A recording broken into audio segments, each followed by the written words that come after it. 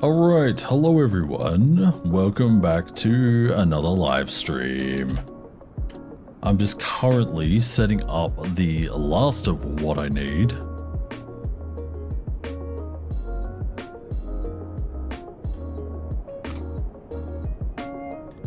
And then we should be good to roll. It looks like I've set up everything correctly.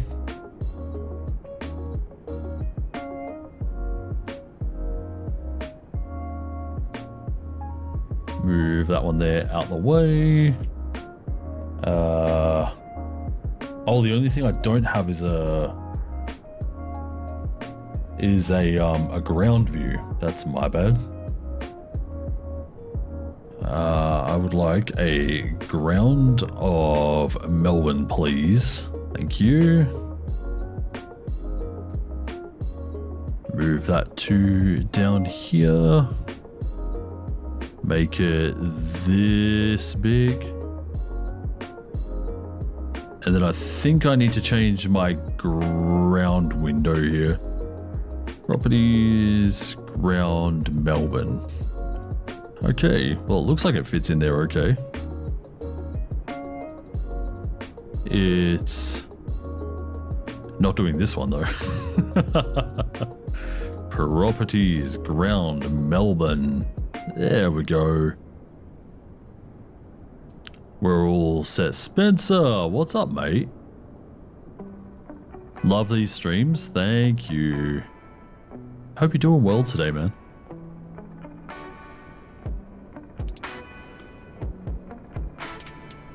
Looks like I need to adjust the position of Melbourne ground. It looks like it's looks like it needs to come, nope, that way. How's that fitting? Is it fitting okay? It looks like it's cut off at the bottom. Dude, come on. Behave, please, for the love of goodness. There we go. You're inbound to Melbourne? Hell yeah. I've set up something a bit different. You can now see the Oz strips. And I've set it up so that you can see my left column, which is here, obviously, and my right column. And it switches every 15 seconds.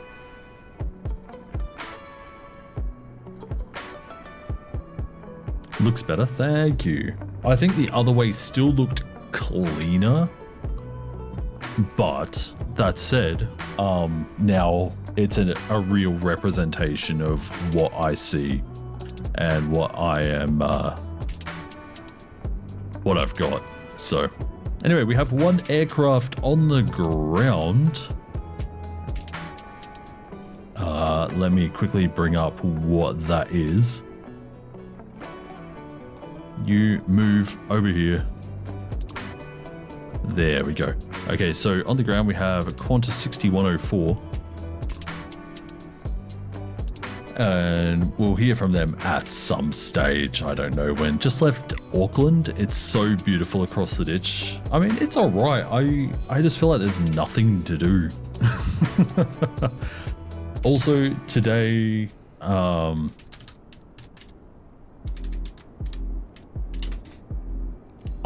made some changes after the last stream. I upped the volume of the ATC. And I've made it that when people talk on frequency, you now get the music dipping slightly. So it should be easier to hear people on the ground now.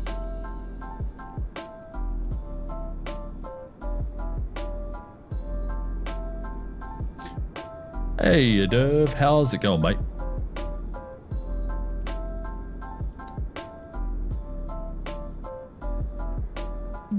Can you see the person on Melbourne ground?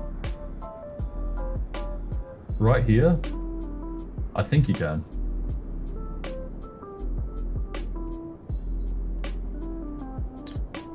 Messages, controller messages.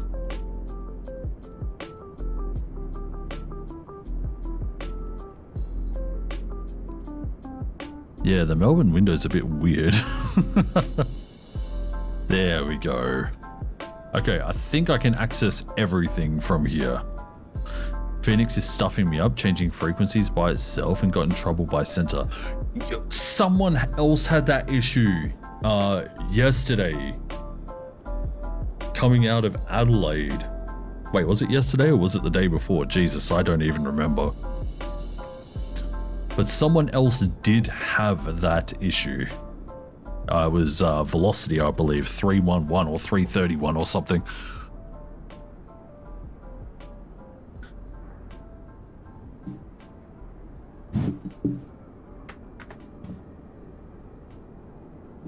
Sorry, I'm putting a blanket on right now. It's cold. It's cold. I also need to, on this one here, properties. I want this one. Thank you. There we go. So now we just wait for the traffic. One did just depart.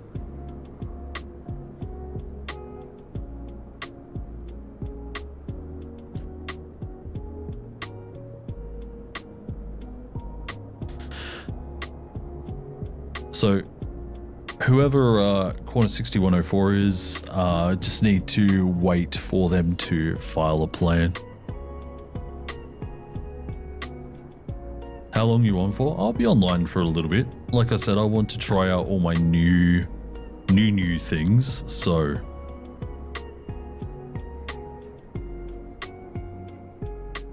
I even have buttons. This one here is not working for some reason. Let me press ground. That's not working either. Why are you not working? Oh, crap. Thanks. I forgot to hit transmit.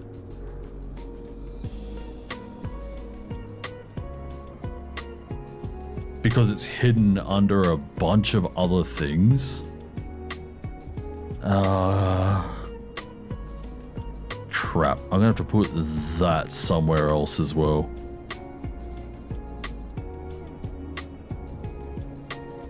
Turn on cobbled.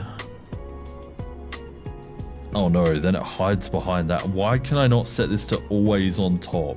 Wait, is that always on top? Nope, that is minimize. Can I please have this always on top?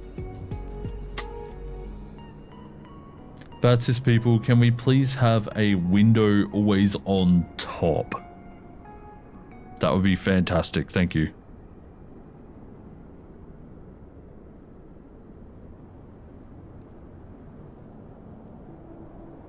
Keyboard.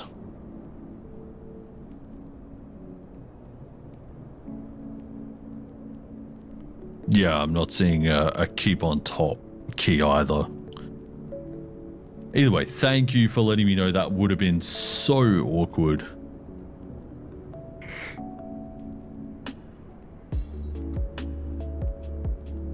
I might be too tired to do this. Ground guy call 6104, request damage clearance.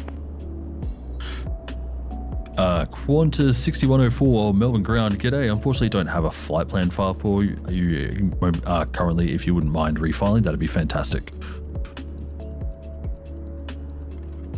Call 6104 should have come through now, actually.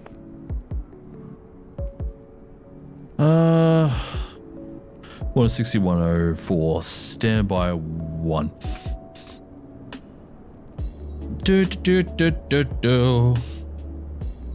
Qantas 6104. Enter. Okay, yeah, so it's not showing up in my Oz strips, but I am seeing it in Beacon. Of course I didn't. Oh my lord, I'm so bad. Alright, they're at the right flight level, that's good. Route.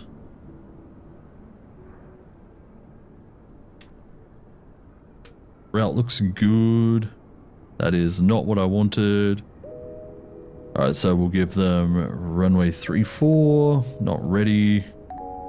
5,000 ad squawk. Man, it's so different. Corner 6104, I have your clearance advised, ready to copy. Corner 6104.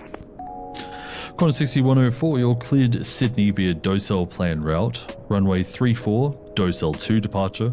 Climb via Sid 5000, squawk 4345, departure frequency 122.8. Sydney by Docel plan route 5000, 34 Docel 2 departure, 4345 departure 1228, Charlie 9 corner 6104. Corner 6104, thanks. I think he said Charlie 8 there. No. Oh my lord. That one. Actually, it might have been Charlie 9.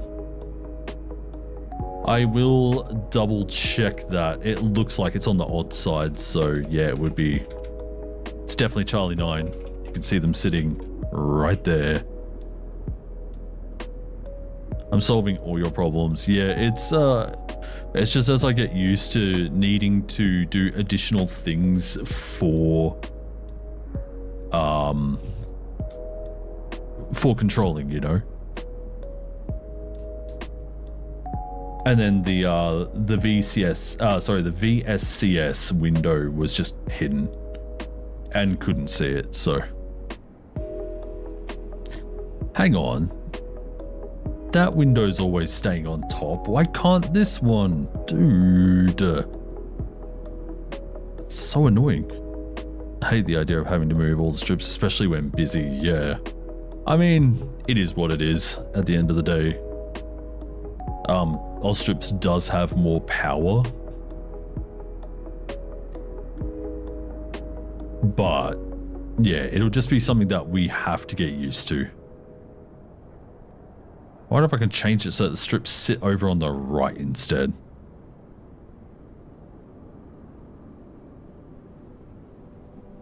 But what do you guys think of the moving strips? Switching between the two to get the whole view there. Because I wanted to try and keep it clean.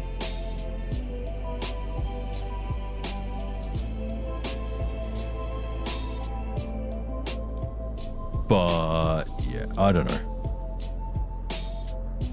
Now I need to figure out why my switcher isn't working. We do 3 actions here. We show. Oh, it's not connecting to OBS. And that's the problem. Okay. I'll just restart the Stream Deck software then. It's good, thank you. Check WebSockets. Yeah, I will momentarily. I'm gonna do the easiest thing first. Restart the software.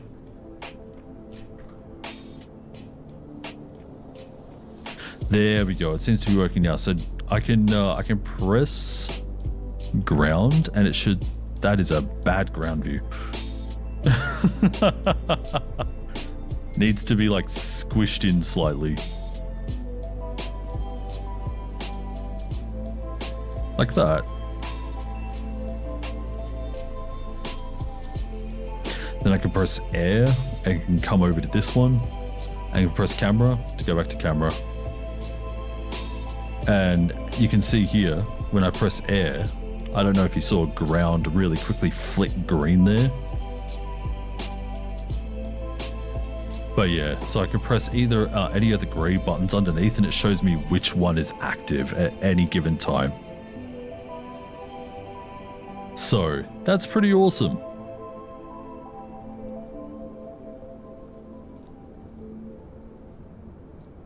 Now I need to put this somewhere where I can actually access it.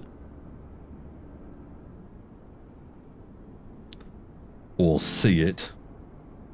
That one there slightly gets in the way. That one slightly gets in the way. Dude. Why did you guys have to move from Beacon? Everything was so streamlined. Strips is so bulky. It's window anyway. Anyway, let me go back over to the camera here. Lovely tailwind over the Tasman. Beautiful. That's what you want. All right, let me close that. I can...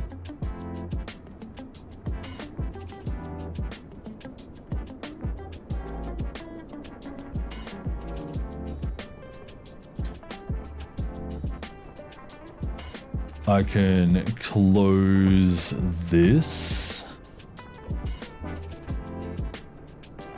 I can't close that. I can close this.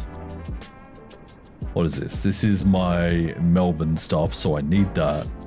I need the routes, and I'm going to open up the AIP as well with VFR waypoints.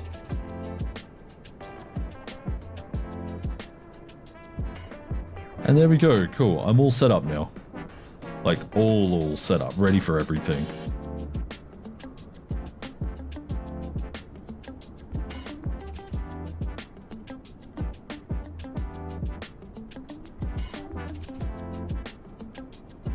Also, I have 2 chat boxes.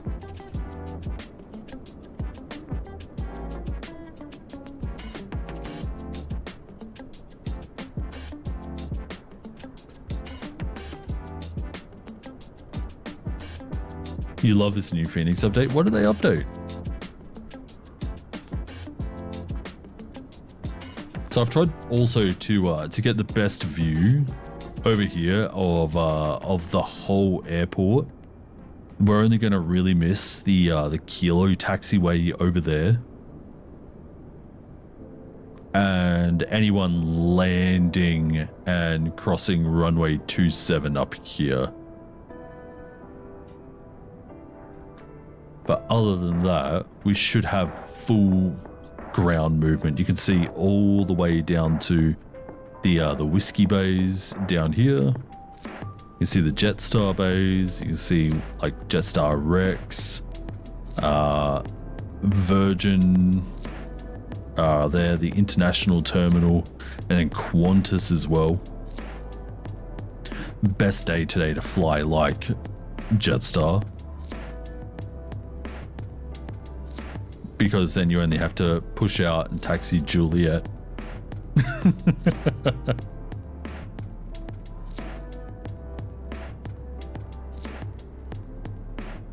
And then of course you can kind of see Melbourne City over there in the background as well, past all of the rubble generation, as I've started calling it. This is kind of how it looks. It looks like just a bunch of rubble.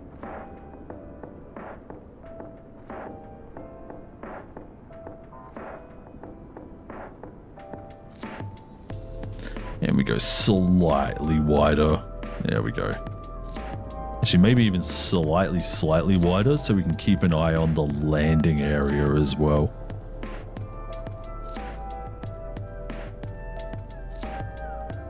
Added new sounds, new cockpit textures, and in 2024 they added walk-around features such as connecting the GPS by yourself and open all the doors. That is sick. That's good updates right there.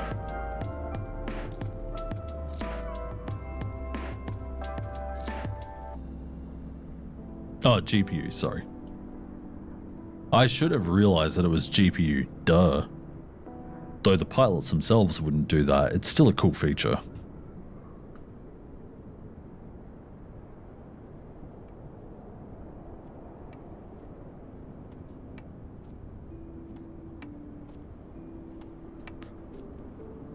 Alright, so Alpha is going to be opposite direction. Victor is going to be same direction as runway.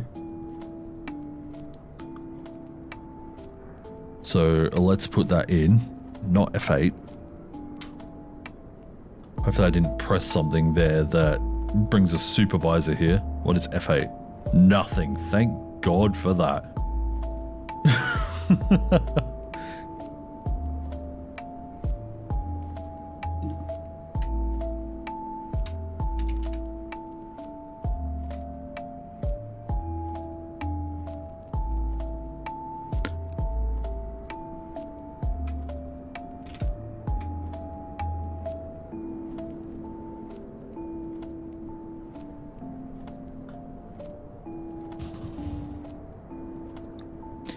Then I set up another text box.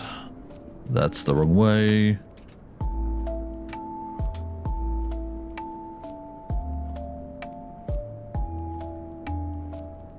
You got a 777 inbound? Awesome.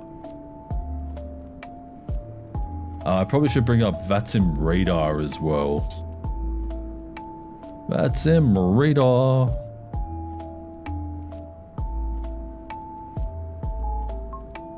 We have a new ATIS.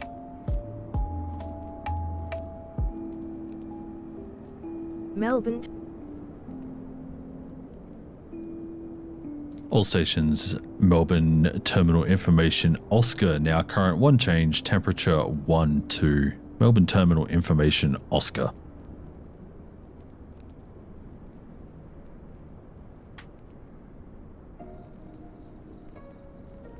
So we've got Air New Zealand, so they'll be parking international.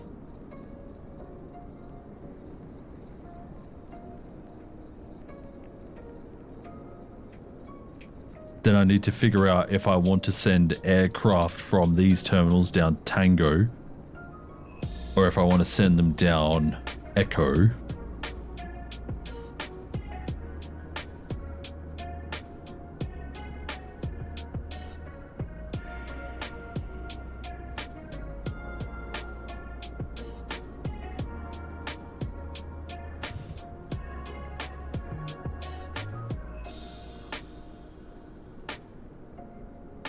But we'll see. We'll see about that.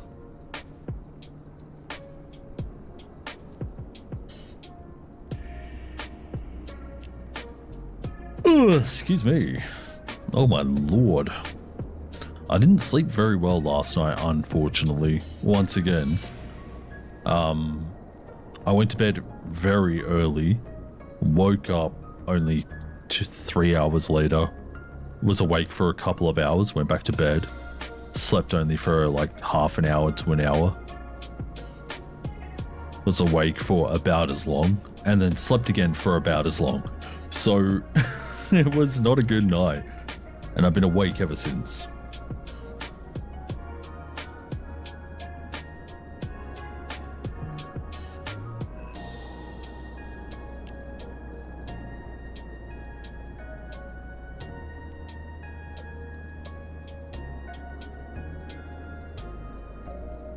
Also, where are my controller messages? They have disappeared.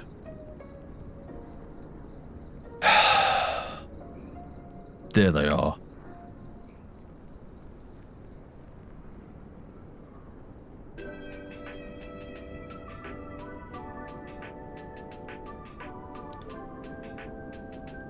On Unicom now? Woo! I mean, you're still going to be like 2 or 3 hours, right? Like, you're going to be quite a while.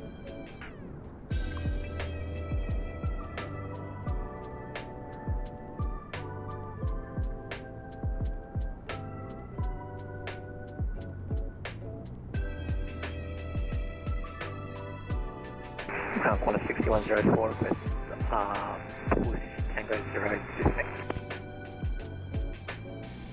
Corner 6104 disconnect. Tango, sorry, what was it? Tango 10 push approved. Tango 0. Oh, apologies. Tango 0 push approved. Corner 6104. Right, then we move you into push. I'm going to load up Navigraph here as well, so should be there around 12 PM Melbourne time. Okay. Let's go airports. We go Melbourne.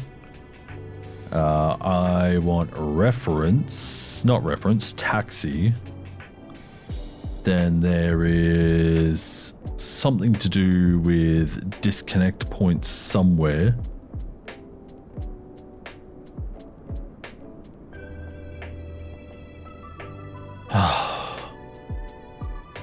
Somewhere near the airport info. That's all I know. Parking bays, parking bay oh, there it is. Never mind, I found it. So he wants Tango 0. Okay, so essentially, so they're at Charlie 9. Let me swap over to this. They're at Charlie 9 right now. So they're pushing back to Tango 0 here.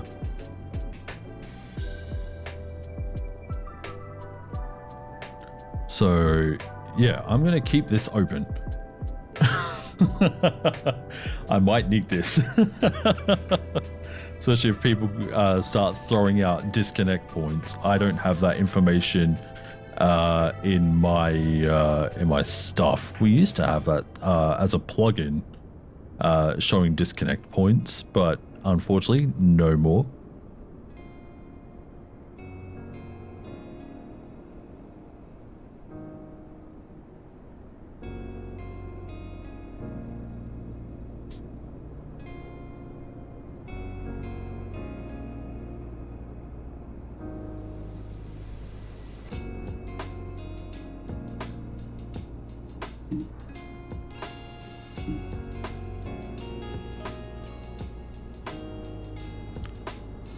And you should be able to start seeing them moving around.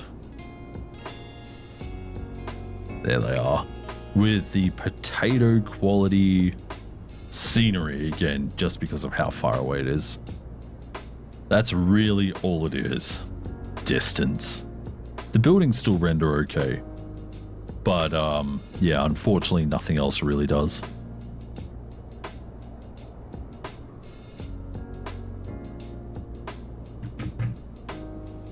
Or the ground doesn't anyway.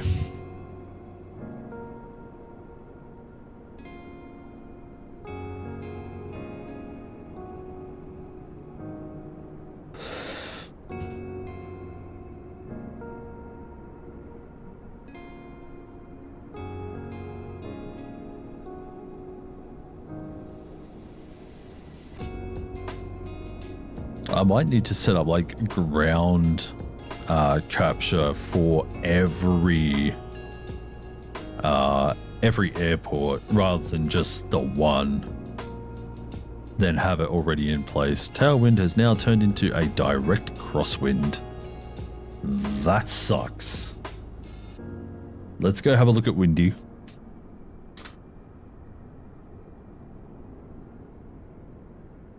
Oh, I mean, there's a good amount of tailwind still IRL, but I can see you're getting pushed right to left slightly. It's going to be worse as you get very near the mainland. It's going to be really bad.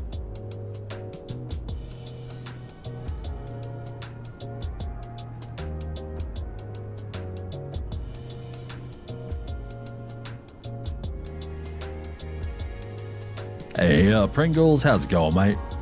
Hope you're having a fantastic day.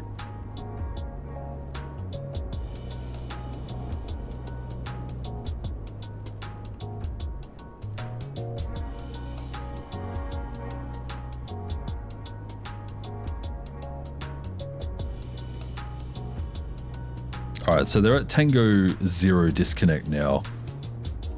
I really wish we had disconnect points. AJ, I'm pretty sure it's you who does that sort of thing. Can we please have that back? Thank you. That would be phenomenal, and I would appreciate you if you did that. The old BFU new patch? What's the BFU?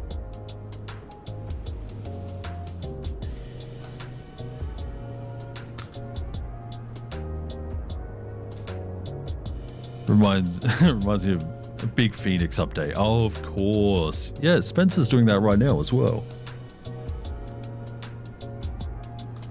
The first thing my mind goes to is like Doom, big fun update, you know.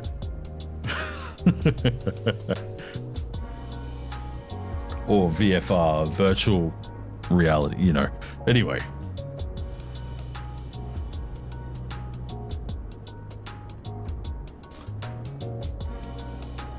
It'd be interesting to see what you think. Spencer thinks pretty highly of it.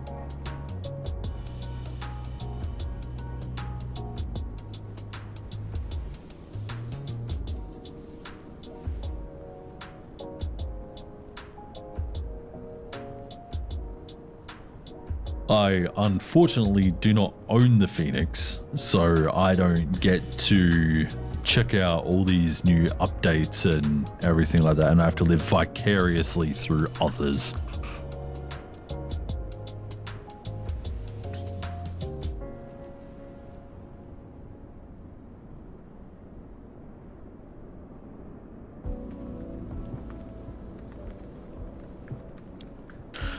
Though that being said, it's always awesome to watch heaps of content about, you know, upgrades and whatever. What planes you got? Not heaps, honestly. I have more scenery than planes because I usually find myself flying, you know, the same planes. Even if they're vanilla. Like for me, it's a do all the things on the ground, sit back and relax for a while, and then all the things on the, approach. And yeah, I don't know, it's hard for me to explain. I'm more of like an entertainment flight simmer. I'm not like big into it like some people are. Like, yeah, I have peripherals and, you know, I have the sceneries and whatever, but at the end of the day, I make the content to entertain others, not to show off a bunch of things. So except for sceneries. Because sceneries make I feel sceneries make the biggest difference. Because like once you put the plane into autopilot, that's it. You're not doing anything, you know?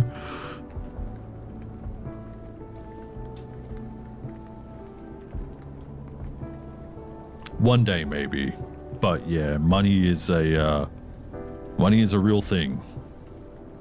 So, and the Phoenix is not cheap in terms of Australian dollars. 104 information, Oscar request taxi. Yeah. Corner 6104, taxi Tango Alpha, holding point Juliet, runway 34. Tango Alpha Juliet 34, Corner 6104.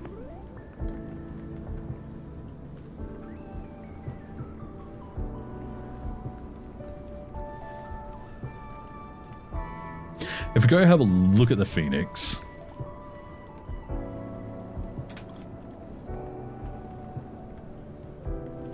So it's 89 pounds. So that means it's close to 180 Australian dollars.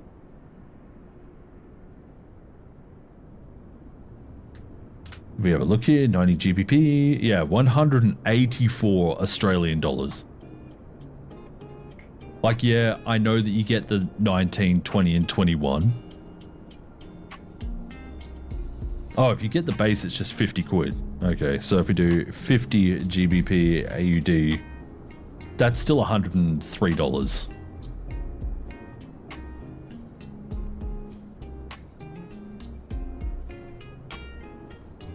I mean, it's still a lot.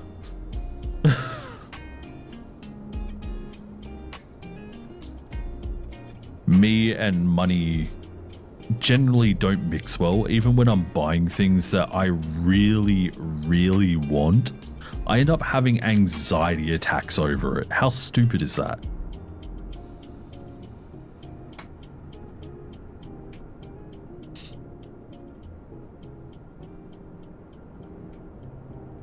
Worth every penny. I'm sure it is. Lots of people talk about it, so I'm not doubting it is worth every single penny. But yeah, just me and money do not mix very well.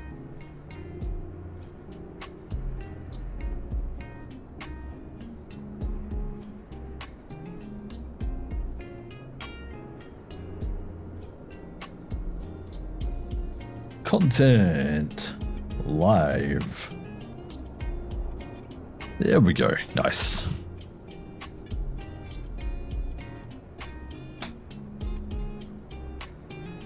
Go over to the page. By the way, when people talk, my music volume should dip. Not me talking, obviously, because I've got my audio level set over the thing. Once this guy disappears, I will go back into the recording.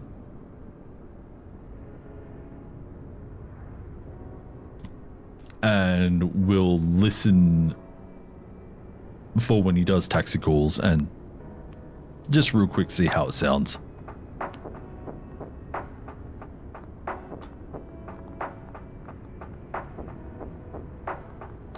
Also, at some stage, the weather, the weather seems to be changing. We should be able to possibly open up 2-7 departures. Oh Lord, I got hiccups. Out of nowhere. Sorry, excuse me.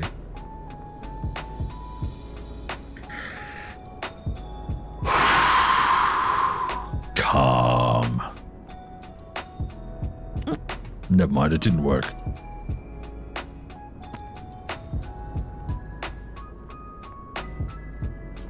Reminds me of the scene from Thunderbolts where Bob is trying not to sneeze and he starts screaming out random words. I feel like I need to do that to confuse my brain and stop myself from hiccuping.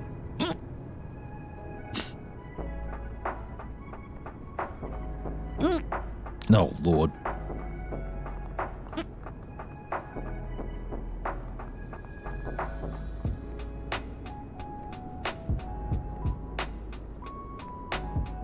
Alright, so, opinions. Do you think... Oh Lord, do you think the camera needs to be moved closer to the taxiways? I'm squeaking like a freaking small dog right now.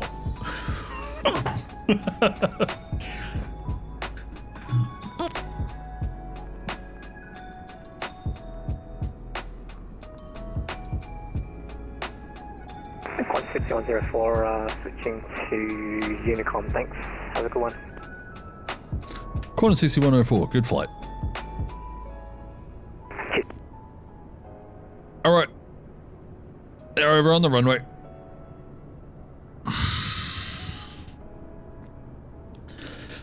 Alright, so opinion. Do we need to change the view slightly? Do we need to show... Do we try and get closer? Or like rotate the view a bit more? Is it good? It's like we could... You like it how it is? Okay, well, we'll keep that in mind. Because I could have it like this. A bit more. That's also a pretty good view right there.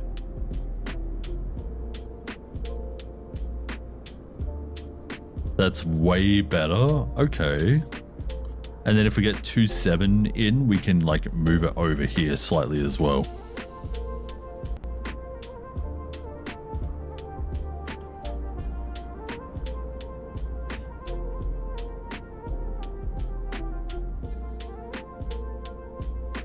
There we go. All right. Where's my all strips gone? There they are.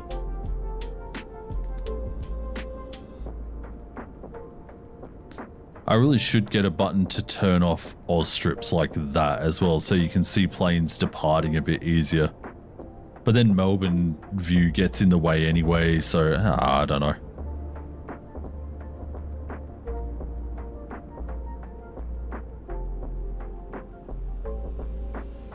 Maybe that? That's not very good for Qantas bays.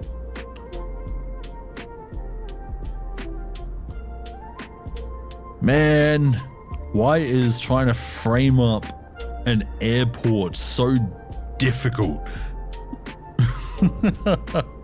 Actually, that there's a pretty good view as well. it just slightly covers up the high speed. Then we can also see planes departing and landing, so...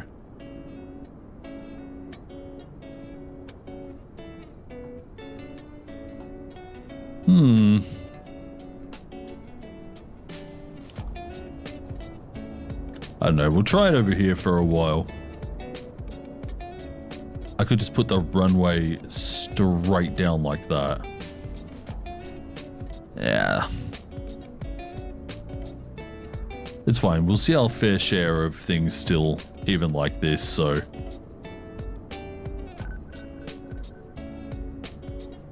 It's not ideal, but it's fine enough, I guess.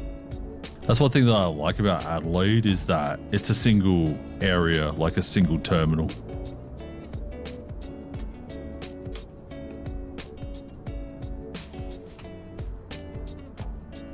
Rather than, you know, 4 terminals and an international as well.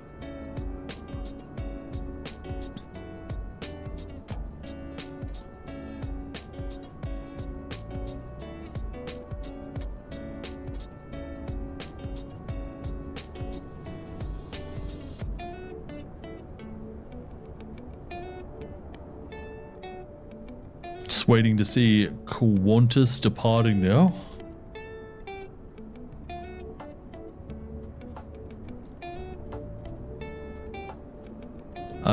Also, I'm going to mute the music really quick and listen back to the stream here.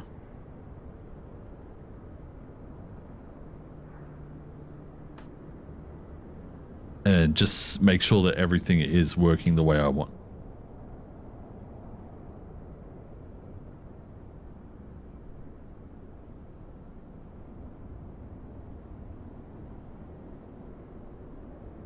Right, are you moving in this one or not?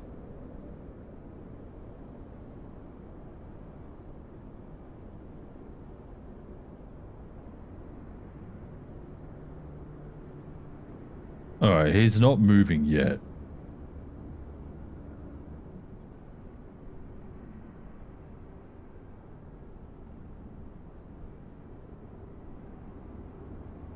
Alright.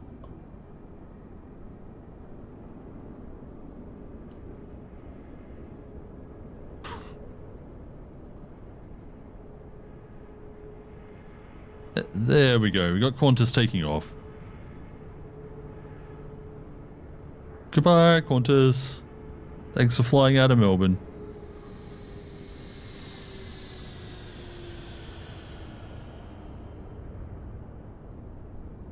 Nice. Alright, so here's what I've done. I can now pause this.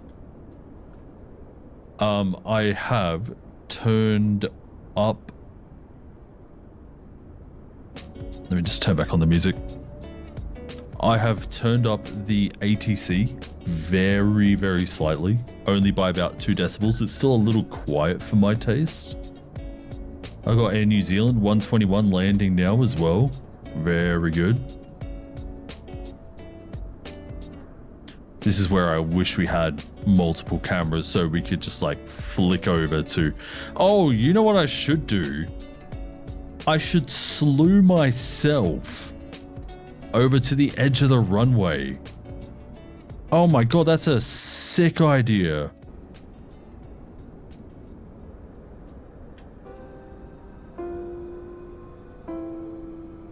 Where the hell am I right now? There I am. Okay, yeah, so we'll just, we'll slew ourselves over here.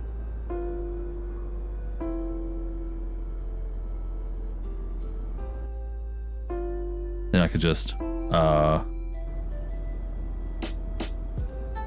still not the best place for it.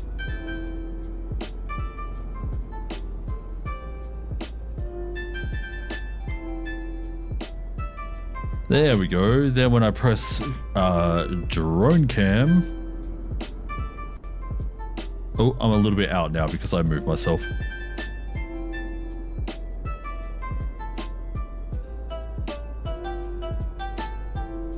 Hey, that was a wicked idea. Why didn't I do that sooner? Idiot.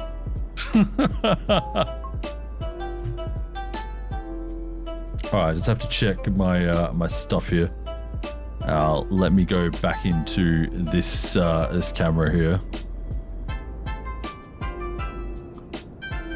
I want the cloud base. Cloud base.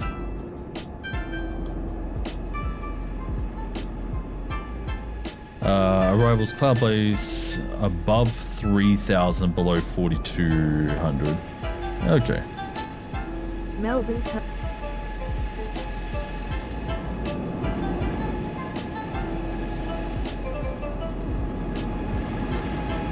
All stations, Melbourne Terminal Information Papa. Now current changes, wind 360 at 11 knots. Cloud view 2,500. Temperature 13. Melbourne Terminal Information Papa.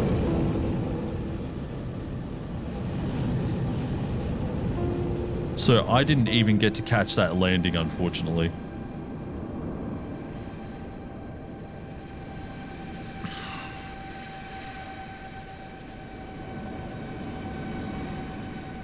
I hope it looked good for you guys.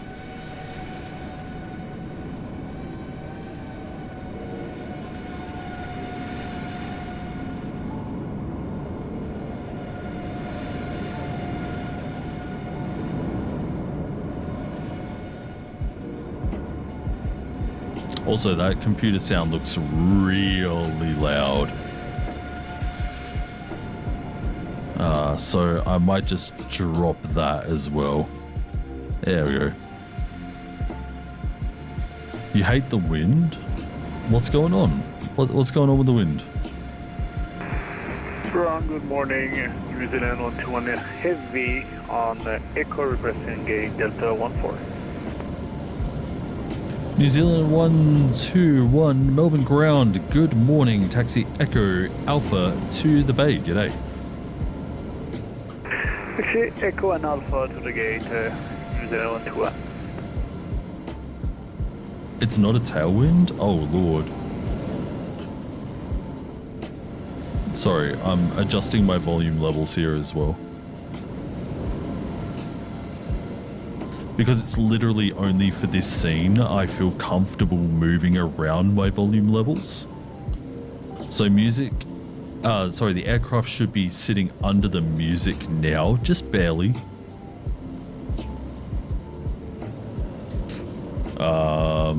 Like it should still be there, obviously.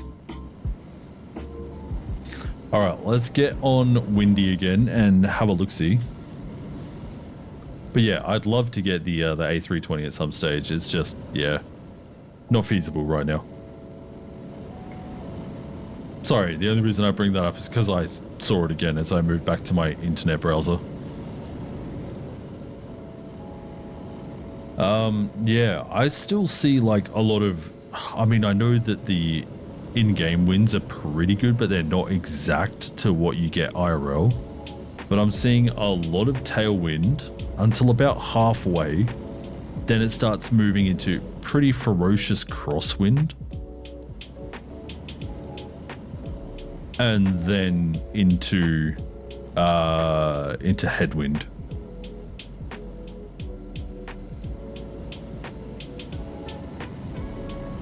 Mine's just direct cross. Damn.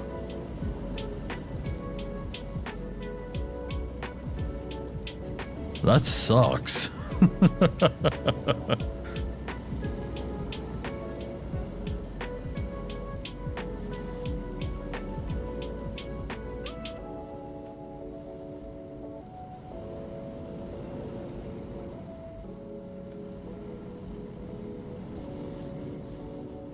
Did they miss their parking? No, they're on the corner. Okay.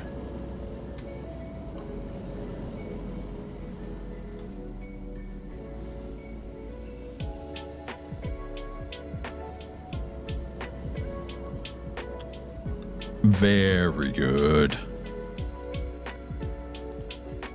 Let's just make sure. Yeah, so every time we want to watch a landing, so you can even see Air New Zealand from here. Yeah, every time we want to watch a landing, we'll just have to swap over cameras and do whatever from there. Best thing is that you can't really see our plane from all the way up here. So even the fact that we are pressed pretty much right against the landing zone here. Yeah, you can't even see it from up here. Oh, Benella's online. So we're going to have a new departure frequency.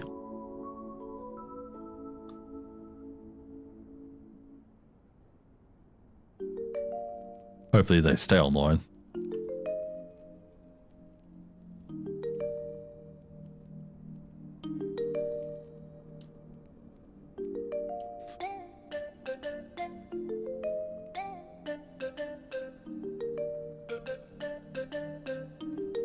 All right, so we need to get their frequency.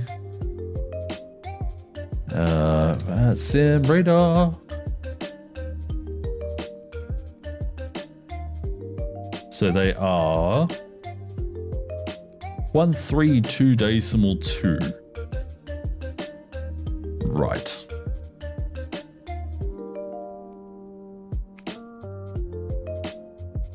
So we'll set up another text box here, 132.2.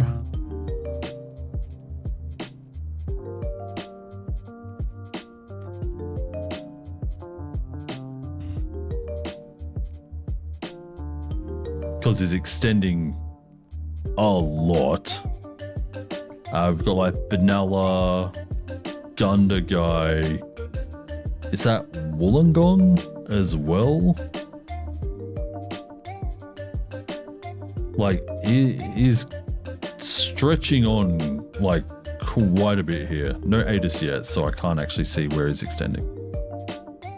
And maybe Juan as well. Hey, Juicy, what's up, mate? How's it going? Also, my Ostrips has disappeared from the screen again. Whenever I minimize it, I no longer see it. So that is my bad. I apologize. I've moved it to a place where I can see it, but it does cover up some stream information. But that's fine. Covering up a bit of stream information is fine in comparison.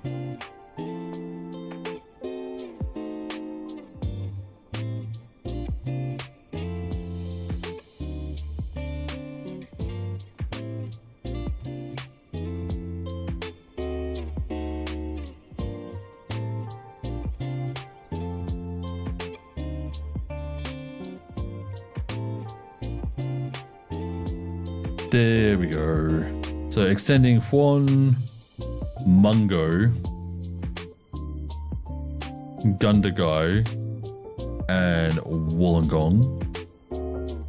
So they are going Sydney, Canberra, Launceston, Hobart, not quite all the way to Adelaide.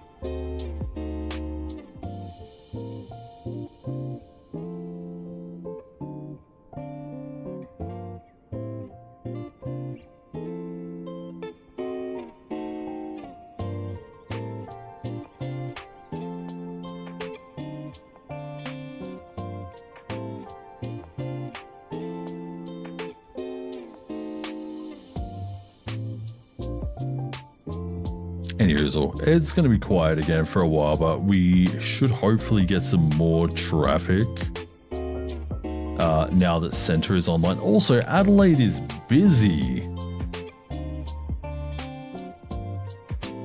Where are you going? You're going Auckland. Okay, so you're not actually coming to us here. But there's like for some reason, there's a 737 at Edinburgh. That's a military base. And then one incoming in an A306. What the hell is that?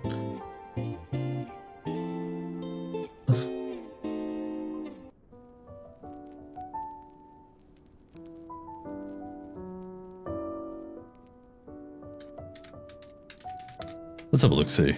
It's the A306. Oh, it's just the Airbus A300. Okay. The A300 600. Man, that's getting old these days. Wow.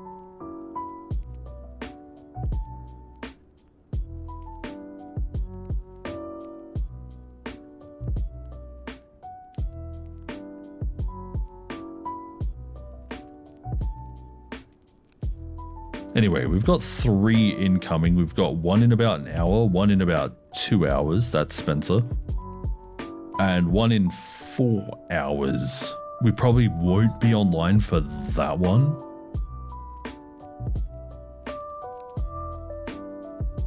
It is now a headwind. I am so sorry. So sorry you have to deal with that.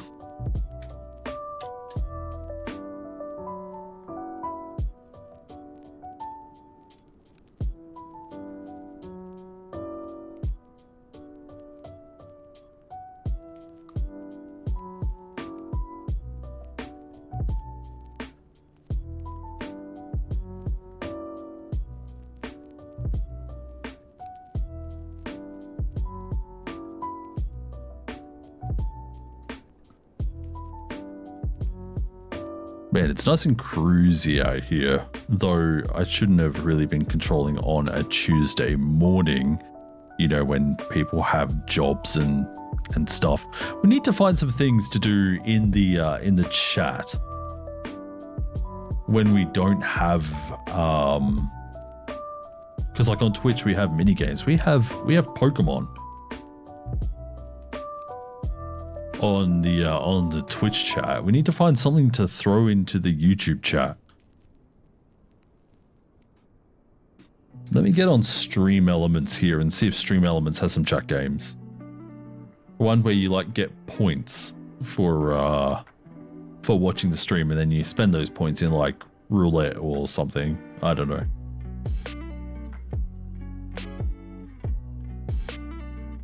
Log in via YouTube on Chilliness, please. Jobs, what's that? Yeah, it's a bit like that sometimes. Makes me feel so worthless sometimes, but literally my health is like preventing me.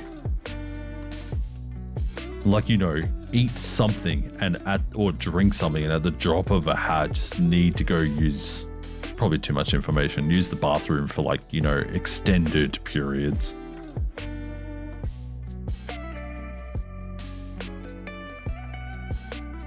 You know, that's just how it is. Okay, so we have... Wow, the only thing we have is 8-ball. That's all we have. We have games, and it's not even a game. It's just 8-ball.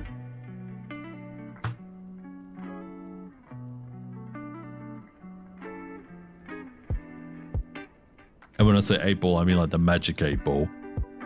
It's like, exclamation mark 8-ball, will I fail my landing?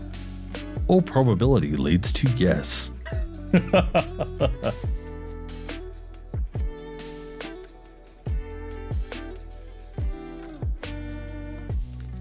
Let's have a look at the modules here. We've got chat ball. Oh, you just say 8-ball.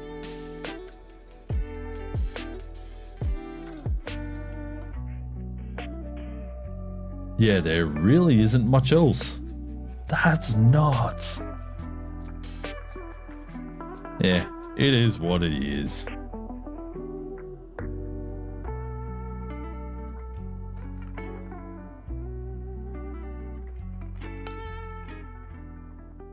Makes me almost want to stream more on Twitch, but I've set some very clear boundaries. Twitch is like my test streaming platform when it comes to flight sim stuff before I bring it onto the YouTube channel. And it's also where I do my variety stuff. And that is how it's going to stay. When I say variety, I mean games that aren't flight sim.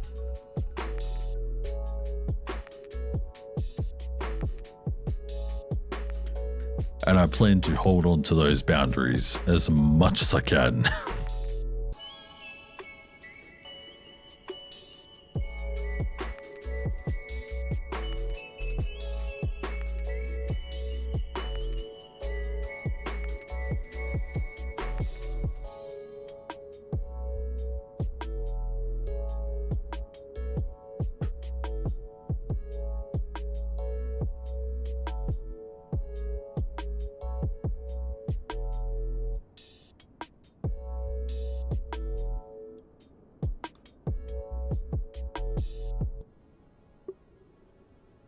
Any Oozle.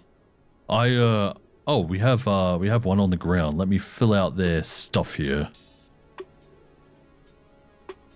No, don't cock the strip. I want to see. How do you actually see their route?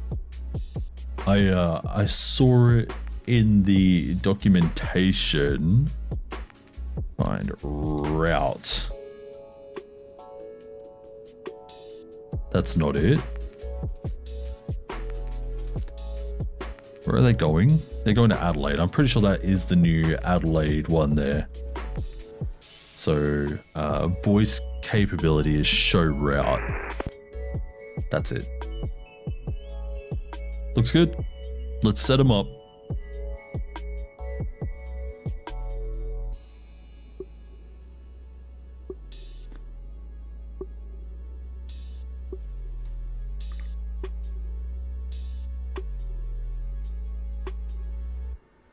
Nero ended up cancelling until this afternoon, so you may end up back in bed at some stage. That is a big mood. Melbourne ground, velocity 223, request outbound clearance to Adelaide as filed. Velocity 223, Melbourne ground. G'day, you're cleared Adelaide via Pedney flight plan route. Runway 34, Pedney 1 departure. Climb via SID 5000. Squawk Tree 625. Departure frequency 132.2.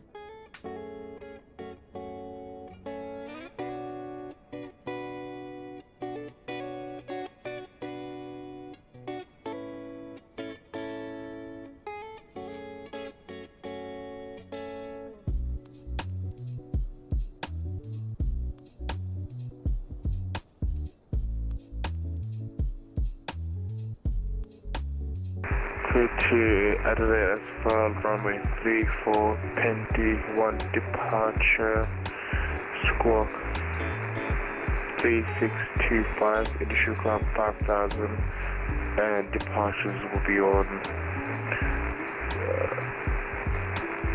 132.2. Velocity 223, thanks, and confirm your bay number for me, please.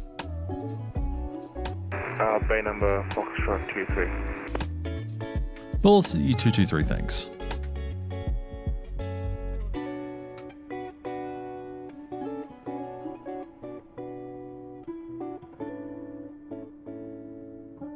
Oh wait, hang on, was it Foxtrot 22 or 23? It might have been 22. It looks like a 22 right there. Never mind, it's definitely 23. I shouldn't have second guessed myself.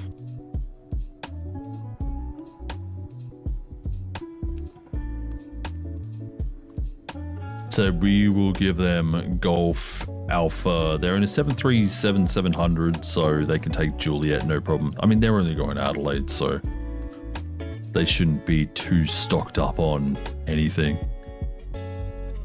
And if we look very carefully, they should be right here, right? At the end of that pier? Or is it that pier? Oh, there they are. Those ground markings from this angle look very sus. They look like the world's strongest shape right there. Anyone who knows, knows.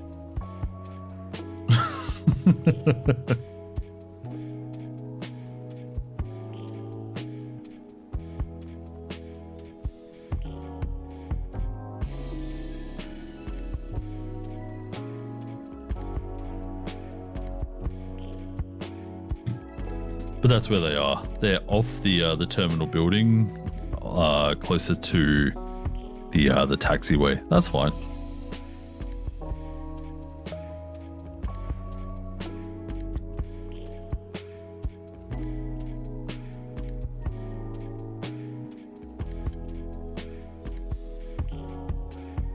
It's so cruisy right now. Okay, there we go. It's better. And the best thing is that we can watch them take off from this view. They will be taking off from Juliet, which is over here a bit more. You know what? I'm actually going to just scooch myself across a bit closer to Juliet. So that way we've got good view there, good view there.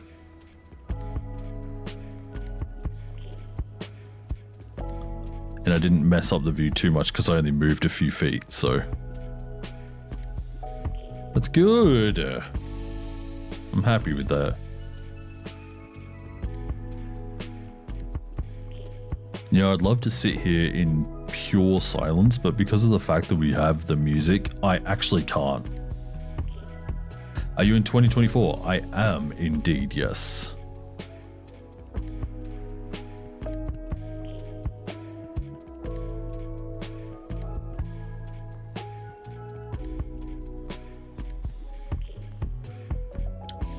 I wish my PC could run it. I mean, I do have a very decent computer. I will say that. However, also I just realized I'm on the wrong thing. However, some settings I have to run low just to get it to run, and especially in VR. So like I can play Flight Sim 24 in VR, but I have to run so low just to get any sort of usable performance in VR. And plus, I flew 2020 the other day, and while you have to deal with the loading times and stuff, I think overall it feels like the more stable sim still. Even with Sim Update 3 coming whenever it's supposed to, it was supposed to be here in April or May or something. But it's still incoming.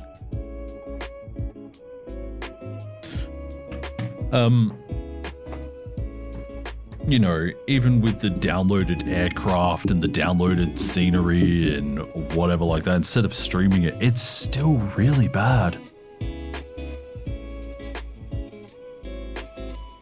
The bigger the plane, the worse it gets too, with the more systems, like especially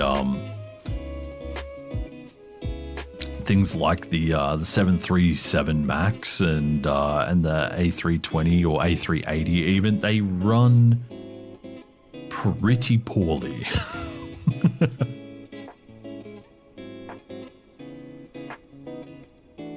Phoenix is unplayable. Yeah, that's one thing that I can't comment on.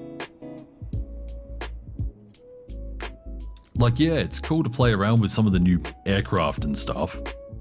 I've been really enjoying flying the Pilatus aircraft around. What the heck is going on with the chat there? Hello? I just see a big box of chat.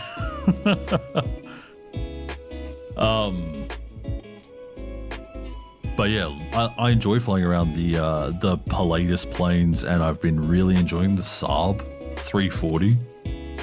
Like, you know, but it still doesn't perform as well. There is the SimWorks Studios PC12 for Microsoft Flight Sim 2020. It's different. Like, it's really different. So it's the PC, I think it's just the NG, but it has like the GNS 530 or whatever it is in it. I really like the Honeywell system in the NGX. Yeah, I have the SimWorks Studios as well. It doesn't play super nice in 2024 though.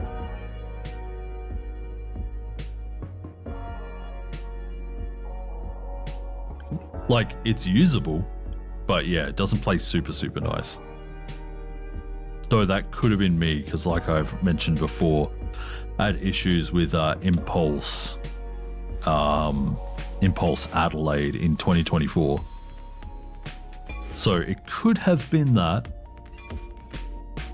But yeah, it's a cool little plane though. I will say I've really enjoyed flying the PC-12. Actually, most of my flights on the network since 2024 released were in the PC-12. Actually, hang on. If I go to my statistics, hey, AB Geek, how you doing, mate?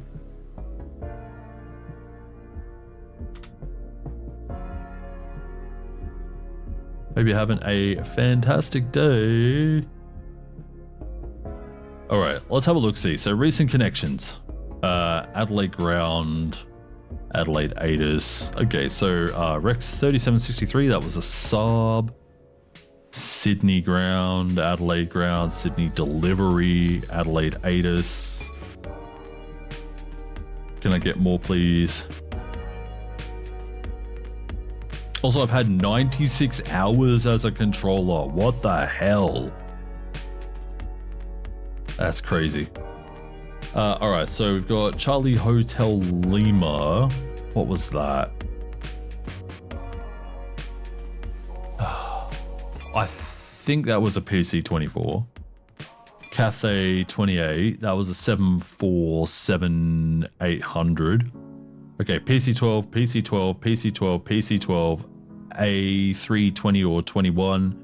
A321, A320, A320, A320, A320. Wow, there's a lot of A320s in here. New link? Oh, that's going... Hang on. Some of my pilot call signs... Oh, of course. They're showing my total time. So as Flydoc 531, I have spent 7.5 hours as Flydoc 531 on the network, which is, yeah, PC-12. Flydoc 505, I believe, was a PC-24. That's 2 hours. What's this? Jetstar 521 is 4 hours. Papa Charlie Zulu, so that's the Pilatus PC-24. That's 11.5 hours on the network. Rex 3763, the Saab 340, is nearly 11 hours on the network. 821 Charlie, which was my old Citation CJ4 call sign, 21 hours. How many hours do I have total? Let's have a look-see. So as a pilot, I have 234 hours on the network. As a controller, I have about 96.5 hours. As ATIS, it's 88 hours. And then as an observer, I have about 80 hours.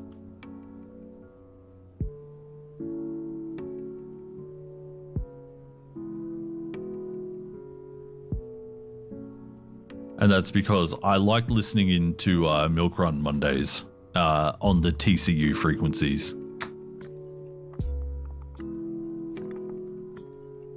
Sometimes the wait times are just too ridiculous to actually go flying in the milk runs. So just listening in is good enough sometimes.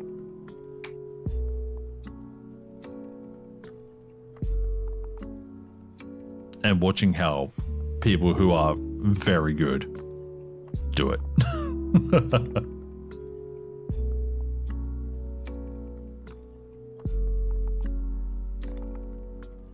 But yeah, so Victor Charlie Lima, that is the Citation Longitude. That's 3.5 hours. Zulu Juliet Charlie. Oh crap, what was that? Zulu Juliet. Let me get out my notebook because I use the same call signs for a lot of things here. It says that's a CJ4. Oh, of course. 821 Charlie used to be my my citation registration. Then I changed it to Zulu Juliet Charlie at some stage. So yeah, that became my new CJ4. So what's that? That's 20 hours in that one there, and 21 hours in 821 Charlie. So it's been about 41 hours in the citation CJ4 alone.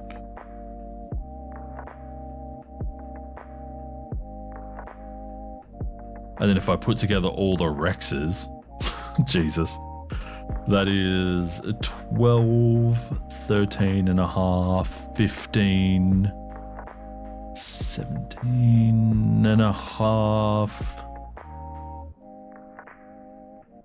19 and a half. Yeah, 19 and a half hours on the network as a sub 340.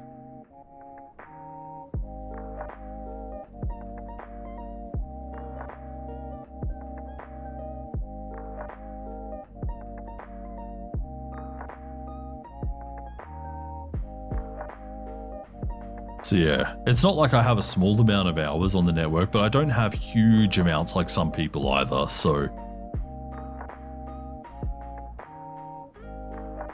I don't know.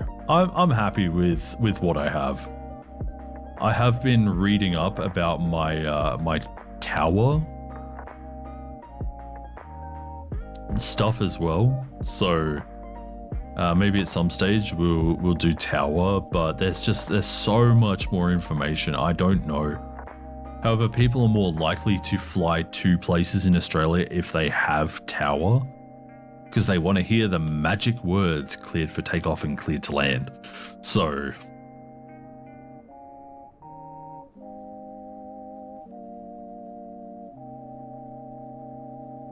would love to at some stage, just I don't know, maybe not right now.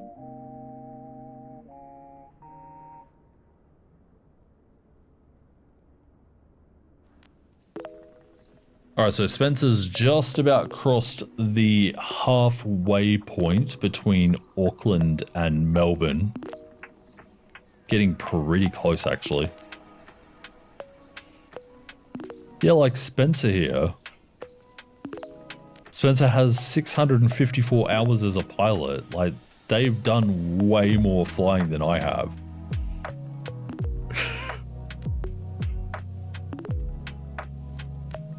But yeah, so it's 234 hours as a pilot, 96 hours as ATC. I will say that sometimes that ATC is quiet because I like controlling airports like Adelaide and stuff. They give me happy memories. So you're from Auckland? Nice. I have like 40 hours. I only started a couple weeks ago though. Wow, that's crazy. It's a good amount for only a couple of weeks.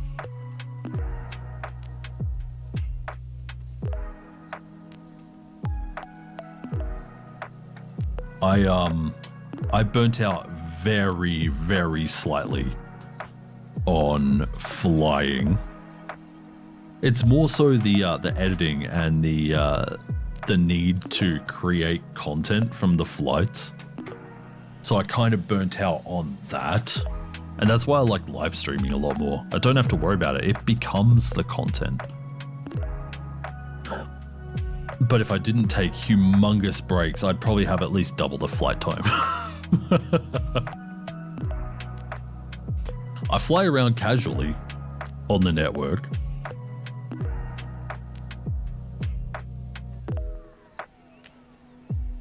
But yeah, I don't know. Either way, how are you enjoying your VATSIM experience so far, Posy?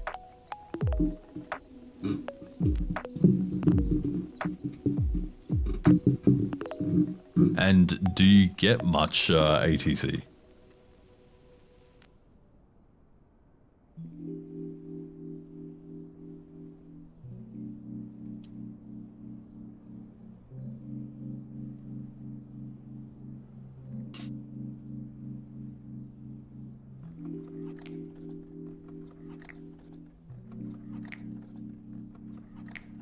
I'm waiting for Velocity to request push so I can really quickly run upstairs and get a drink.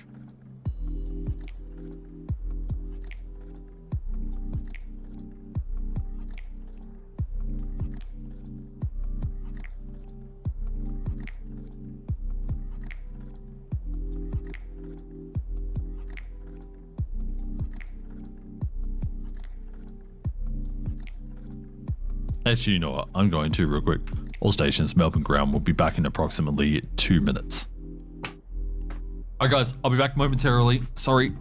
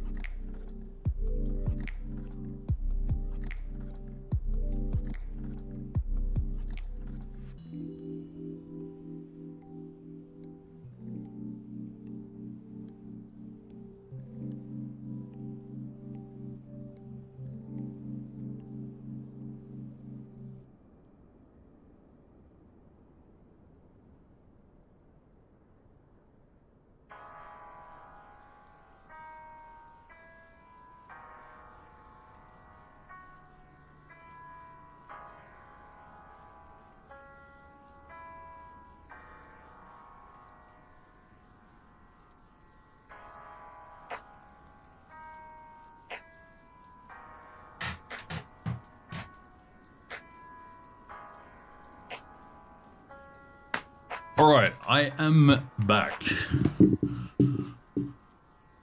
All stations, Melbourne ground is back.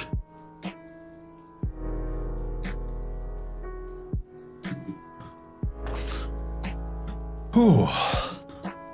It's cold up there.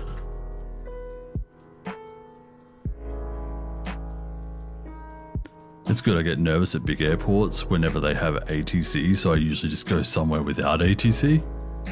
What sort of what sort of airports do you mean when you mean big airports?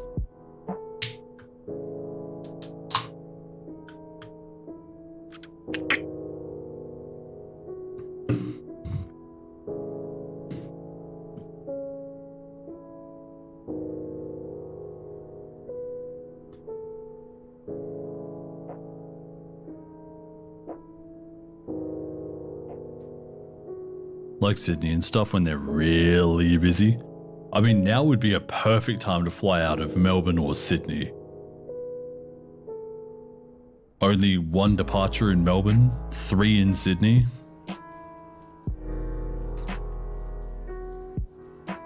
My biggest worry when flying, when it's even somewhat busy, is trying to squeeze myself into the radio chatter. It's honestly the hardest bit. But don't worry too much, because it all comes with confidence, so.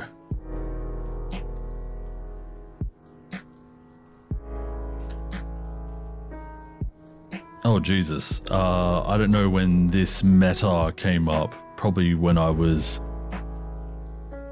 up from the thing here. I need to do a wind calculator for runway 27 here. 6 knot headwind, 7 knot right crosswind. I mean, we could probably start using 27. Let me go have a look at the TAF for Melbourne. What time is it right now? 0051. So from 0 310 310 330. Nah, we'll keep it just 34 for now.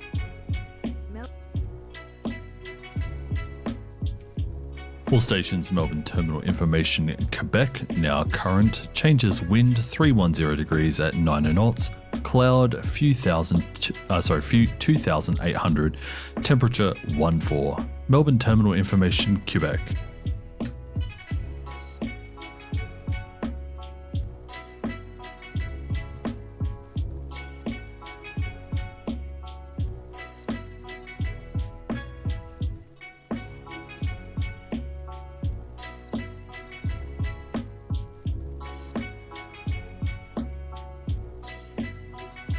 Man, it is.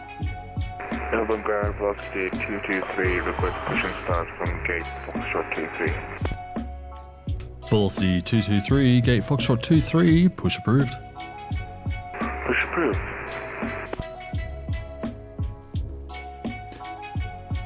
Alright, now I reach into my Oz strips. There it is. Throw you into pushback. What do you guys think of the well, not rotating, but you know, alternating strips up there in the top right? It's one of the like, are they too big? Are they a good size?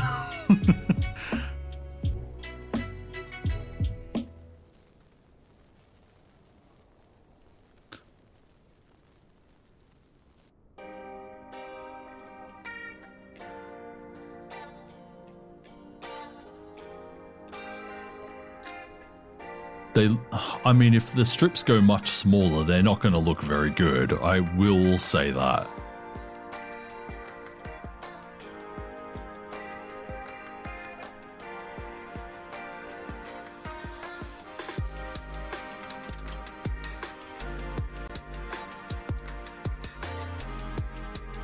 So I shouldn't be like too worried about that.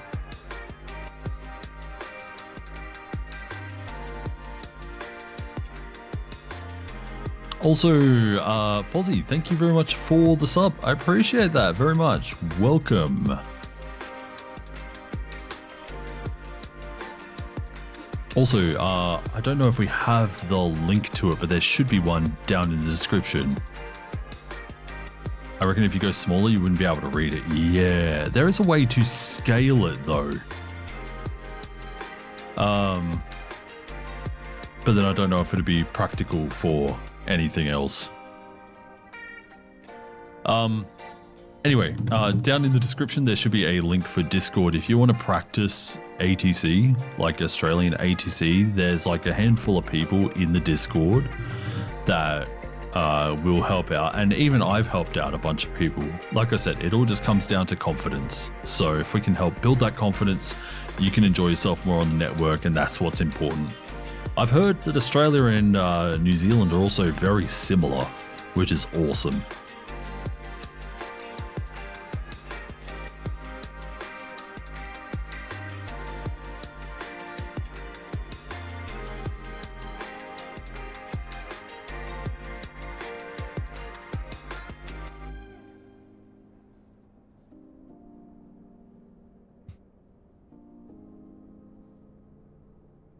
Alright, so I need to adjust this one here real quick, sorry.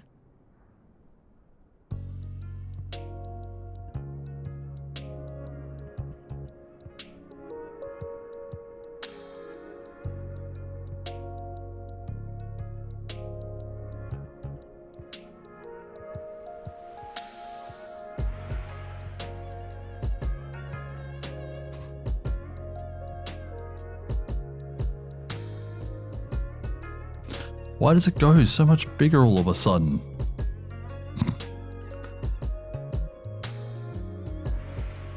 I'm not gonna say it, I'm not gonna say it, I'm not gonna say it, I'm not gonna say it.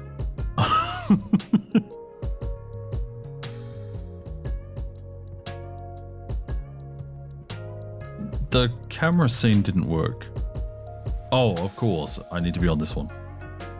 There we go. What's the longest flight I've done? Ah. So,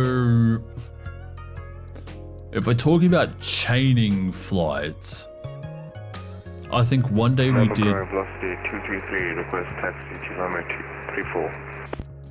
Velocity 223, taxi Golf Alpha, holding point Juliet, runway 34.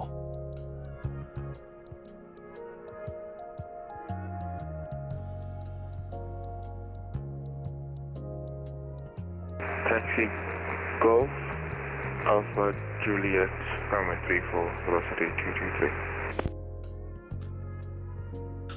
223. Yeah, so I think if we're talking about chaining flights, I did, I think I did Long Reach to Brisbane, Brisbane to Cairns, Cairns to Papua New Guinea.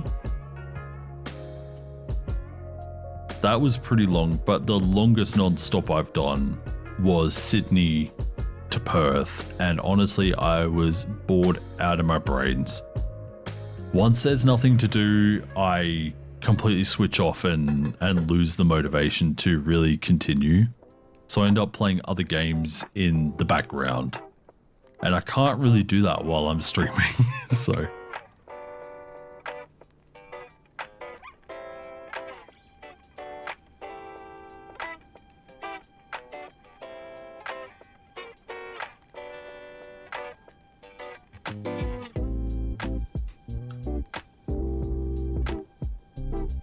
what other games? I mean, usually I'll play things like Minecraft or something, you know? Things that take up a lot of times. Things that I can move away from very... Oh wait, hang on. No, once I did like a Sacramento to Honolulu.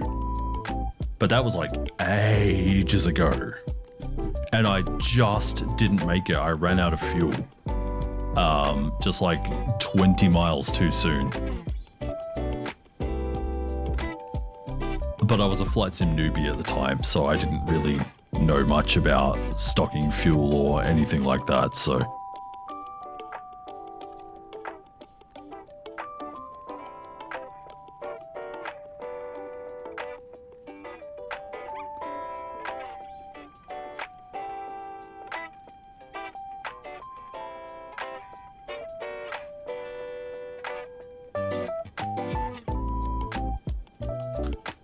So that was probably, I don't know, I think Sydney to Perth, no, I think Sacramento to Honolulu was still longer.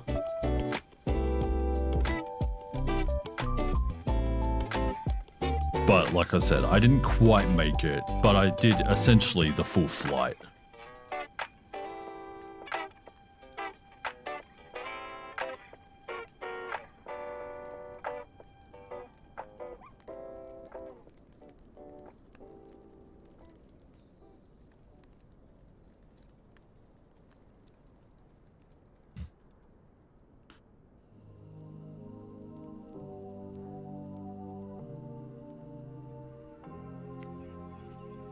Velocity 223 at holding point Juliet, contact Melbourne Centre 132.2. Have a great flight over to Radelaide. Thanks for Velocity 272, thanks for ATC.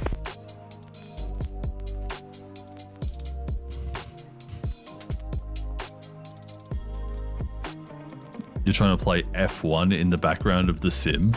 Yeah, like I like doing things that I can really move away from quickly if I need to. That's why Minecraft is really good. I wanted to play things like The Binding of Isaac or Dead Cells or whatever. I've recently picked up Dead Cells. Oh my god, it's a good game.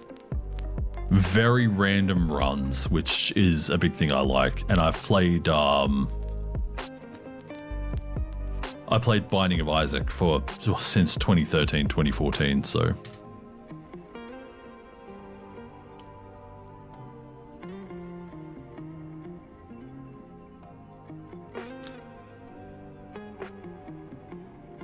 what's Dead Cells? Dead Cells is a very fast yeah, it's a very, very fast platforming roguelite.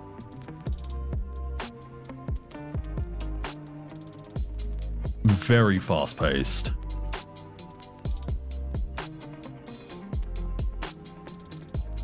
There you go. We see velocity on the roll there. Oh, little bit shaky.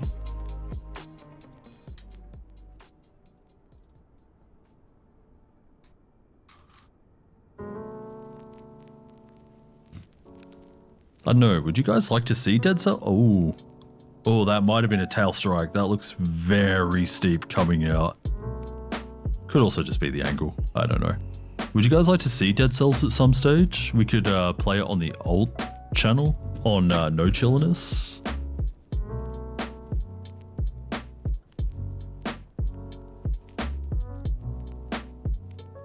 I have some videos about Binding of Isaac already on No Chilliness.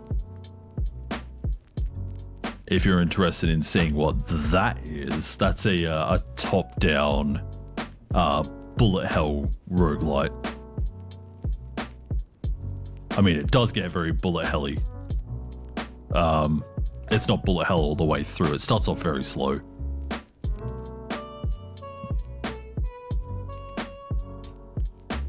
But Dead Cells is all about like timing dodges and parries and working with the items you get and all that sort of thing. It's yeah, it's fun. I'm still a newbie when it comes to it.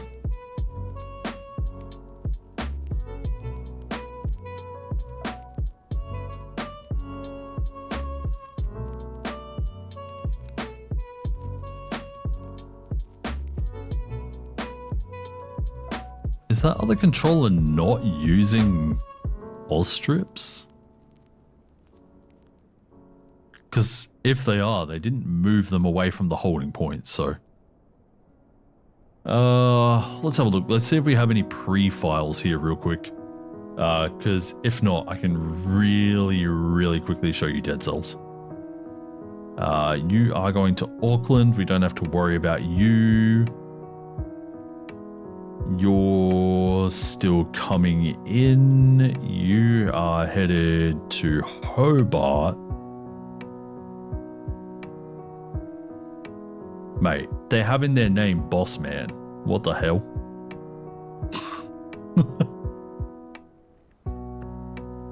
Is it Air Force Proud or something? Boss Man? Alright.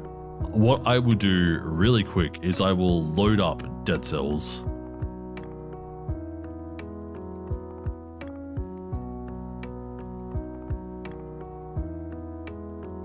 And I will show you generally what it is.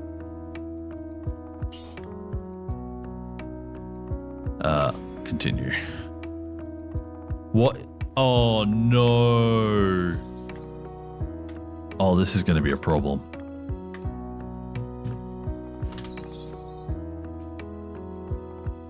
So anyway, this is Dead Cells.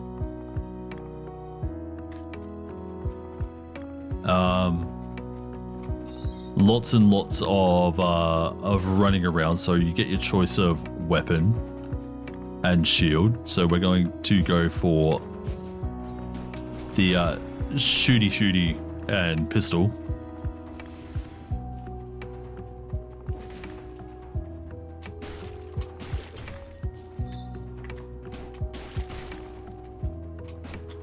Oh, my game's lagging a bit, probably because I have VATSIM open in the background as well.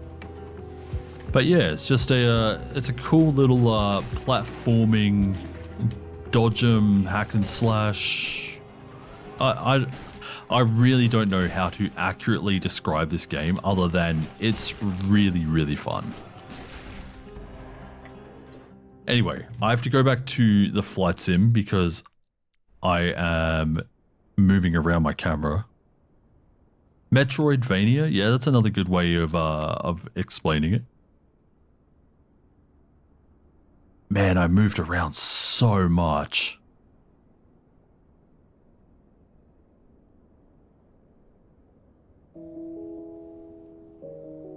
There we go. But yeah, it's a fun game regardless.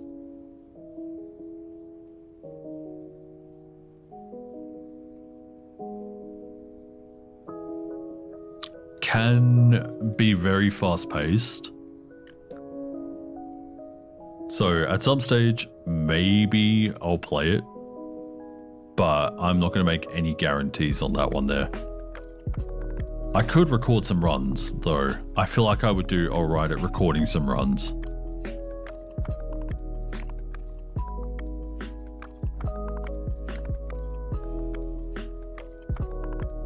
But yeah, I think Derv nailed it on that one. Metroidvania.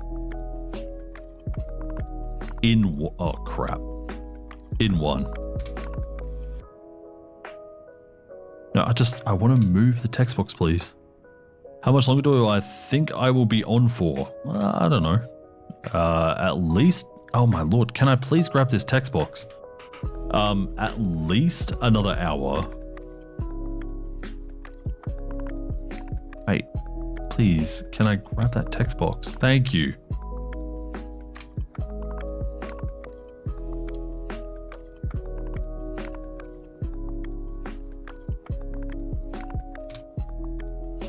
It's not putting it where I want it to put it. There we go. That's what I want. Like that. Perfect. I'll fly as soon as I get home if you're still on. How long is it to get home?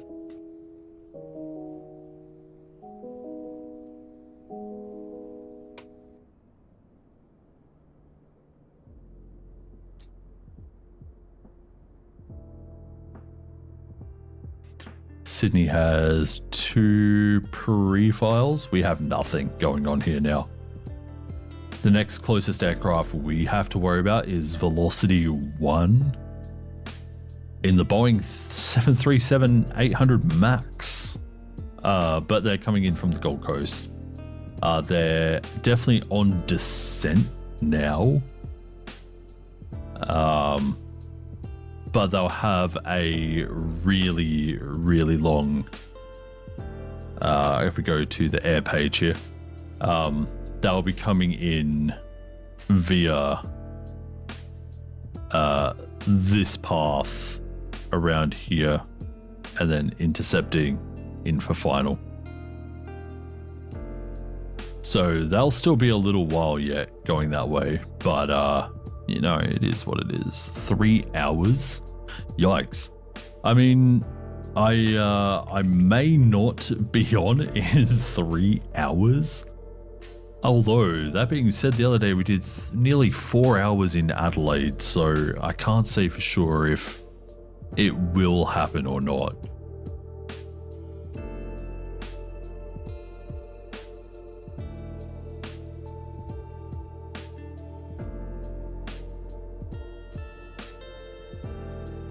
So, the winds were favoring runway 27 there, like for this period, but I went and had a look at the TAF and it says that it's going to continue being 330, which is almost straight north and like almost complete crosswind for runway 27. So, that's why I've decided to keep it as runway 34.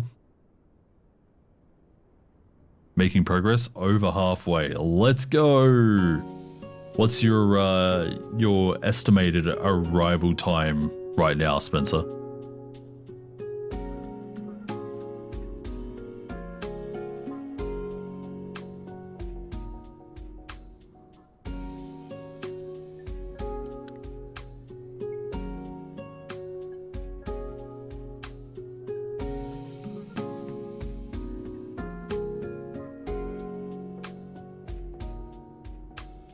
Let's have a look, see.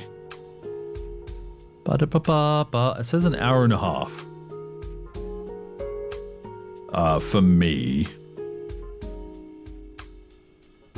What's an hour and a half? Only 10 minutes later than you thought. That's not too bad.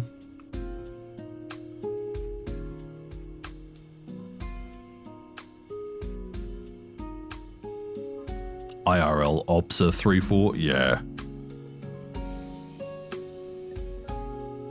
Yeah, so the TAF is saying, can I please have Ostrips up?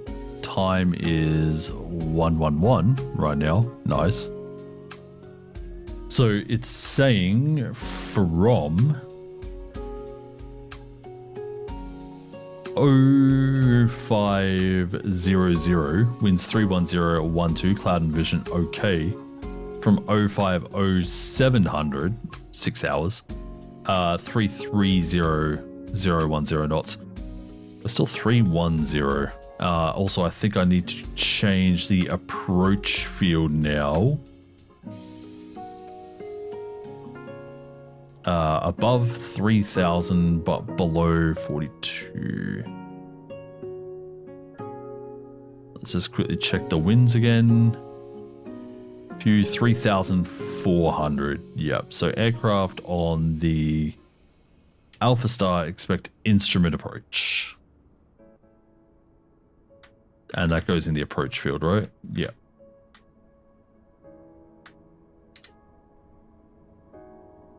Melbourne. All stations, Melbourne terminal information, Romeo now current changes, wind 310 degrees at 13 knots, cloud few 3,400, temperature 15. Melbourne terminal information, Romeo. Hopefully my new Sky doesn't get annoyed at me being a little late. If it does, who cares? Being 10 minutes late on a flight when you've got really crazy headwinds is not the worst.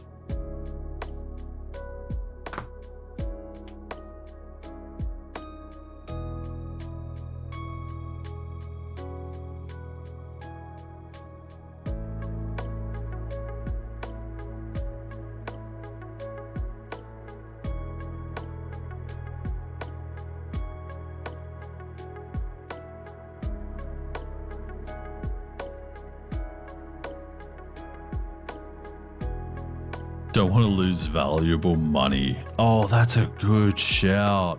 Oh, by the way, for anyone who saw me trying Pylops the other day, Pylops had an update in the last couple of days. The changes were that they now have a landing score system. So all landings are now evaluated based on multiple metrics. Your passengers can compliment or complain depending on the quality of a touchdown. Well, I'm screwed. Website usability improvements. Rolling out a visual and navigation overhaul. That would be nice. What is it? Automatic connections for cargo and passengers if you continue using the same aircraft. And passengers and cargo from the previous flight will be automatically loaded into your next one, which is nice. New hangar details page. You can now sell your 172, and then there's some client improvements as well. So the biggest thing there is the landing score system.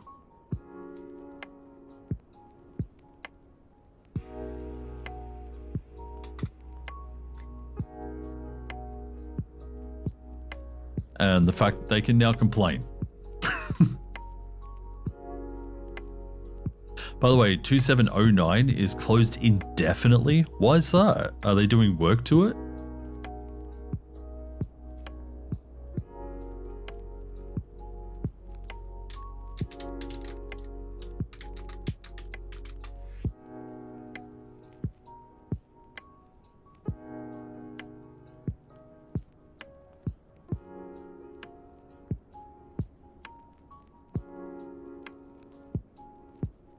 Works. So it's just going to be closed until it's ready, essentially.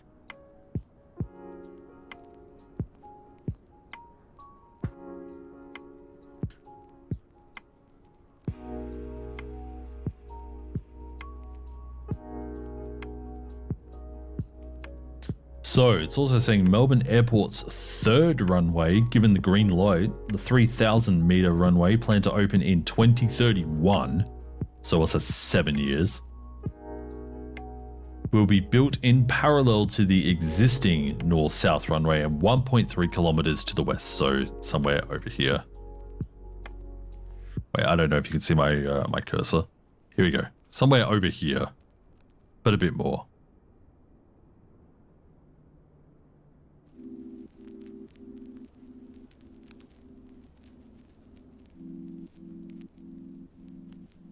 And so we're going to have bloody IVA Melbourne, IVA Perth. Alright, so what's this? Operator info runway 0927 closed for works. All departures must request push on 127 decimal 2, wind 31015, max crosswind 12, visibility greater than 10 kilometers, cloud few 3000, temperature 14, QNH 1015. Fair enough. How hard is it to become a controller? You have to know what you're doing. I'd say definitely practice. The instructors in Australia, I've heard, I mean, my instructor was fantastic, but I had hung out with my instructor before he became my instructor, so we got on really well during the things. And like, the thing is that if you're having a hard time, you can ask them to pause, but there is a good amount of theory that you need to watch, that you need to read.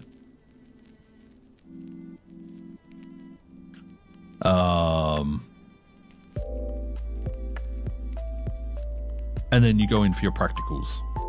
Over here in Australia, it's the sweat box. They make you run 3 scenarios, and they get increasingly more difficult. I did my first scenario, no problem.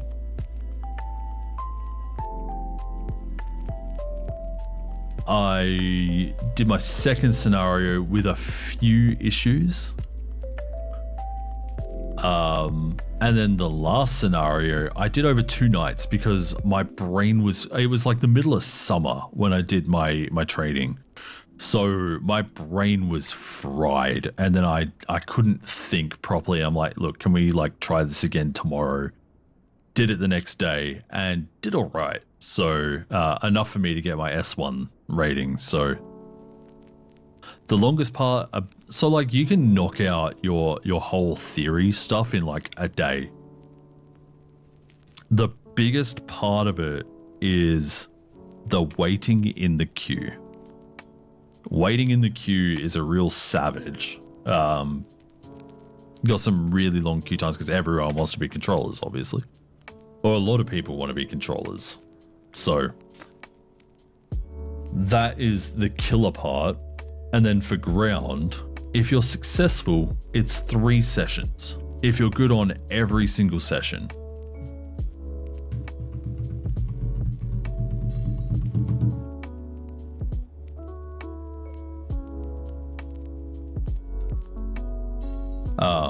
Yeah, like I said, mine was over 4 nights. So, because I was brain fried.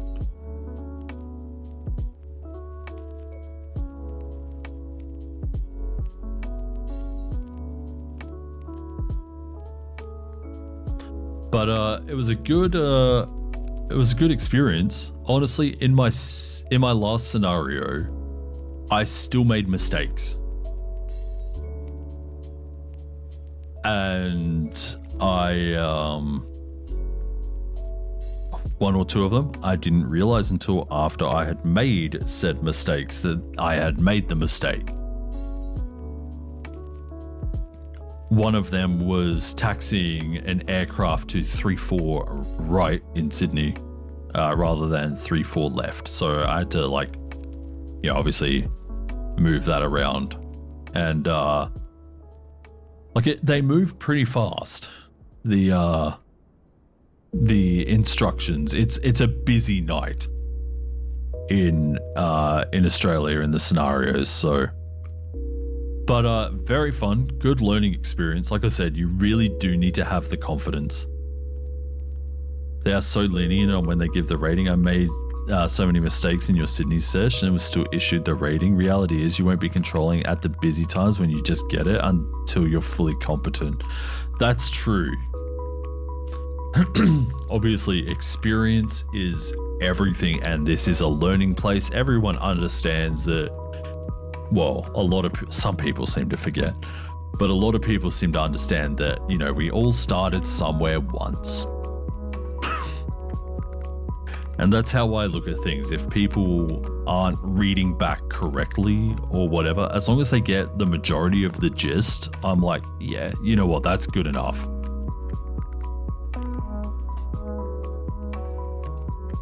And then there are some people that blast out their clearances like super professionally, super fast. And I'm like, how?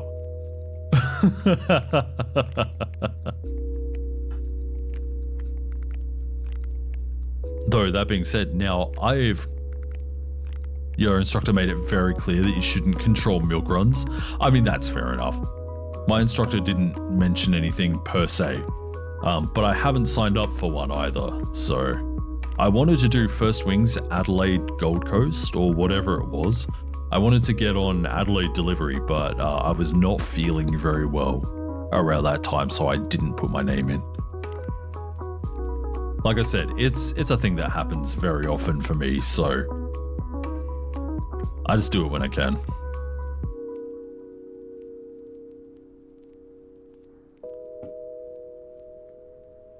You only controlled one milk run? Well, that's one more than I have.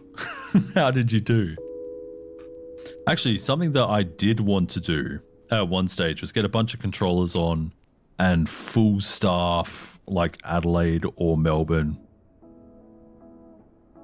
and go ham. Actually, you know what would be really cool? In a milk run, getting something that isn't Sydney or Melbourne fully staffed. Right up to center. I like to think that I know enough people in enough places to make that happen.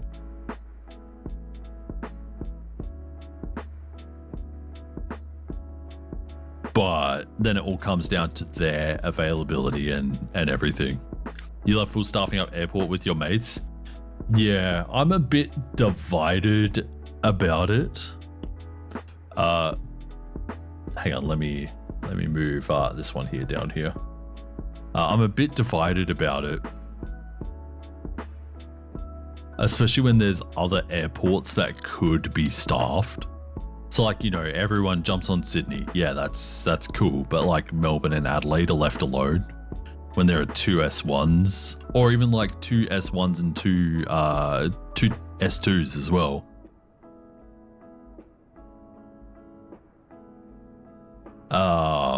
Doing like Sydney Tower and Sydney Tower North or whatever, or international, you know? Do you know when taxiway Delta will enter Microsoft Flight Sim? That's the other one that stretches between Papa and Victor, right? If we go over here, it like should stretch between here, right? I have no idea. There is a new taxiway on the MK Studios Adelaide. They've added in Charlie 1, which connects to Lima in Adelaide, but it's not on any of the information that we have in the controller client.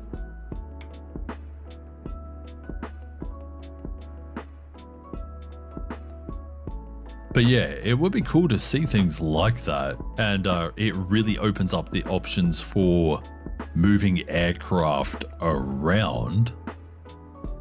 There will obviously be operating procedures with how we can use Delta as well.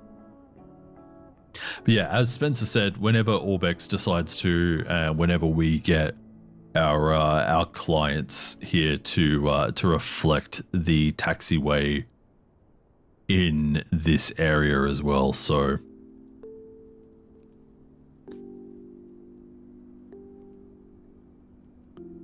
taxiway Echo is currently being realigned to be parallel to taxiway Delta to turn in turn close Tango between Sierra and Alpha for terminal expansion.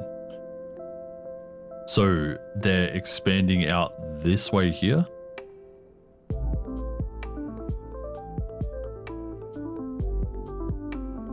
Is that what I'm getting? Or Tango between Sierra and Alpha? Oh yeah, that's Sierra and Alpha there. Oh, they're expanding it north. Okay, well that's cool then. And then also obviously putting in the new runway somewhere over, well, somewhere down here a bit more.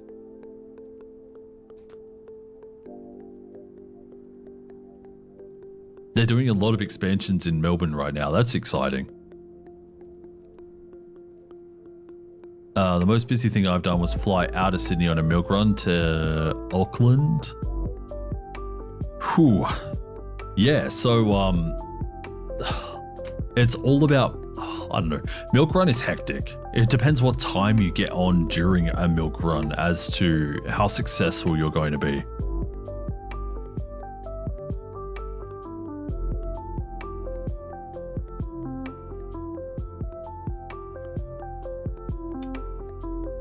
But yeah, it'll be cool to see Echoes slightly more.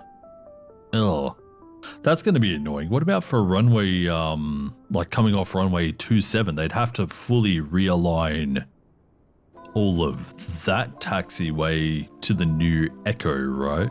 Or have it instead of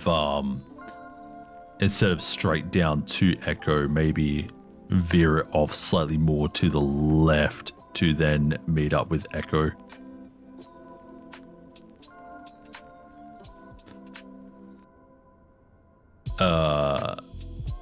Company just sent you the ATIS without asking? Nice. I mean, if you wanted an ATIS, all you had to do was ask. I could have given you an ATIS straight up.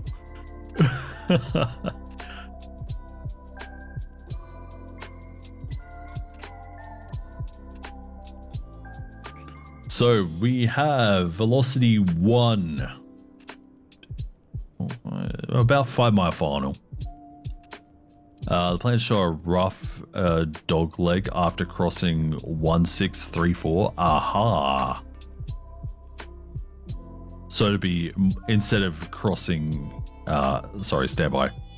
So instead of crossing more directly into Echo, it'll turn more to the left and then down. That'll be cool. Cheers to Taz Hair Company for that. Nice. All right, so we'll get down in the Cessna shortly. I have a Cessna parked somewhere around here-ish for checking out the landings and stuff. No one else can see it, only we know it's there. You want to have X-Plane just for the 76 and 76 and 75, but it's so expensive. I have access to X-Plane. I don't own it, but I have access to it thanks to a friend who has it in their Steam library and is sharing it.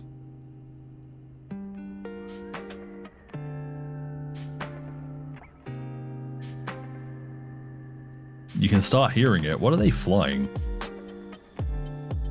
It was like a 737 MAX or something. Yeah, oh sorry, it's 738 MAX.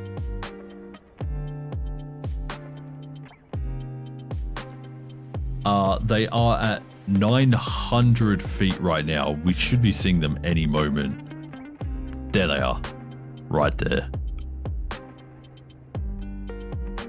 That's another thing that I really don't like is that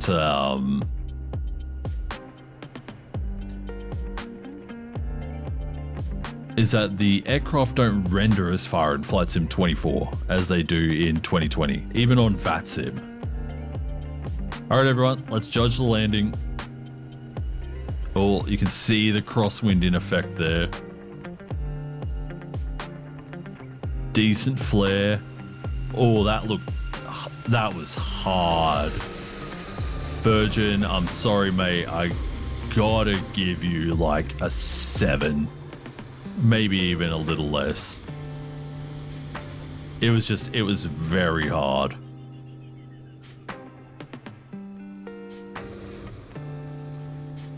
Then while I have some semblance of frame rate, never mind, it's all disappeared.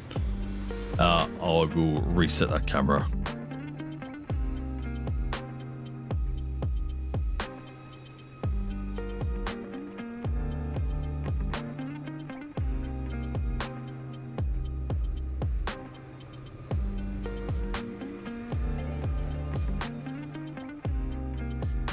Melbourne ground, velocity 1 on Foxtrot.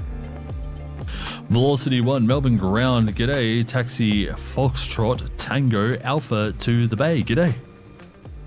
Taxi Foxtrot Tango Alpha to the bay. I like how animated they are. That's put me in a really good mood.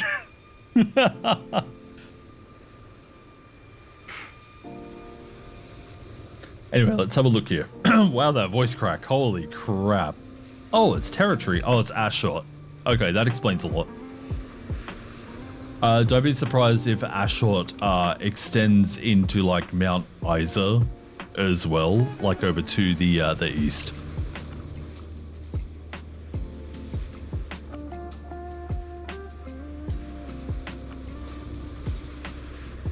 They are taxiing very quickly. I would not be surprised if they were over the taxi speed there.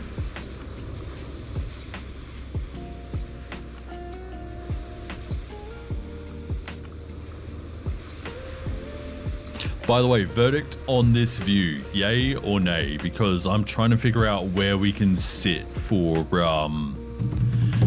future thingies.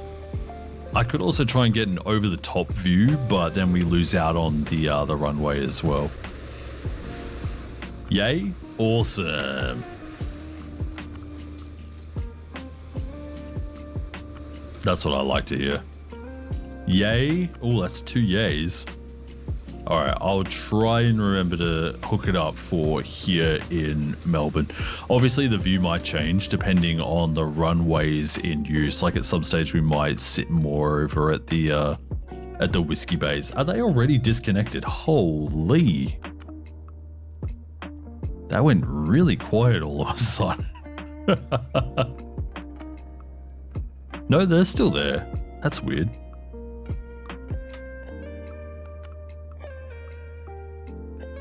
Now going 370 knots across the ground. Where are you right now? Let's have a look-see.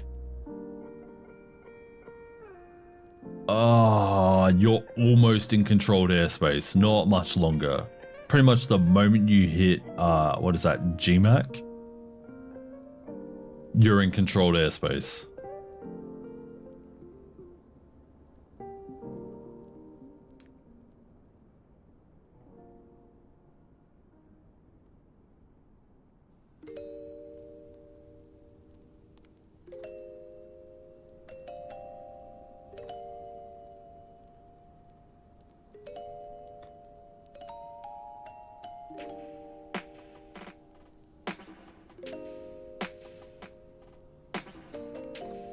And the velocity I set up is already there. New here. How many ports do you control? Does VATSIM require individual training per port after getting the ATC rating? So, when we do our training, we get thrown into 3 different airports.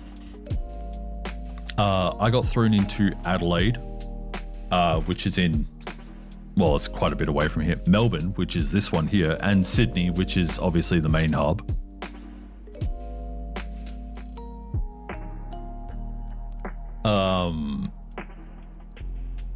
We get notes on our performances if it's any good or anything.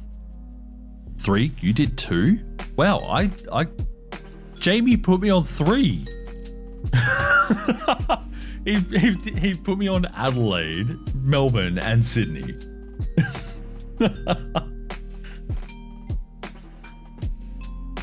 Anyway, I mean, I had a good time in Adelaide.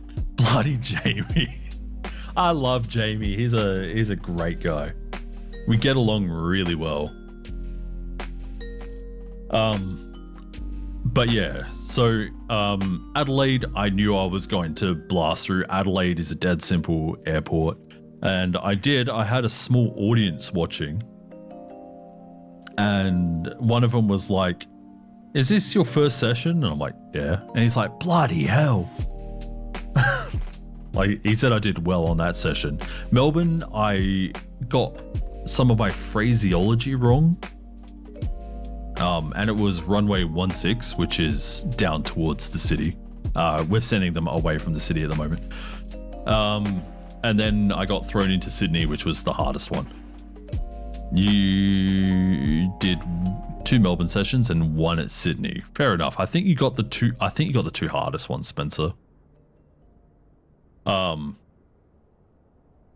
But yeah, so essentially that's how it goes. And then from there, as long as you follow the SOPs, you're good to control almost everywhere. There are procedural towers that you need a separate rating for.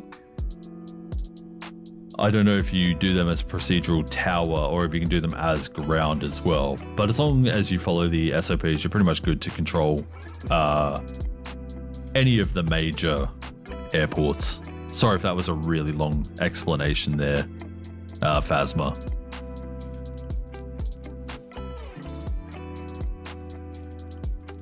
For reference, I work very closely with Melbourne Tower IRL, and that's just as chaotic IRL. Yeah, no, I can honestly imagine. Oh yeah, you can't control one such as Alice and Coughs without separate rating. That's your procedural.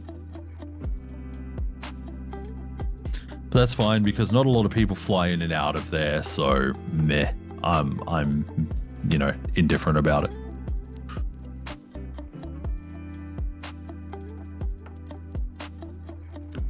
I would say IRL Melbourne, looking at flight radar, is more chaotic than the scenario we played in the sweatbox, which is the training.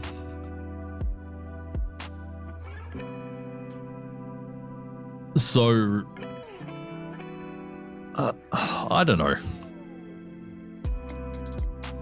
It shows more like a busy night on the network rather than real life. Real life, obviously, like as an S1, we have to do delivery and surface movement. So, yeah, and then filling out all the flight plans. If I were just doing ground, I feel like it'd be much easier. But because you're doing everything at once, that's it, yeah. Must be cool to work very close to real stuff though.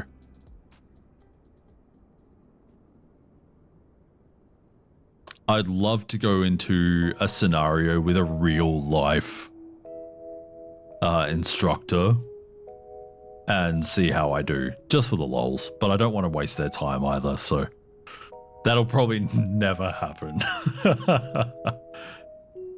By the way, if you're from Adelaide and you work with Adelaide ATC, hit me up. Let's get something sorted.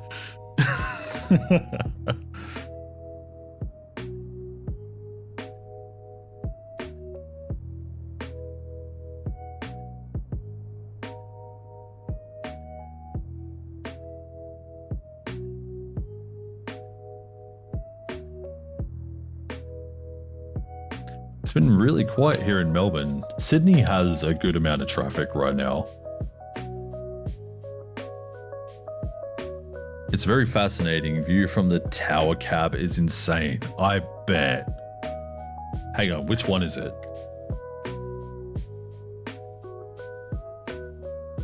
Which tower cab are we looking at? I assume it's one of these ones.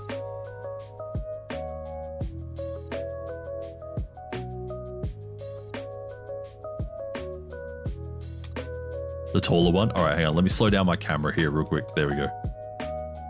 That way I have more control. White one is derelict? Ah, fair enough. There we go.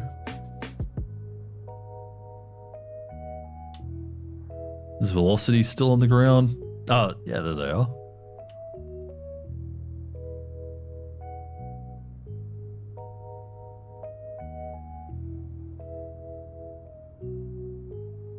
Hopefully they got the view pretty right.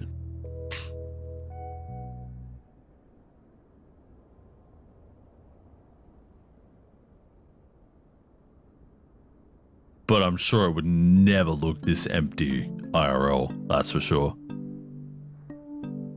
I've never been to Melbourne Airport. I've been to Adelaide Airport. And then when I went to Sydney, I drove. I didn't personally drive because I don't have a license, but yeah, we drove all the way there.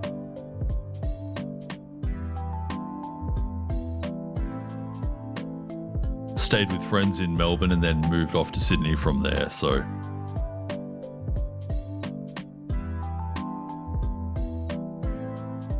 Cityscape now in view. That is a hella nice view right there, by the way. Except for these crumpled buildings there.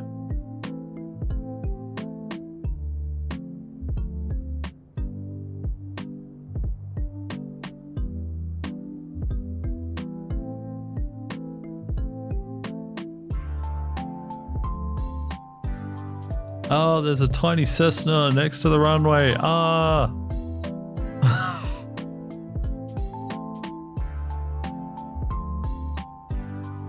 It's kind of accurate, yeah. If only the buildings kind of rendered in a slightly better resolution, like out there. I feel like that'd make it look really nice. Right, let's get myself set back up over the taxiways here. Zoomed in a little bit too much. There we go.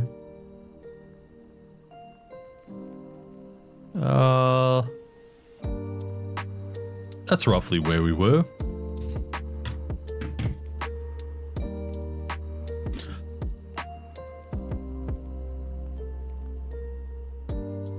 Oh my lord, there's going to be a 777 on a head-on with you 1,000 feet below. Let's have a look at their routing. Oh god.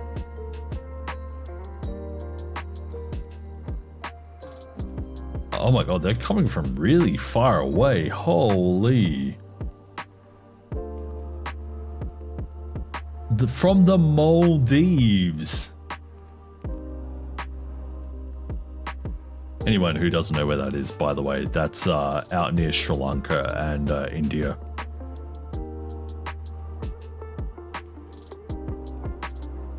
That's going to be nuts. Sometimes you can see the wind change from the south, from the tower cabs, so you can see ships in the harbour changing direction to face into the wind. It's the small details. I wish that if the sim was modeled that detailed, I think everyone's computer would have an aneurysm. The amount of AI stuff having to do that sort of detail would be crazy.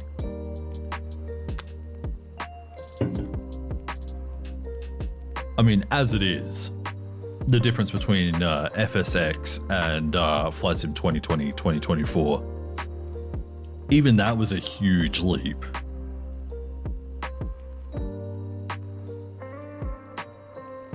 Like, you don't think about it when you're flying in, like, especially on desktop and it's all flat and everything like that. You don't think about it, but once you start, like, especially getting in VR and you start moving your head around and everything like that, you really do notice it. Hey, what's up, Tyler? How you doing today, mate? Hope you're doing well. Sorry that I've decided to stream on a Tuesday morning, by the way. I really felt like streaming, and I mean, at the moment, it's just do it when you feel like it. Because right now, I'm not streaming on Twitch so much because I've been sleeping around the time that I would normally stream on Twitch, so.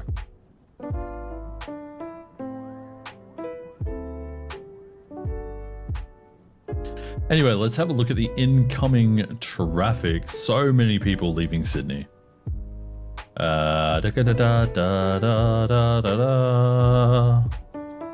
Melbourne. Okay. So the next closest one is actually Spencer. Oh my god.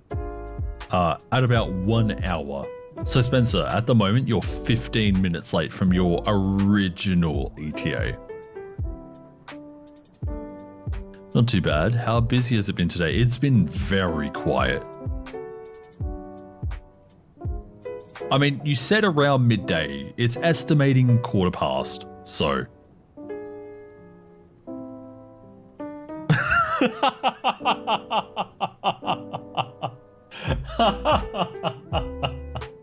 Look, Spencer, you might lose some money, but, like, here's the thing. If you're flying IRL, you wouldn't lose money.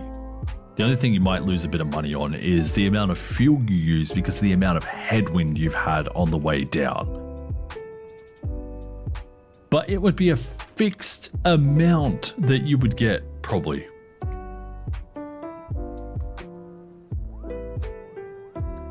So for anyone who doesn't know, Spencer's flying a New Sky career thingy.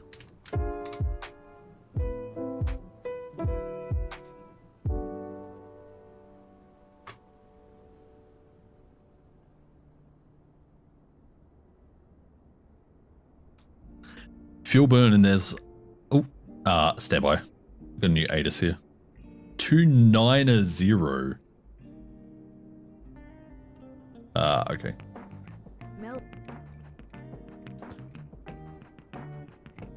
All stations, Melbourne Terminal information, Sierra now current, changes wind 290 degrees at 12 knots, cloud few 3,900, Melbourne Terminal information, Sierra.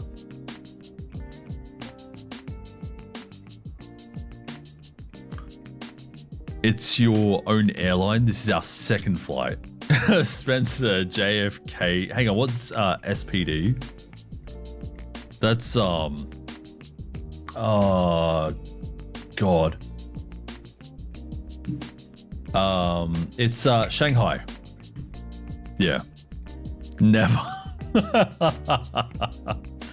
I wanted to do a JFK to Sydney or Brisbane or something, but like I can't sit there for 20 hours while it flies.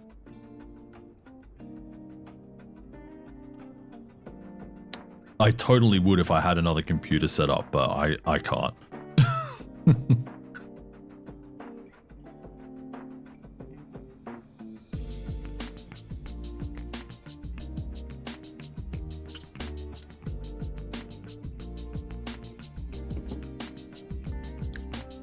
How cool would it be if you could put in your remarks, sleep, and give them a time in Zulu for like a rough 6-hour window where you might sleep? And they just accept it. And then we can see all the times where all the A350s are meant to be landing and they're meant to be sleeping. Oh, sorry, and they are sleeping. Although some people just probably sleep through their alarms as well, so I don't know.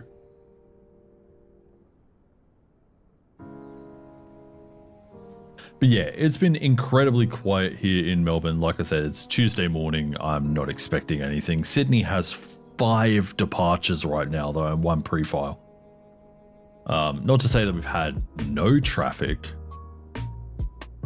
We have Qantas 6105 on their way back to Melbourne. I sent them off to Sydney earlier. You went New Zealand 4 from JFK to Auckland IRL. And while I was on the plane, you were doing enough flight sim on your phone. That's sick.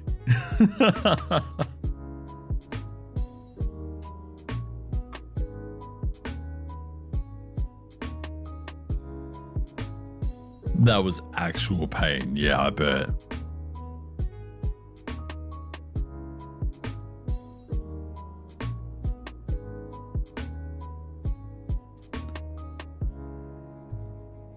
I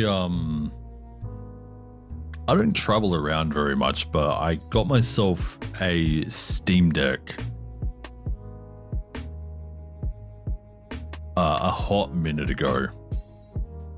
Like I said earlier, I experience lots of stomach issues and stuff, so I get up and down from my computer a lot, but it is such a cool little device.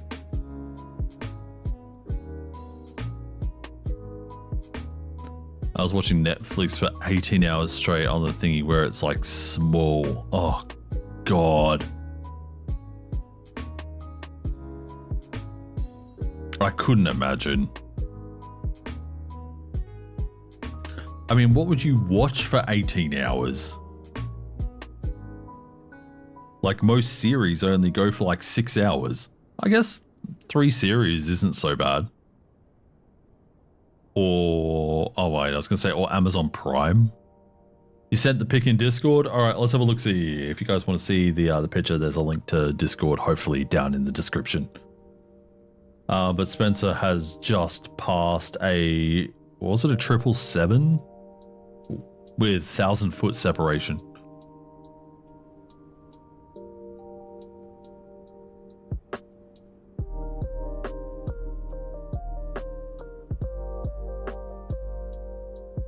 That is a nice, nice picture there, Spencer.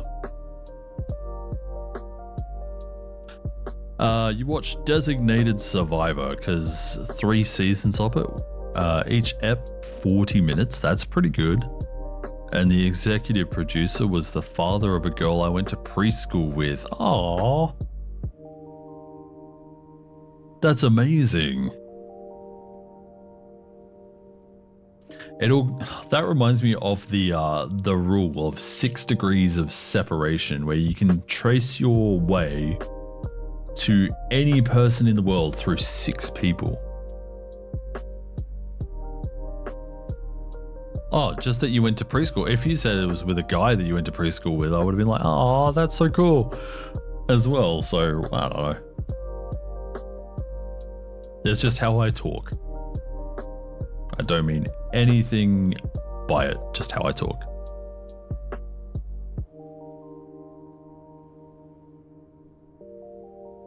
I could just talk in monotone voices and be completely emotionless from now on if people would prefer. Where I'd be like, Jetstar 1, contact, Melbourne Centre, 132, Decimal 2, goodbye. Velocity 1, taxi, Foxtrot, Tango, Alpha to the Bay, g'day.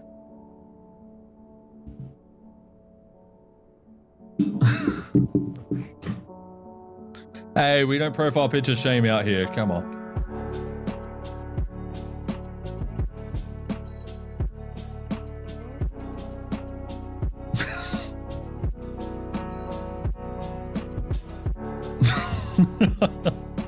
It's an inside joke. Fair enough.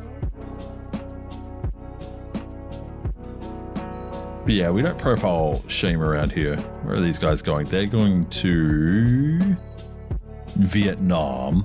Yeah, so it's just literally one person.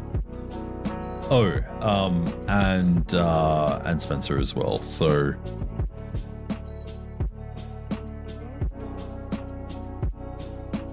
like I said, the next person that comes over, they're coming from Shanghai. No, not Shanghai, Singapore to Melbourne. They're not going to be here for another 3 hours. So once Spencer gets here, unless there's more traffic, we'll probably shut up Sky. Shut up shop.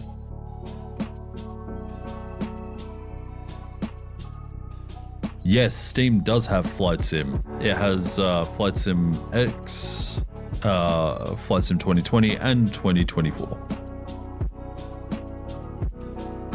It's the why would it be the bad version? There's no bad versions. I'm running 2024 right now. Off Steam.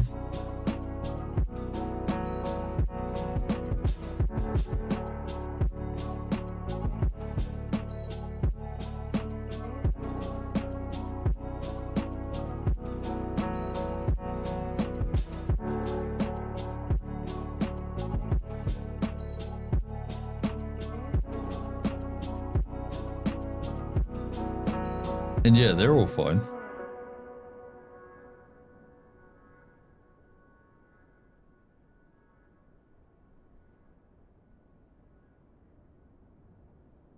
Jamie's listening to Defying Gravity right now. Your stream crashed! No! Refresh! Refresh!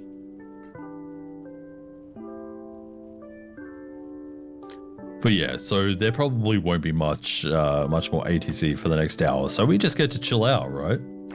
Oh, hang on. What is this? I see. Never mind. It disappeared as I pulled it over. I saw an arrival in my taskbar, but yeah, must have been that velocity.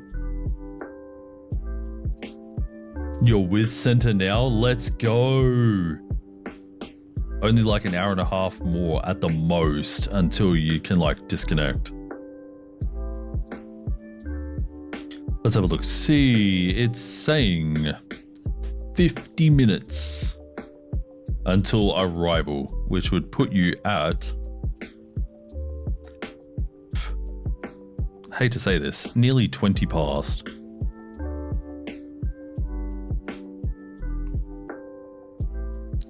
You're very, very slowly slowing down. I hope for your sake that the New Sky, that the New Sky penalty only happens for the first 5 minutes.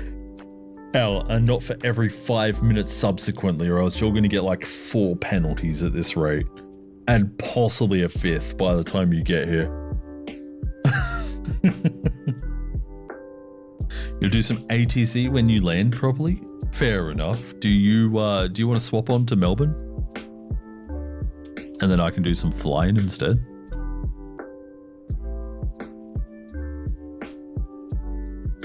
You sure do. Fair enough. Or of course there's always the option of Sydney. But, you know, whatever's clever. You take whatever.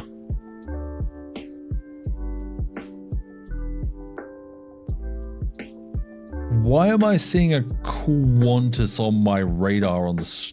Oh, never mind. It's paused. It's going to be like, why am I seeing a Qantas on the runway? But no, I'm so used to having a stream preview that runs constantly.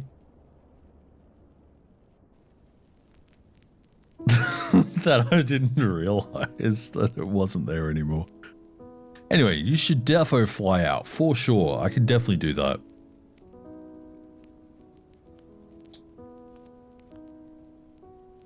I know how I'd fly as well, so...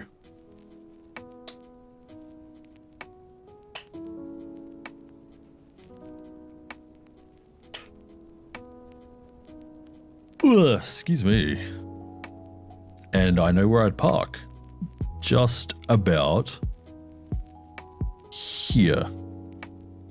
That's right about where I'd park. My only problem is that I have to do some slew mode magic to get my aircraft into the position it would be IRL. And then connect to the network.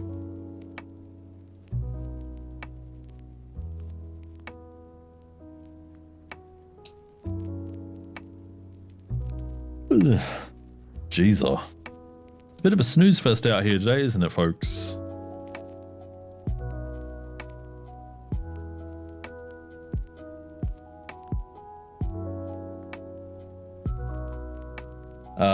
We have one departing Adelaide at some stage in an A330-200 to Melbourne. Someone from Torquay. That's not too far from Melbourne. Centre not responding. I mean, according to the VATSIM map, you're still quite a bit out. You contacted them 125.0. I assume you would be.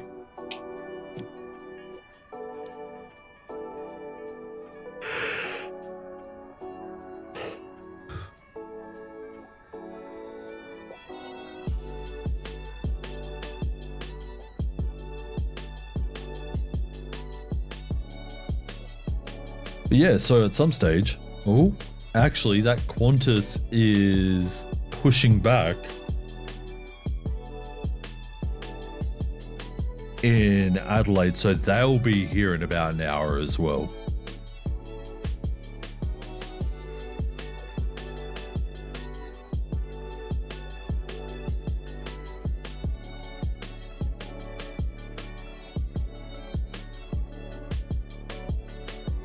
But yeah, if you can't get a hold of them, just get a hold of them at a GMAC or whatever it is, and yeah, if they don't pick you up by then it's on them.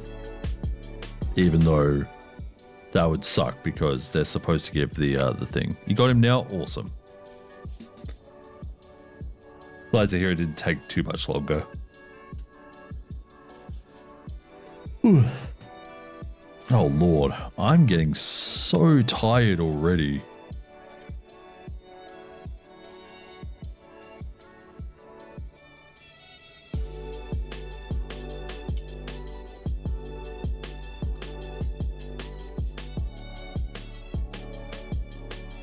Oh, here's an interesting thing. If you're an A380 aircraft taxiing to bays Delta 13 and Delta 15, which are these ones here on the end, must stop and shut down all engines on Tango. Aircraft must then proceed to the bay under tow. He sounds fed up. Oh no.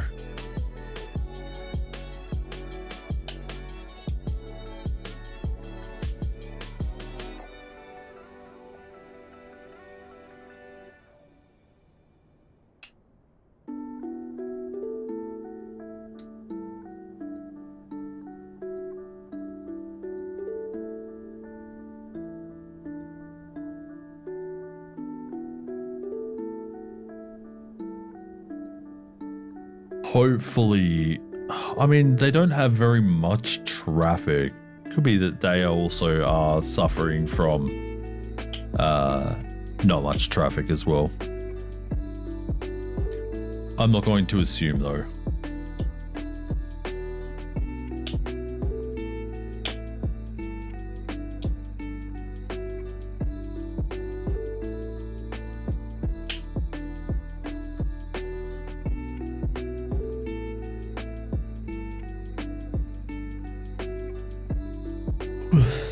Because I don't know any different.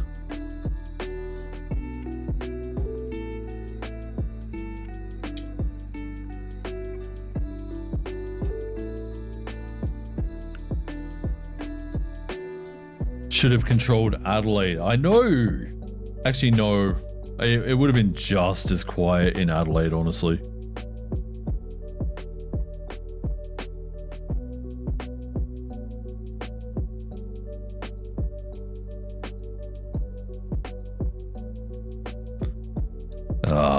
Yeah, I don't know. I just realized I put on my old broadcaster voice there. The one that's really high pitched like this, instead of just my normal speaking voice. I think I've talked about this before, but I put on that broadcaster voice because my mic never used to have enough gain in it. So I had to talk louder to get the same amount of noise signal through the interface.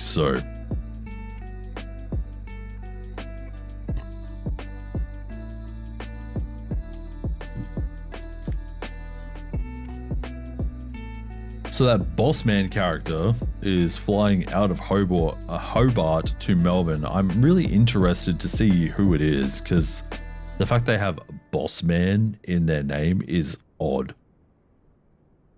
Like, you're not supposed to be doing that. It's supposed to be your first name, initial, first name, last name, or just your CID, you know? You're not supposed to put on boss man.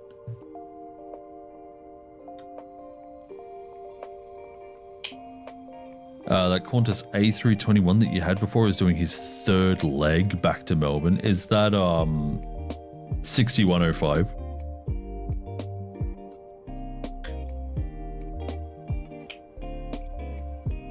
I think that was 6104 coming out of here, right?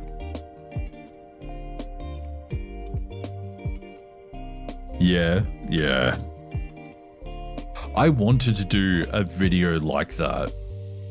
I had it written down coming in from Adelaide, just departing there now. Awesome, Pringles. So you're Qantas then.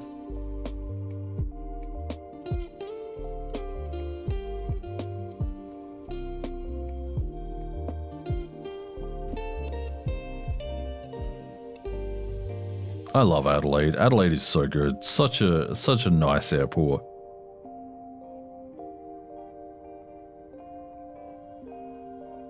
Guys, we should staff up Adelaide at some stage. I would really like to, and to record a video of it as well. That would be so sick.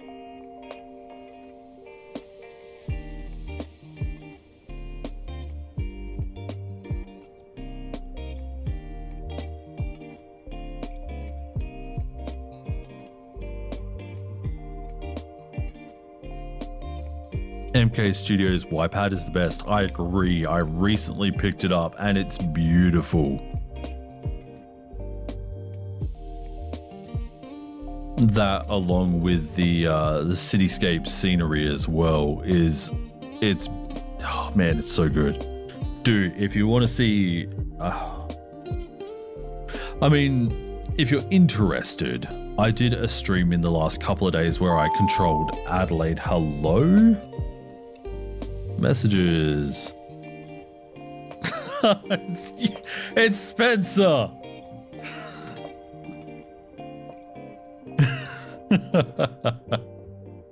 We need an MK Melbourne. Bloody hate Orbex Melbourne. Yeah, it's a bit unoptimized, isn't it? It feels.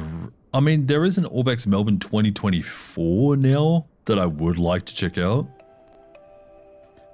However, just paying, you know, like $30 to $40 just to see if it's optimized better feels like such a waste of money.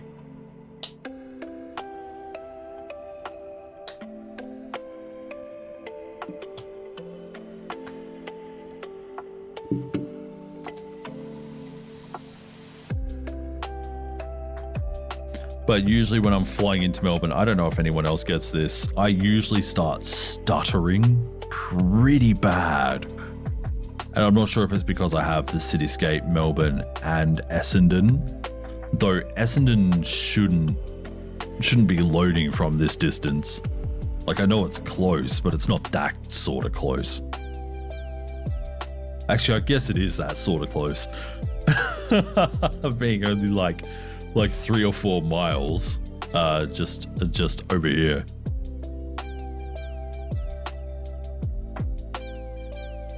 Orbex performance is horrid. Yeah, it's not the best. It's very nice looking.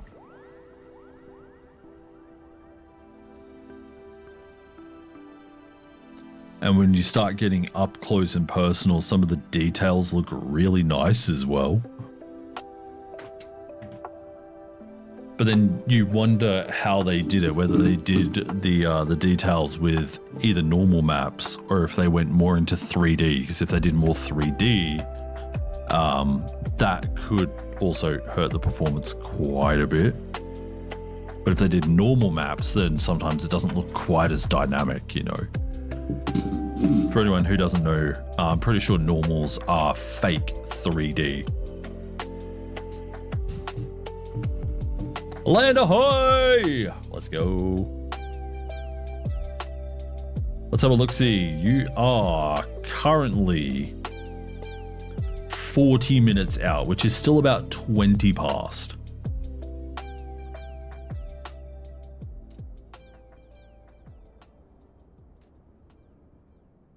Anyway, with Pringles coming in, I might just stay on ground that extra little bit, give Pringles the ground ATC, even though I'm pretty sure that once Spencer's done, Spencer wants to jump on Melbourne ground, so you'd get something either way.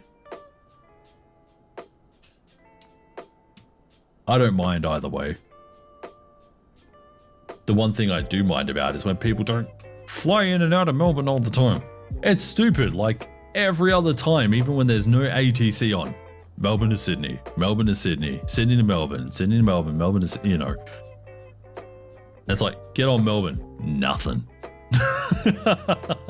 Or because I wanted to do something different than Adelaide.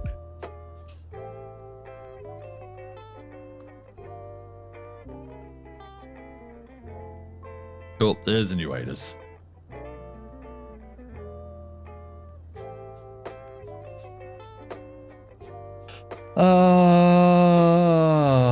At this point here, you'd consider using runway 27.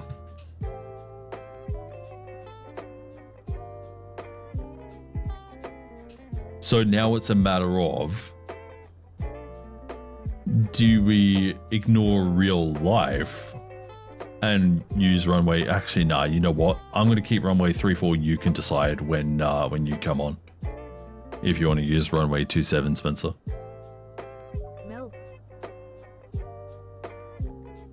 All stations, Melbourne Terminal Information Tango. Now current changes wind 290 degrees at 15 knots. Cloud scattered 3,900. Melbourne Terminal Information Tango. You hate using 2734? Fair enough.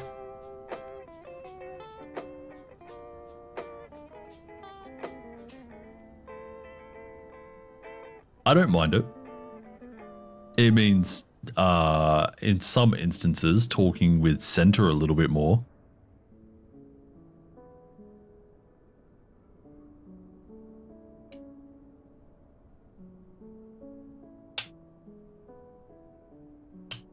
I'm sure pilots could use a little bit of crosswind practice. Yeah. I mean, it says that the winds are staying mostly north, so it could just be more westerly right now.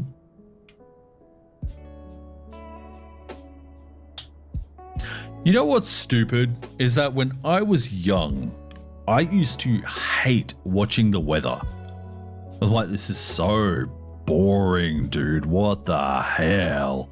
But now I'm like, you know, doing all this stuff, and like it interests me to read, especially the terminal area forecasts.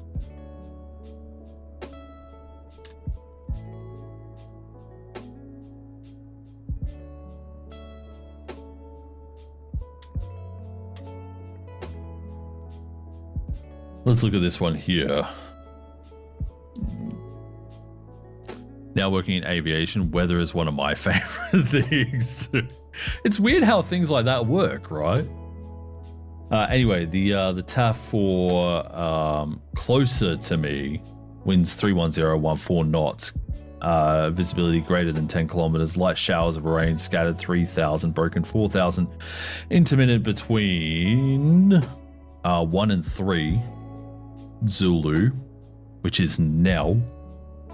Visibility 5 kilometers or 5,000 meters, showers of rain, scattered 1,500.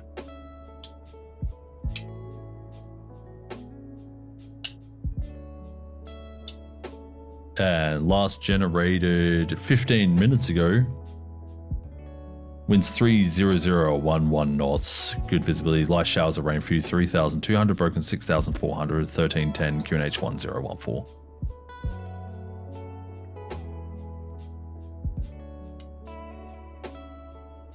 Yeah, it's weird how things like that work when you dislike something, but then, like, I never really used to like flight sims because I was into games like Diablo, World of Warcraft. What else was there? Like platformers when I was young, Pandemonium, Crash Bandicoot, all that sort of stuff. You know, they kept my brain more engaged because I was young. And my dad used to play flight sims. Not that he was around heaps, but, you know, he would play when we were around visiting and whatever. And he would also play guitar. Me playing guitar became a thing in 2004. So I've been playing for over 20 years now. But then I picked up flight sim more recently, only within the last like 5 years.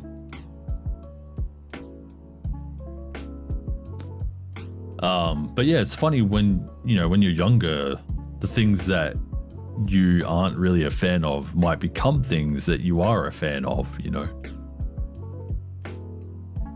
Honestly, I picked up Flight Sim really heavily. Like I dabbled in it a bit and was enjoying it. And my dad bought me a copy of Flight Sim 2020. And when me and my last girlfriend broke up, I got really heavily into it. Like, I've enjoyed other simulation games, Truck Sim and stuff like that. They're good. But yeah, I needed an escape because me and her used to play the same games a lot. And yeah, I needed something that I knew she wouldn't go for. So I started getting heavy into Flight Sim at that point there. And that's why you see me making Flight Sim content now. Anyway, welcome back, Fozzie, and hello, South African Airways. I hope you're having a fantastic day. Welcome on in. Sorry, you caught me in the middle of story time because I'm trying to fill the dead air here on the stream because not a lot is happening in Melbourne right now.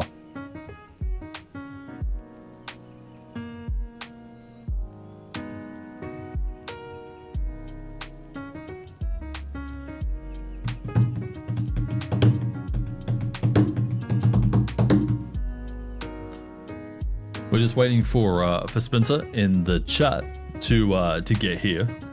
Spencer has roughly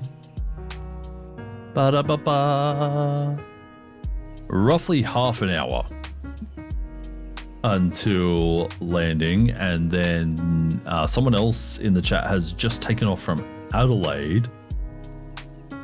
They are 45 minutes away. And then there are some other people on return legs to Melbourne as well. Where is this other guy? They're still at the terminal in Sydney.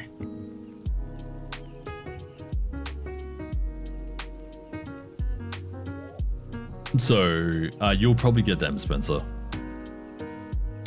And me and Spencer are going to swap at some stage. Spencer's going to control ground and I'm going to go on a flight. Do you guys want to see a flight? Should we also do a flight instead of just controlling Melbourne? We can fly like regional aircraft. We can fly a more content.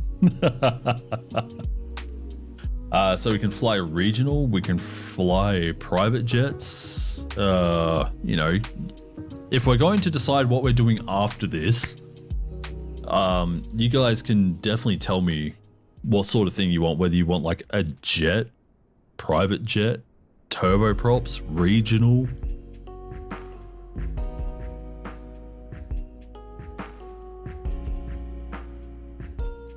You're making a plane for digital class. I thought I was done, but I just realized I haven't done engines. Make it a prop.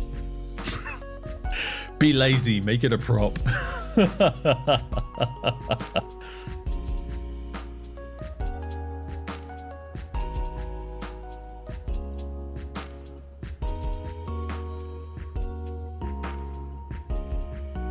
Oh, we've got Inverall on the line now. Yes, let's turn my 787 into a prop. Hey, it's got to be a first for everything, right?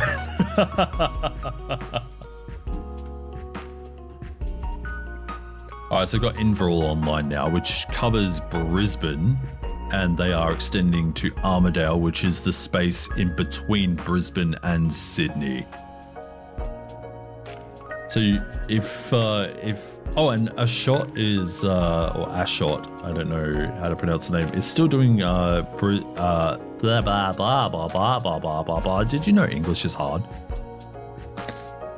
Oh, they're still controlling Northern Territory, Darwin sort of area. So right now, you could do Brisbane through to Melbourne and pretty much expect full ATC on the way. You need your S3. Nah, I don't think I'm ever going beyond S2.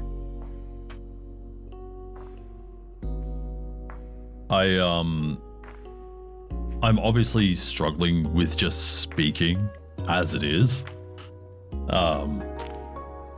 So me trying to quick fire things out and problem solve really quick, especially as I get older, is not working out very well.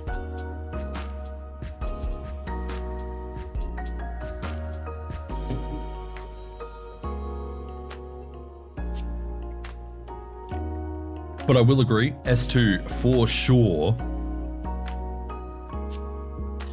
because people like to hear those magic words, cleared for takeoff.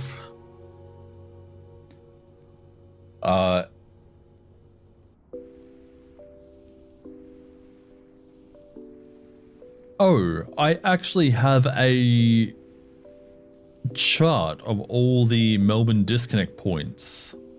If anyone is interested, where is chat? I can't chat in there. Okay. Let me go here, make sure I'm signed into something that isn't my personal account. There you go. So if you guys want to see Melbourne's disconnect points, there's a link for it right there. So that you know you're not being fleeced for anything. This is the web page it will take you to. You can see here the URLs line up here. So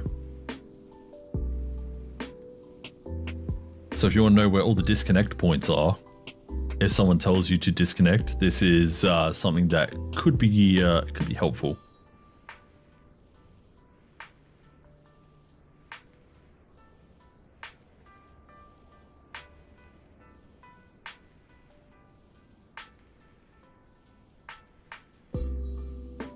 Right, let me close that again, close that, close that. Of course, Brisbane Radio gets on now. Wait, are they controlling? I think they're only controlling, oh my god, they are. Tasman as well. Oh, no. Oh, it's Ashot. Ashot, who's been on Darwin this whole time, just got on Tasman Radio. So, yeah, you know who to blame now.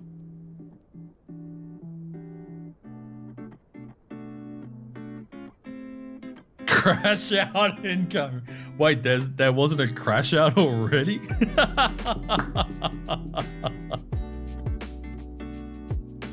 Anyway, descent clearance obtained. Lovely. You still have a little bit until top of descent though, right? Like at least another halfway until Rimsu, right?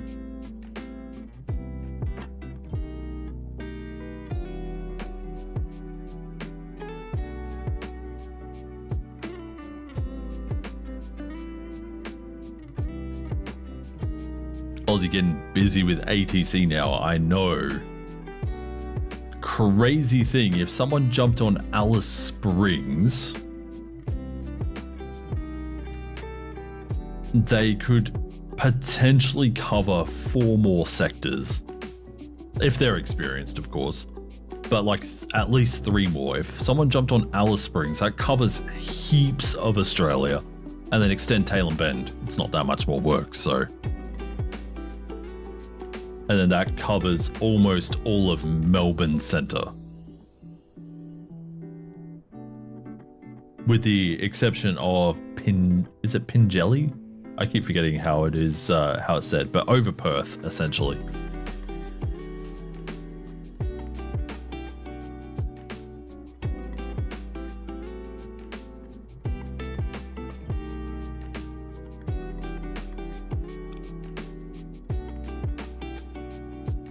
You saw one person controlling the whole of Ecuador? Damn.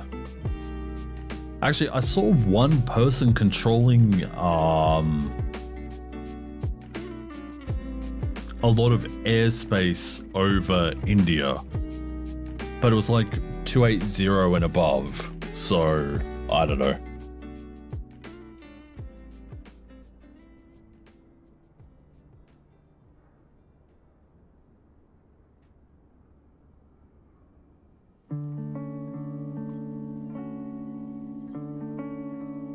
But that's crazy.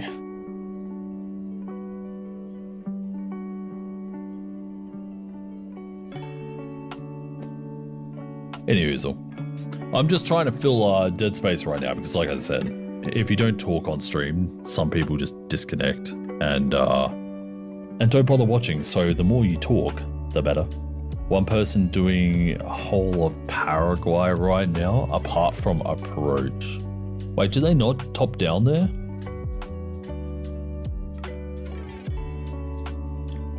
Oh my god, the weather at the UK right now looks crazy.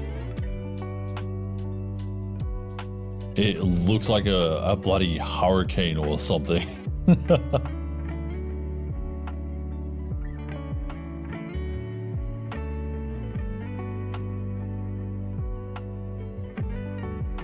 Where is Paraguay? There's Miami Center, Houston Center. I'm in the wrong part of the, there it is. Paraguay.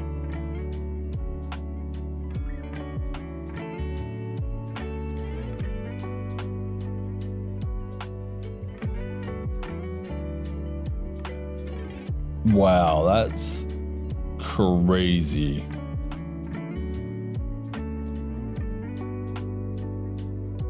I wish I knew how to speak other languages so I could like do that as well. But that's never happening. I tried learning Italian and like there was a whole Duolingo thing that I was doing. Duolingo started charging. No, sorry, they had a limit on the amount of lessons you could do, which is not very learner friendly, obviously. Like when you're learning, you want to try and soak up as much information as you can. So my brother Devale was learning Russian and I was learning Italian, and yeah, we both uninstalled because when you're limited to like 6 lessons or something, but like, and you have to pay to get more rather than just watching ads. And honestly, I don't mind watching ads for things like that. I think it's fine. But yeah, when you have to, when you're forced to pay just to do some casual learning, that's where it sucks. So, but it would have been cool to like go over, fly in Italy.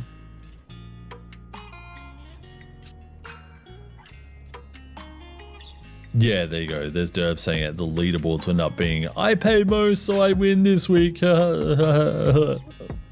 Idiots. They turned something great into something that was not so great.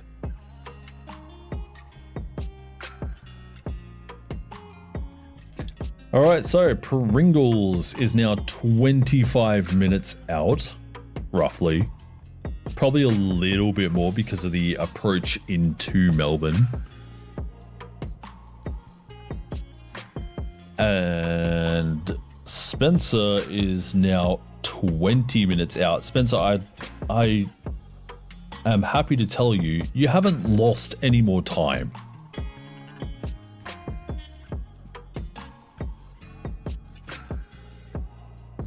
Ever since I said you're going to be 20 minutes past schedule, you have remained 20 minutes past.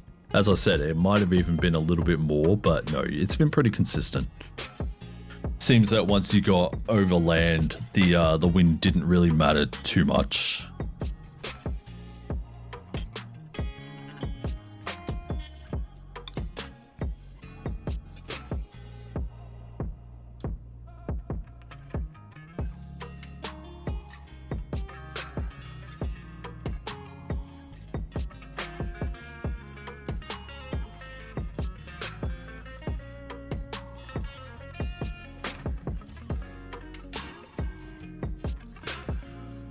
Anyway, once Spencer lands and once Pringles lands, I'll do a flight and I'll come out of Melbourne and we'll go to what was my old hometown.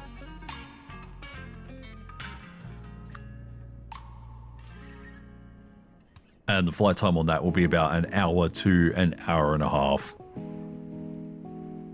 When we make the change, I will have to stop the stream and restart it so that the title changes. That's something that you don't have to worry about doing on Twitch, but it is something that you do need to worry about doing on YouTube. So don't freak out when the stream drops. I can actually give you a permanent link.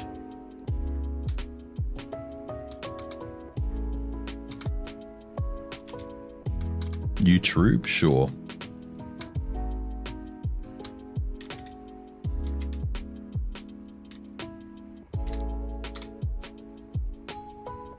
I'm pretty sure that's the permanent link if you ever want to just load up a live stream. Yeah, it is good. If you ever want to load up a live stream, it ignores all the weird PSJF1SKRY0S on the end of the URL, and you can just go straight to it. And it works for any channel as long as you put their @code in that space. So it could be @CaptainSparkles, it could be @PewDiePie, it could be @SmarterEveryday, you know.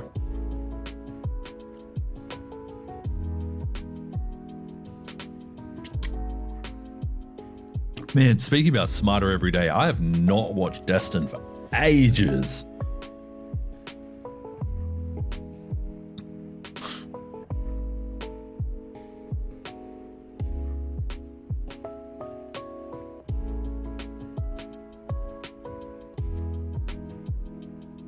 He used to make such great videos. I don't know why I stopped watching, honestly.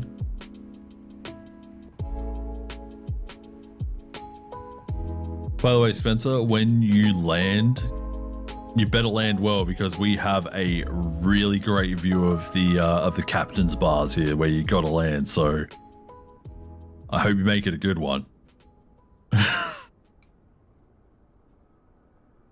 We'll be watching.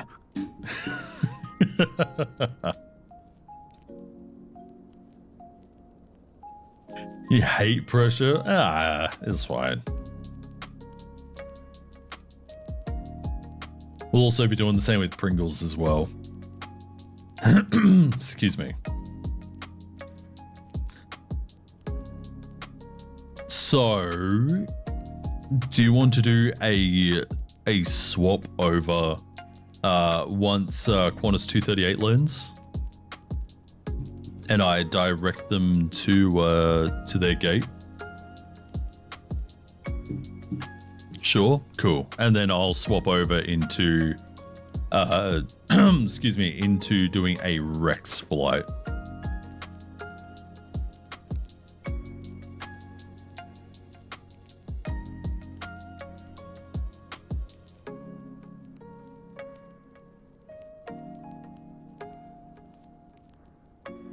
So we're going to be doing a regional flight in the Saab 340B.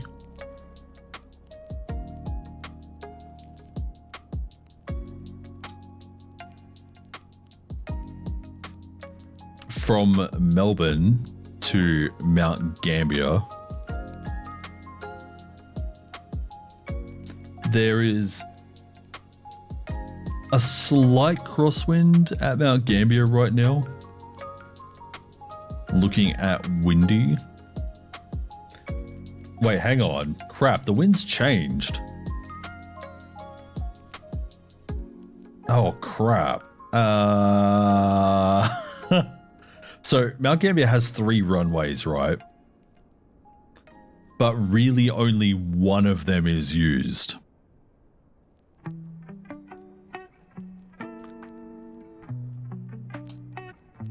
And the one that is used has pretty much a direct left to right wind across it.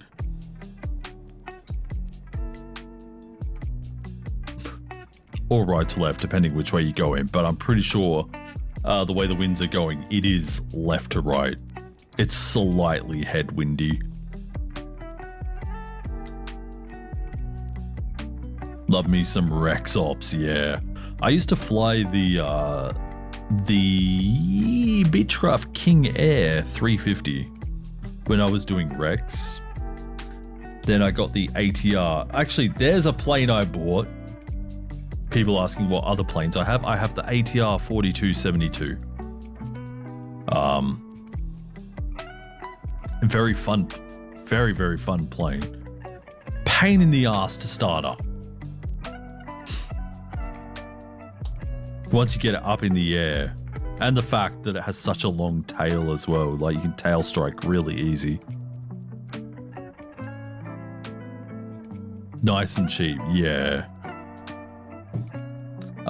But yeah, that's a pretty cool aircraft. So when I used to do Rex Ops, I used to fly ATRs and the King Air 350 and everything like that, because that was the closest thing to it, right? You know, like a dual turboprop. And I took what I could get, and I saw people working on a Saab 340.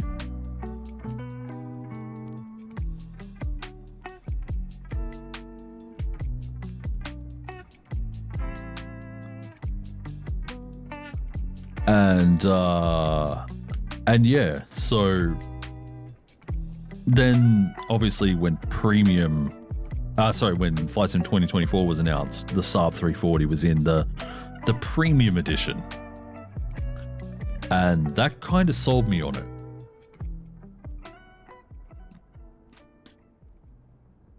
So that's how I ended up with the premium edition, and why I have all those things. I also just realized I asked Derv if he wanted to fly helicopters very early hours in the morning. And then I was like, I'm going to record some Minecraft. And he's like, okay, cool. And then I ended up streaming this instead. I was having a good time on Minecraft, but then I remembered that I had to stream it. Sorry, to edit it. And I'm like, nah, I don't want to.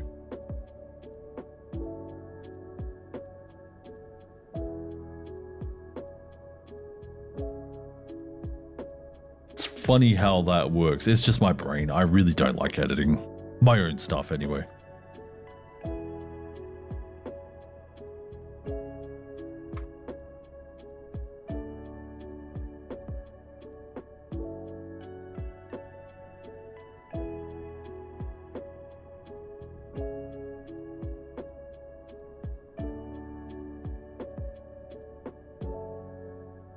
But yeah, you're right. The ATR is a good pickup. It's good price. Okay. So the wind has shifted very slightly to be more runway 36. Rog.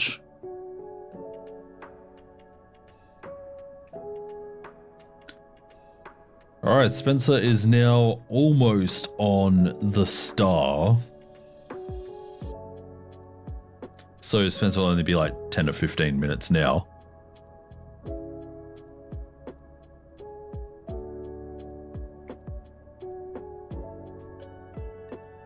Qantas 238 is going runway 27. Pringles, what are you doing? Is that what the controller gave you? Because it's not up in the ATIS.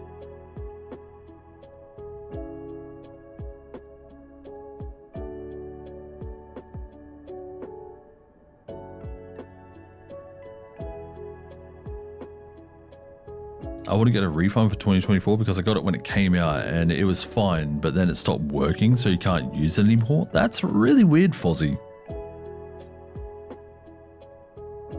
Sim Update 3 might improve your experience with it though, whenever they release it.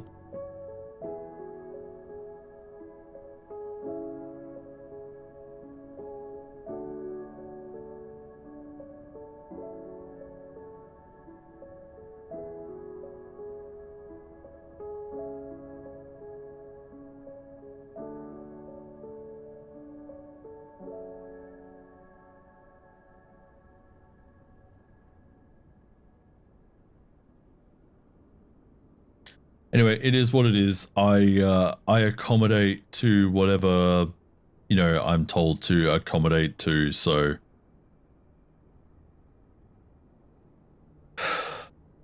We'll see what happens.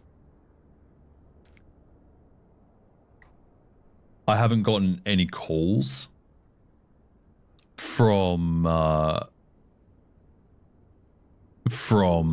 Center or anything about the way that I have the ADIS set up, so...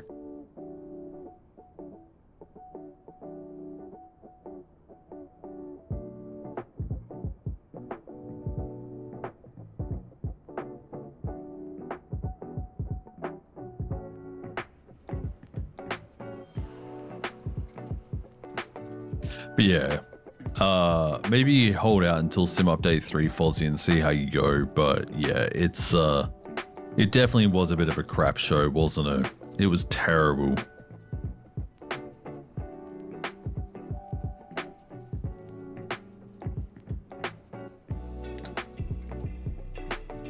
So did you get Buin 3-4 or did you get Buin 2-7, Spencer? Wouldn't say that you should have gotten 2-7, but...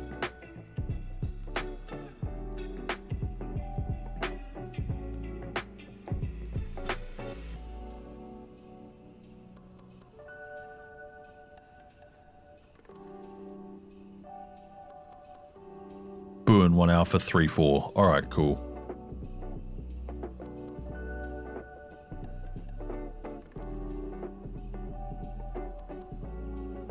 Oh, it's now saying Spencer is arriving in 10 minutes again, which puts him at 25 past.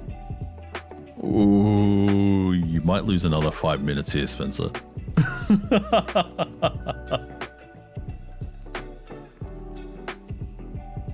Also, by the way, as long as I've been online, Spencer's been flying.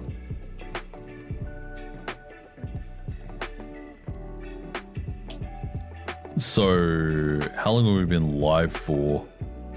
Like 3 hours? That's how long Spencer's been flying for. They're coming from Auckland though, so...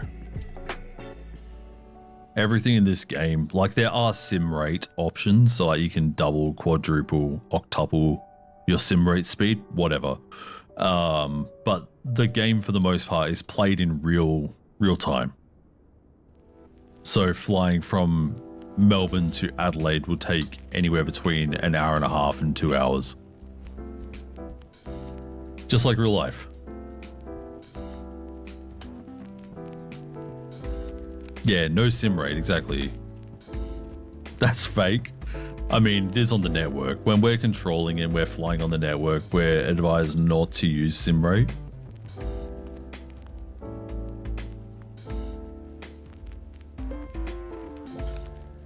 Did you disconnect at some stage, Spencer? It says you've only been online for like 43 minutes.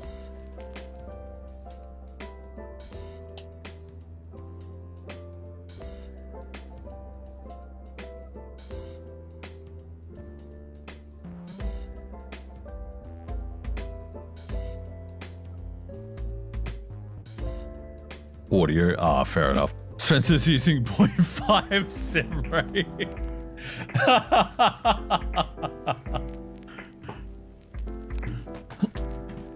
Oh man, imagine sim rating half speed on your landing, like just in the last 50 feet.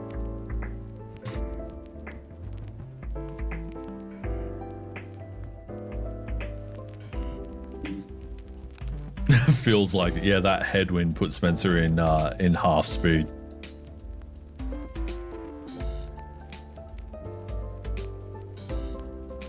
Although you're beyond it now, so that's good.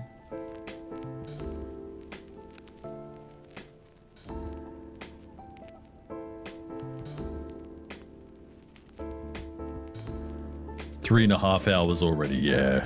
I mean, at least you've had some company along the way. Like, I can't guarantee it's been the best company, but it's been company.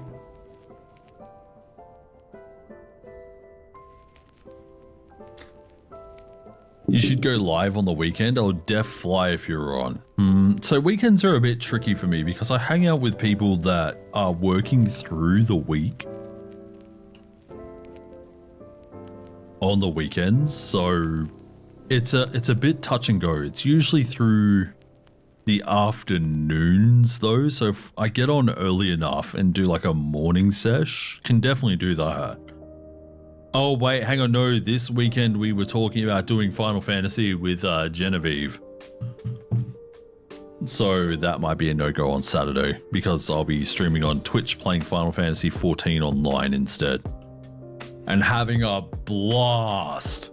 I'll tell you what, the last time I did a Final Fantasy 14 stream with Genie, and again, my brother DeVale was there as well. We were laughing so much. You can check out the VOD on Chilliness Live, which again there should be. It just says VOD Channel at Chilliness Live, but there's no link for it, which is weird. It should link to it, but it's just youtube.com/@ChillinessLive. So if you want to check out that stream there, I will say it's mature. We swore a lot through that. Genie swears a lot. I swear like a sailor when I'm not on stream, so. All right.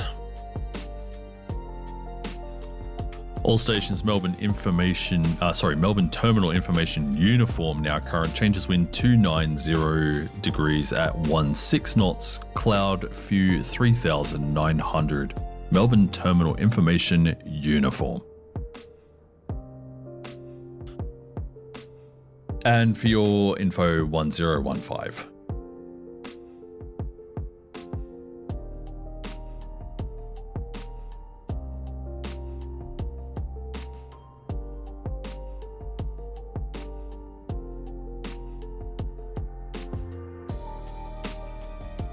I really need to learn how to do a lot of things in the Australian airspace still, and oceanic as well. I need to learn how to give good position reports.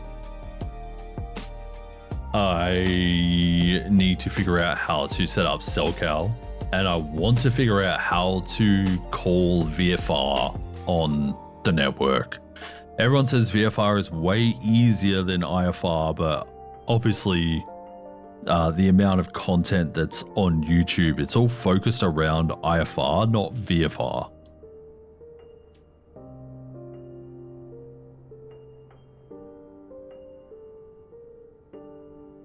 So I never learn, and I'd like to.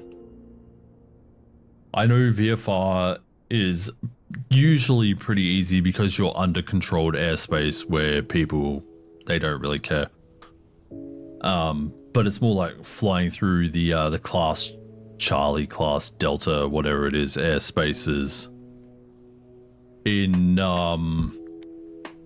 flight sim. Sorry, in metro areas. And that's what I want to learn. Because, you know, once you stop learning, are you really doing anything? No. Sim Frozen, you got real scared. Oh, okay, so you've probably loaded in the cityscape over there.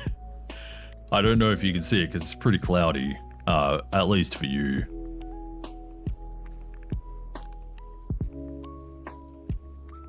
So Spencer will be somewhere here-ish, above the clouds. Actually, hang on, what's your altitude right now? Yeah, you're still 1,000 above clouds, so.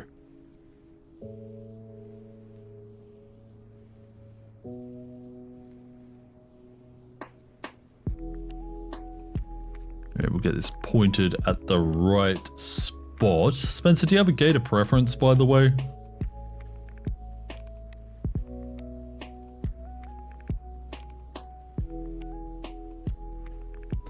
Descended through 5,000, cleared R&P. I mean, it needs to be because of the cloud, so.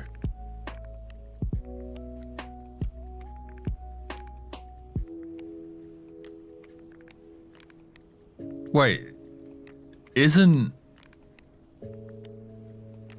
Oh yeah, of course it's international. Duh, I'm an idiot. Sorry. Because you're coming from New Zealand, I'm not used to that.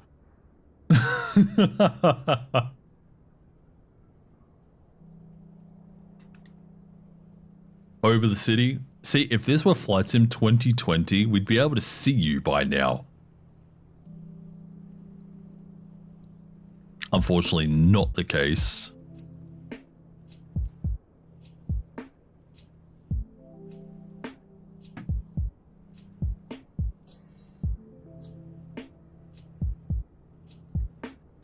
But I should start seeing you on my radar scope pretty soon.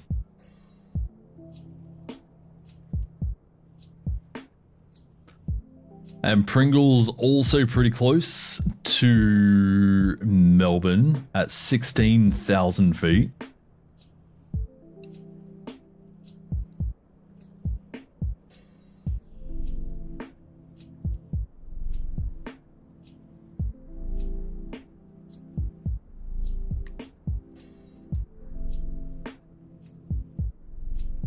Let you lock in? Nah, bruv. Nah, of course. Go ahead. Alright, chat. So Spencer is almost in line with the runway. Almost.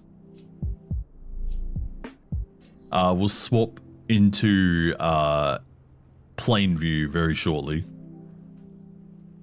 And we'll watch the approach. Crap thing is that if Pringles is coming in runway 27, I'll have to move my camera.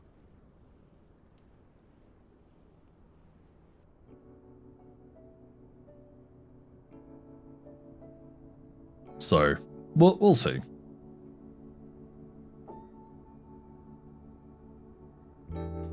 Also, sorry, I'm speaking so much garbage right now. I'm really trying to fill the space here. I'm trying my best.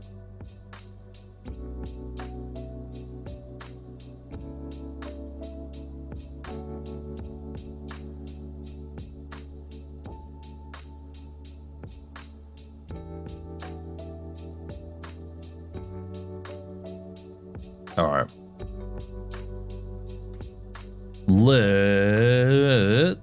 Where's my air view? There we go. Okay.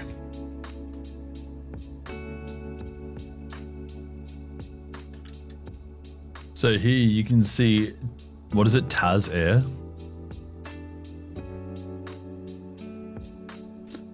Coming in. And I'm already letting the ground load up here. So you guys don't get it as jumpy as I'm getting it right now. Should hopefully be a smooth viewing experience for you.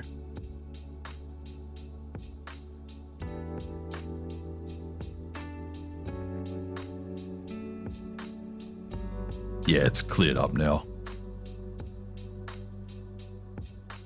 Oh my god, I want to burst out into song. I went onto Derv's stream yesterday. He was playing trucks over on Twitch.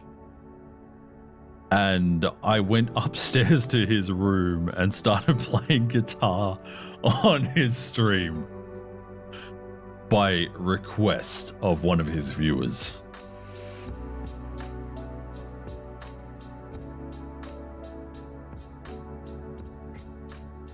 And I have that song that I was playing stuck in my head. I have for days now.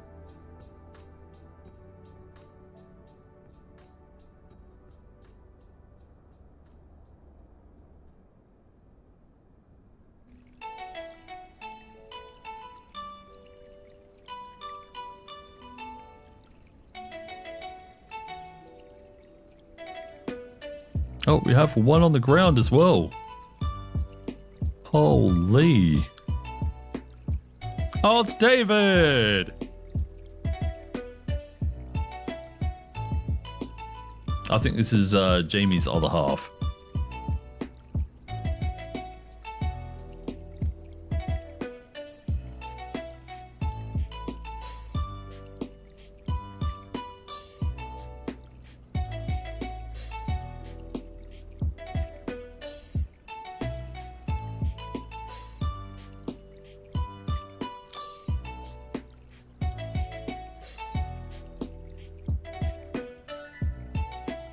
You're not showing sim. I know. I'm showing the air view right now. I have a small switchboard on my stream deck that shows me which scene is active, and I can see air, you know, like air view here is currently active. It's showing bright green. I'm waiting for my sim to stop freaking out.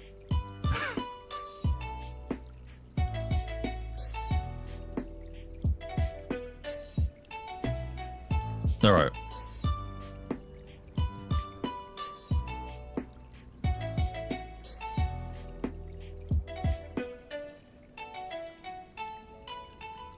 I need to keep an eye on Oz strips there, so I will move that over to there. And there's Spencer. Oh my god, look at that crosswind correction. He's drifting. Oh, coming in really fast. Though, I will say, the overall landing was better than velocity earlier.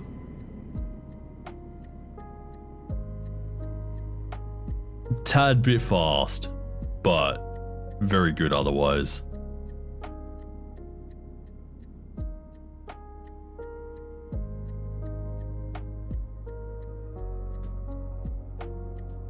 Good job, Spencer.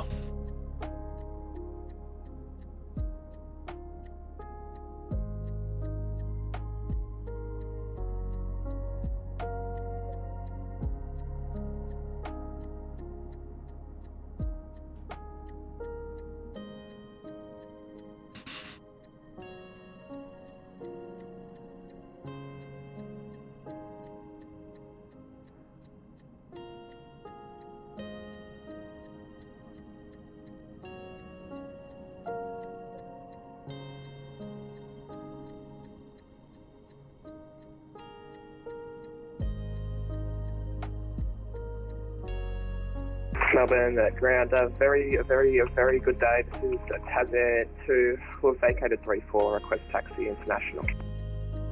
Taz Air 2, very good day to you as well. Welcome to Melbourne, taxi Tango Alpha to the Bay. G'day. Tango and Alpha to the Bay, Taz Air 2, cheers mate.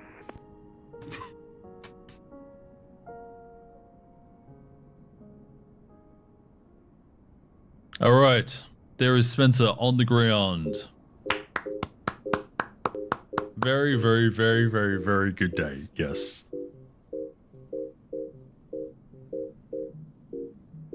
I mean, it is a good day. They landed. And they landed decently. A little bit past the landing zone.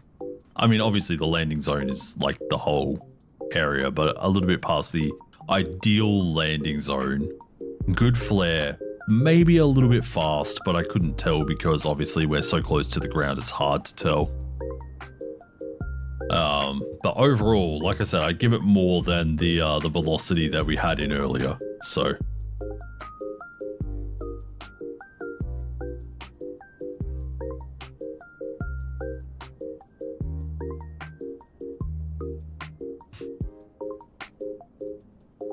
All right, so we'll get Pringles in, and then we will swap over. It does look like Pringles is setting up for a 2-7, so let me quickly change to this. You landed. Yes, you did. Very good job. It seemed slightly fast, in all honesty. But as an overall, the landing itself was good, so.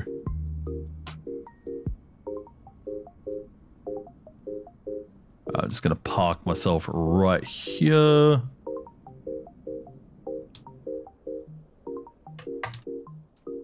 And now I have to move my camera again. Of course I do.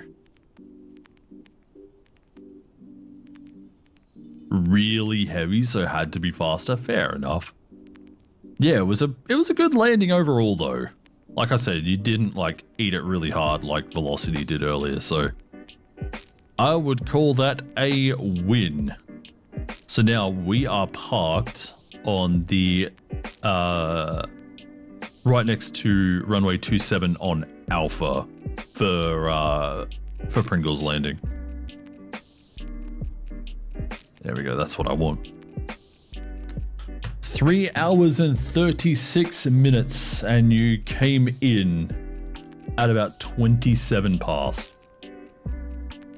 So, I mean, I'd still say that was a pretty good flight. Let me know how much you get penalized. Be interesting to know.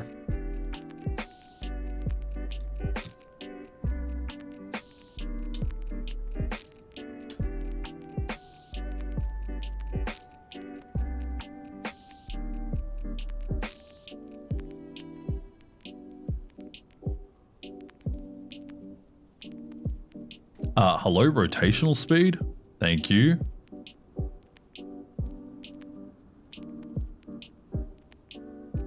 Inbound now. I am well aware we have set up a camera for you, good sir. Penalized 2K, made 25.5. That's not too bad.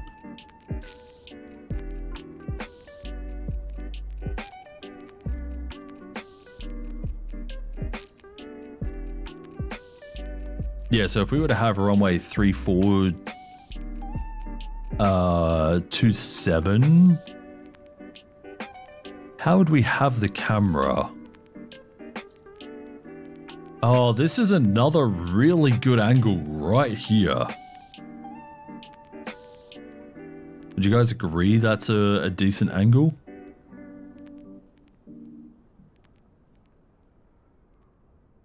I think it might be better than the other angle we just had, except we can't see the takeoffs and departures. That's the only thing that is different.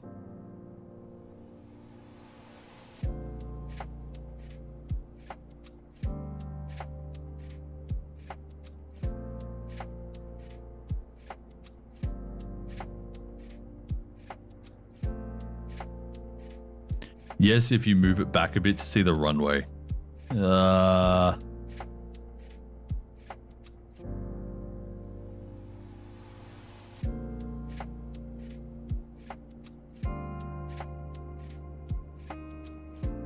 How'd You have to remember that if it gets busy, that space in the top right gets occupied. Anyway, let's get into camera here. Oh God, my frame rate. So we're sitting right by the captain's bars, runway 27.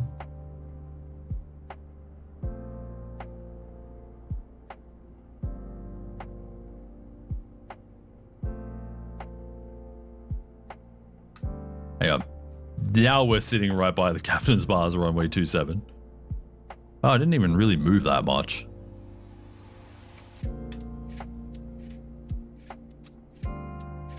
That's even better. Okay. So as Pringles lands, we are going to jump off of here. Once again, don't forget to just give it a minute and then reload the link that I threw. Not that one.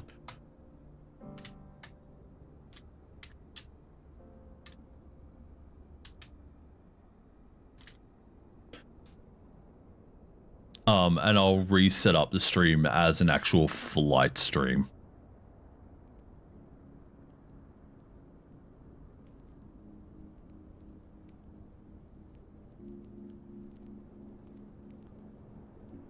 I hear you. There you are.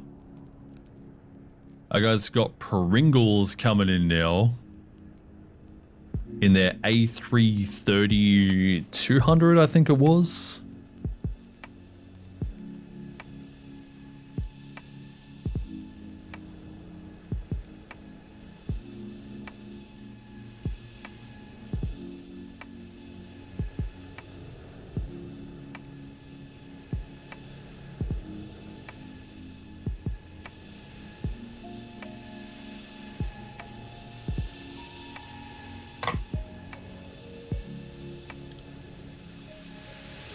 Beautiful, sir. That was butter. If only we could see the landing gear, I would give that a very solid 8.2 at the least, maybe even better.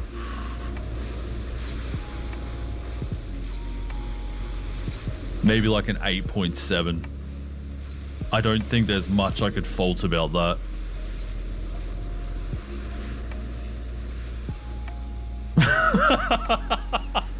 Yeah, no, that was beautiful, mate. Absolutely beautiful.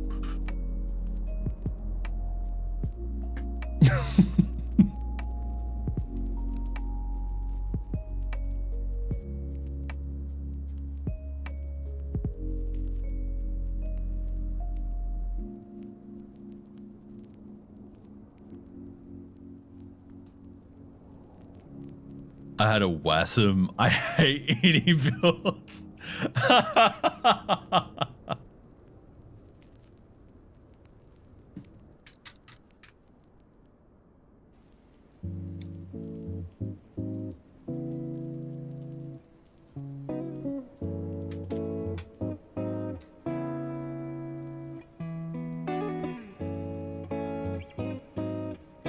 Oh, that's so unfortunate. Tell them to fix their coding.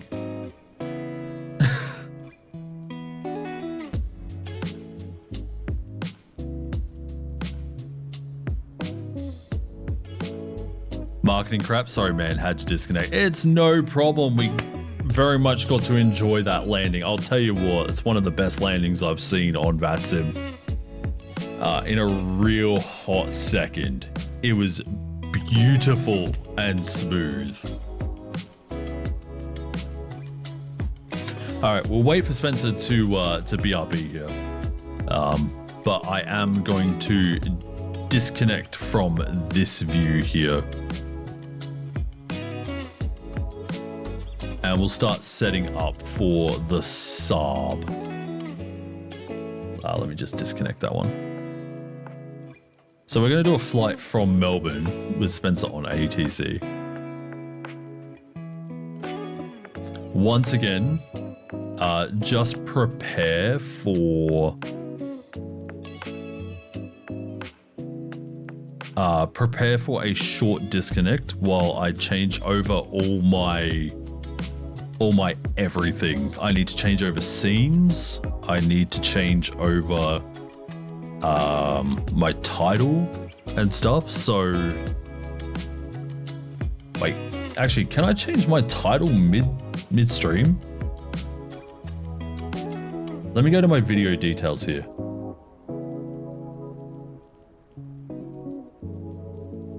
I can. Awesome. All right, never mind. Disregard.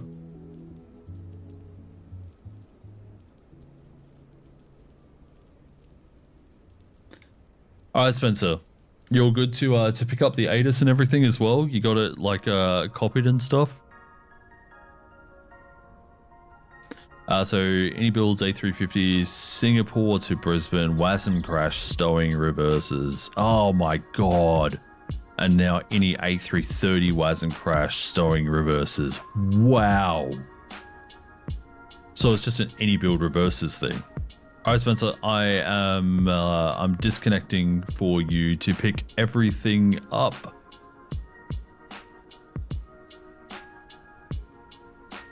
And bang. Go ahead. Oh, crap. Hang on. No, I'm still good. Please don't crash. Please don't crash. Please don't crash. Please don't crash.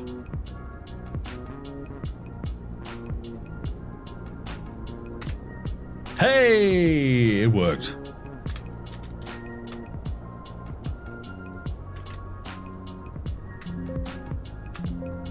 What the hell is happening?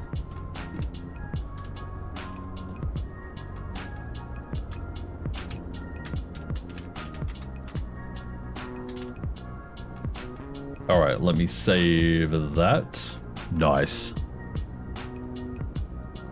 Something weird as it's across two separate aircraft. I know, that is really odd. Chris Main, thank you very much for the sub. How you doing today, mate? Thank you very much. Oh my.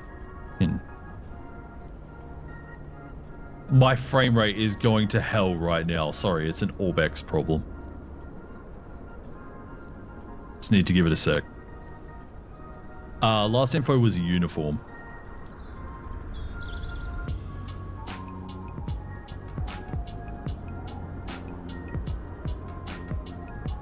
Oh my god, dude, what is going on here? I never have this many issues. Let me remove all the covers and then we'll get in the cockpit and hopefully it'll sort itself out. If not, then... so we're flying to Mount Gambier. It's a regional airport, roughly an hour and a half to the west in the sub. It is also my old hometown. God, this is terrible. Alright, into the cockpit. Please fix it. Please. Please. Oh.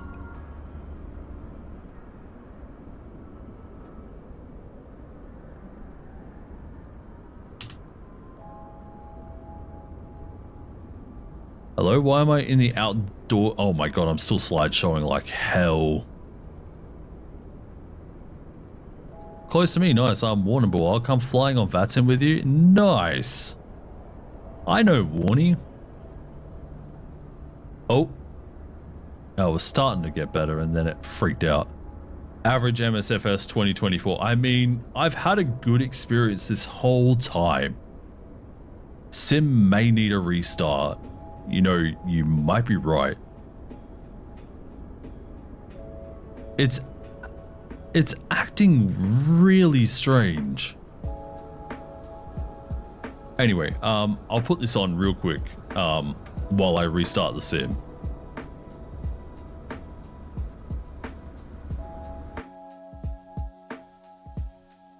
Yeah, sorry about that, everyone.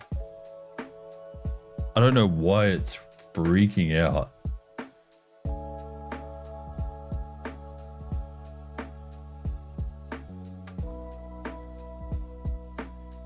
It could also be because I changed all my OBS stuff as well.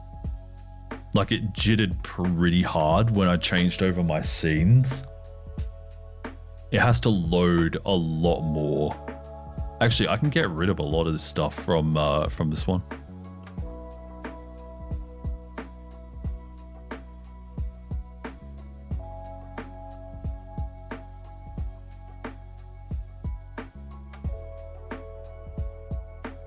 No, I need to keep that one. And remove that one. Nice. Okay.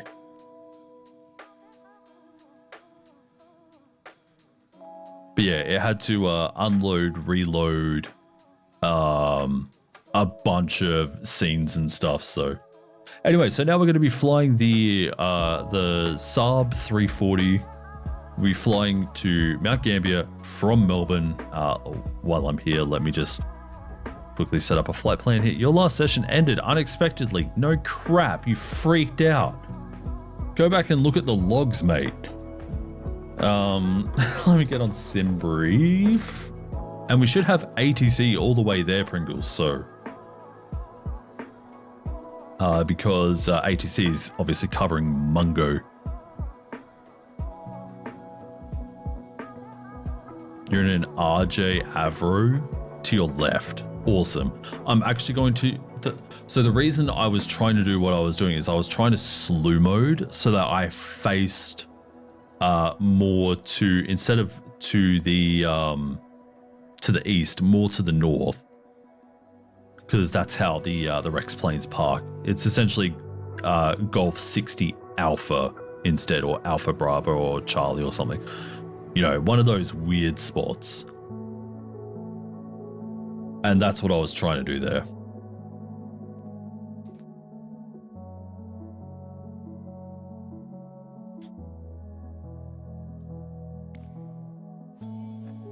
Anyway, I'm sure you can hear all the noises now that I'm not going to change back to the game until I'm on the ground. Go ahead and put your arms around me. Yeah, so I'm going to go gate Golf 60. And then rotate my plane 90 degrees, nose left.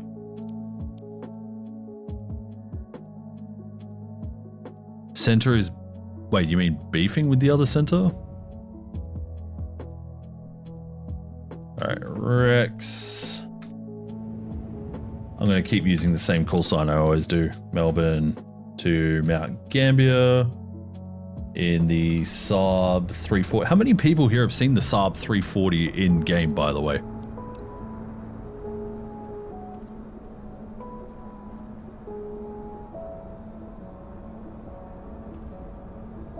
I didn't see any beef in the chat. That's weird. Alright, let me just slew this around really quick. And then I'll show up the screen. I think I'm in the right position. Let me just get out of the cockpit here. I need to move forward very slightly.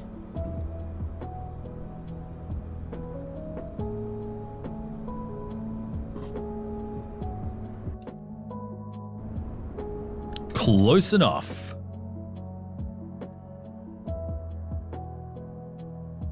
And everything is black. Perfect. Hello? There you are. Hello everyone. Welcome to the everything.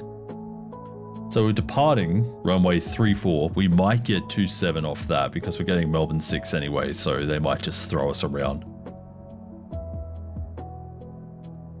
And we'll be getting to Esdig, Mount Gambier. If we're landing runway 18, which doesn't seem legit, the way that Windy is looking, we'll be landing runway 34. Though there is an automated weather in the sim as well.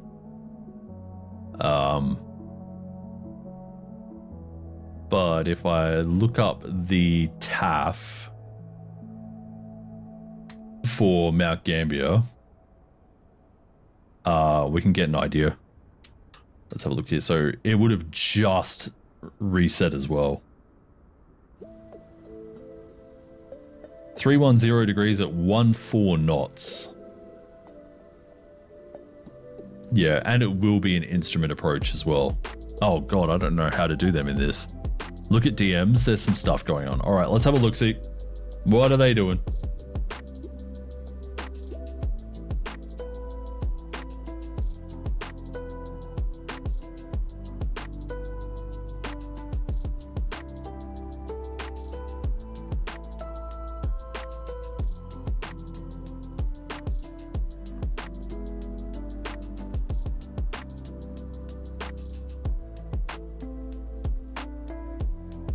Oh, that was to the question they asked before. Yeah, that is unfortunate that they're talking like that, honestly.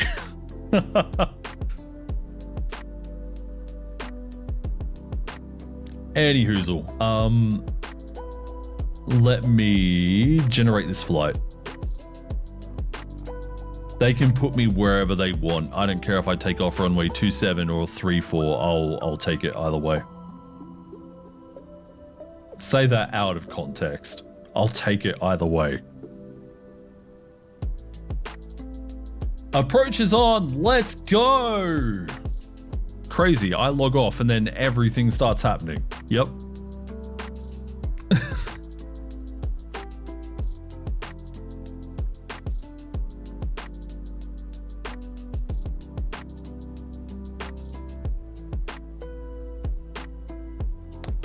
All right, we are connecting.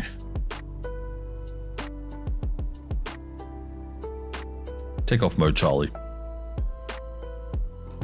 All right, everyone, welcome to the Saab 340. If you've never seen this aircraft, it is a oh my God, you're an Embraer, Pringle. Honestly, this isn't the first time this has happened. I had a Disco Moth flying as a PC-12, and for some reason, it didn't model match it. And it threw him in as an Embraer as well.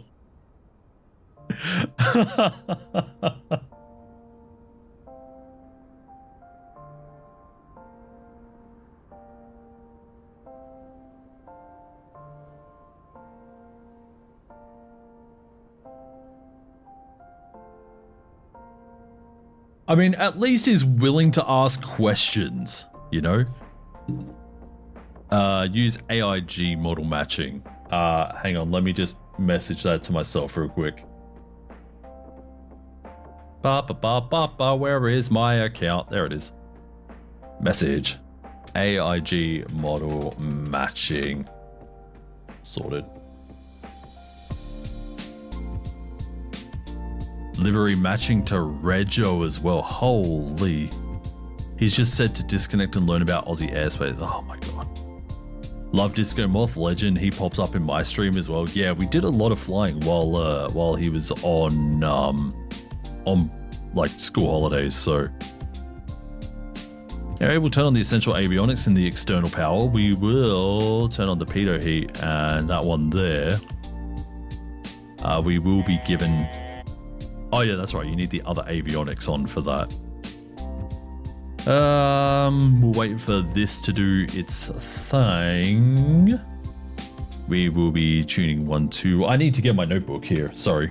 Let me just quickly find... Oh, there's my pen as well. But yeah, Disco Moth is chill. All right, Rex 3763.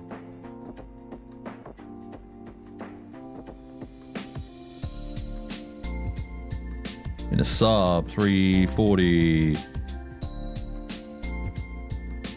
Go 60.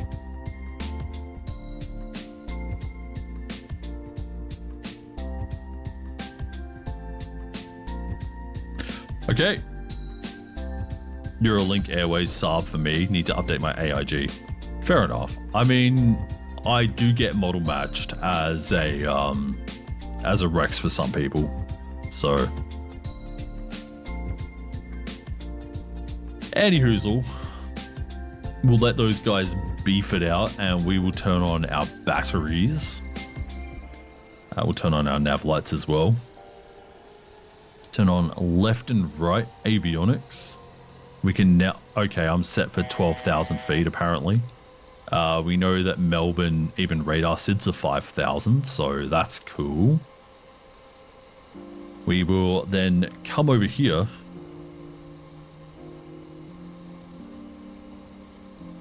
Accept the flight plan.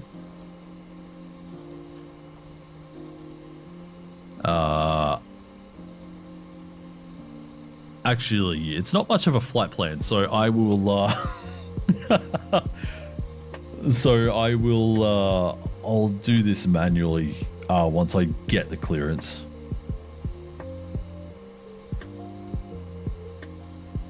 Just transfer that.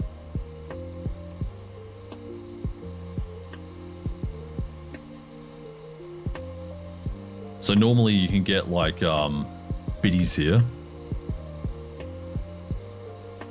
I can't get that any closer. That sucks. Yeah, you can see like your flight path if you file it with ATC before you launch into the aircraft. But unfortunately... And it's at 4:38, you're re-cleared, runway 27 and 65, departure rest. Pre-cleared, runway 27 and 65, departure for inset 4 share. Thank you very much for that. Alright, so we are... Where is ATIS? Melbourne ATIS. There we go. With Victor. Love your runway 27. I mean, I'll take a runway 27 as well. Hannah, you answer?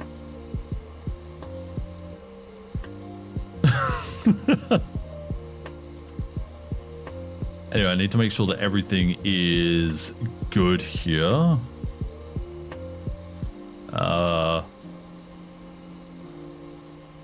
Yes. Yes, and yes. All right, good. Now we're good. And set 438. Lovely. Okay.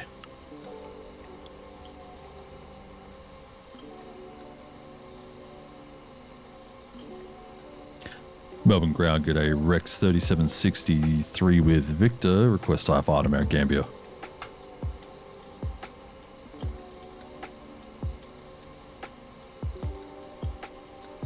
Oh wait, I pressed the wrong button. Crap.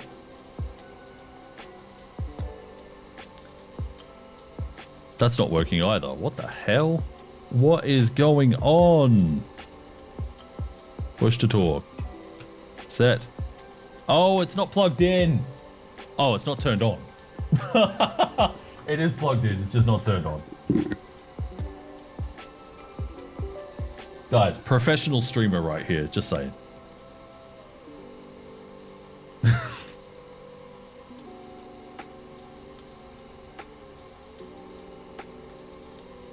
Melbourne ground, g'day Rex 3763 with Victor. Request IFR to Mount Gambier. Rex 3763, this is Melbourne ground, g'day, you're cleared to Mount Gambier via SDIG, flight plan route, runway 34, Melbourne 6 departure. Climb by 5000, book 4525, departure frequency 132.0. Cleared Mount Gambier via SDIG plan route, runway 34, Melbourne 6 departure. Climb 5000, squawk 4525, departure frequency 132.0, park Golf 60, Rex 3763. Rex 3763, thanks. And that's how fast I can take notes. I've got it down to such a science where I can shorthand like waypoints and departures and everything, that I can write it down almost as fast as it's being given to me. I really wish I had a hand cam going for that, 'cause like I went nuts on writing that.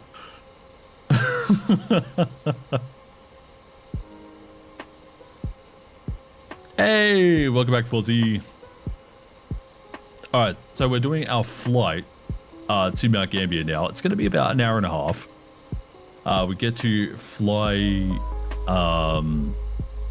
inland, but we'll put in our flight plan now. So we go menu, depart, runway 34 via Melbourne 6.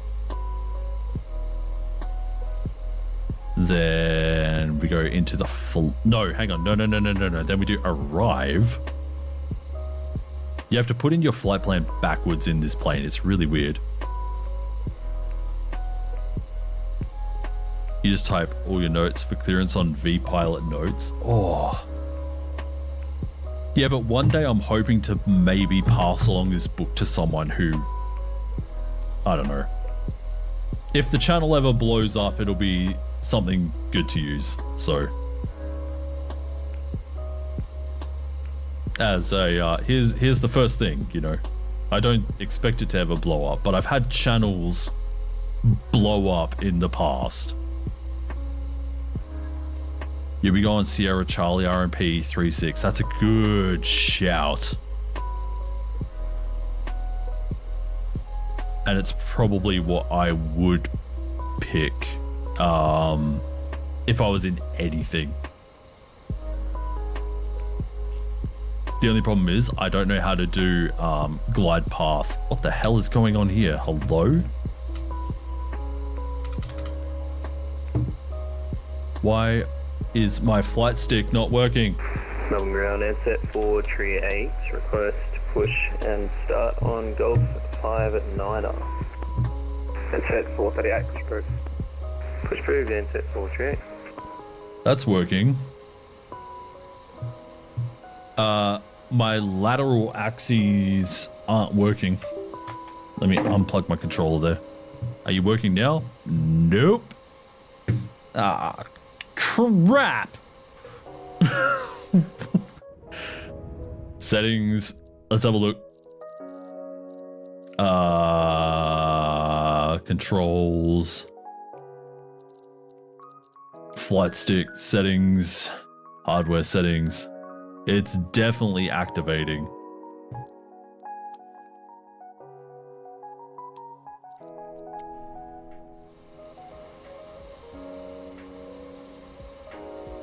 So I don't know why it's not activating here. Oh, that's going to be hell, dude. I plugged it into the right one. Don't you need engines on for control surfaces? Possibly.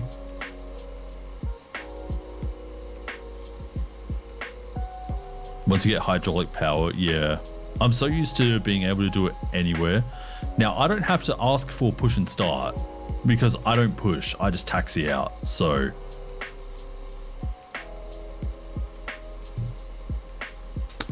And since you don't have to ask for power on, at least I don't think you have to ask for power on. At least not in Melbourne. In Sunshine, in Gold Coast you do. Because its airspace is a bit weird. But I haven't had any complaints either, so. You, down, beacon, thank you. We'll turn on right ignition. We'll give it fuel. I'm pretty sure IRL you'd probably call up for it. And then our squawk is 4525. And we will turn it on. And we'll start right.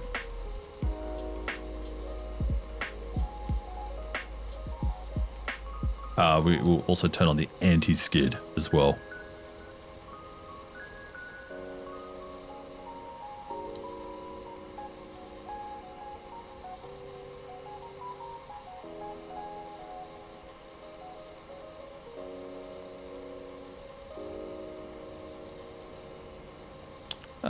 Hey, is that Lachey? LS, what's up? How you doing?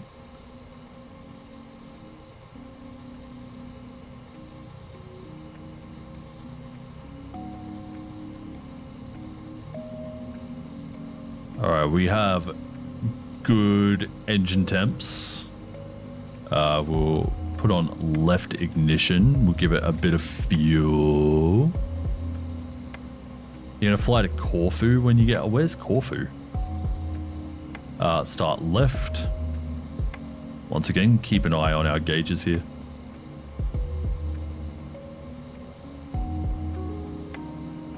I heard a tick. Nope, never mind. There it goes.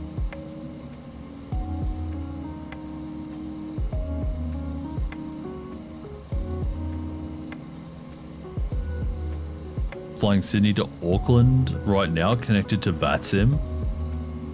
Funny, we just had someone fly, in Greece. Oh, that's cool.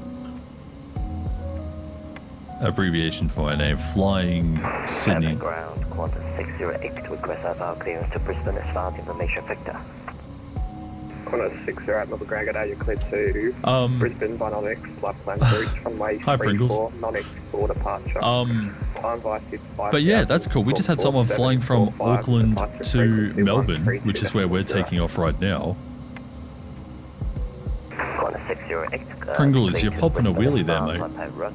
Flight route and runway 34 initial, climb 5,000 feet, no next for departure, squawk 4745 and departure frequency 132.0, Qantas 608.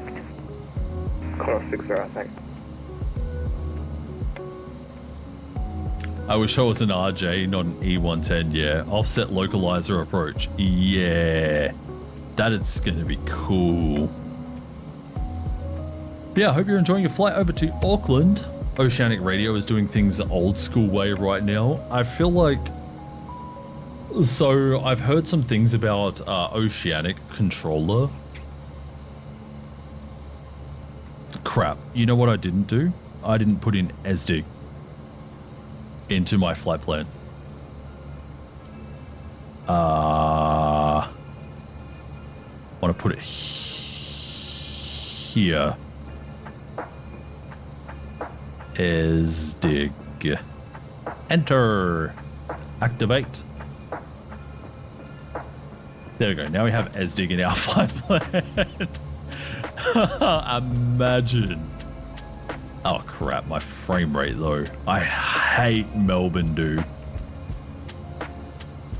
All right. We'll turn on the auto caution, though you'd normally put that on takeoff. Gust lock is off. We don't need to worry about CTOT. Melbourne ground, Rex 3763, request taxi runway 34.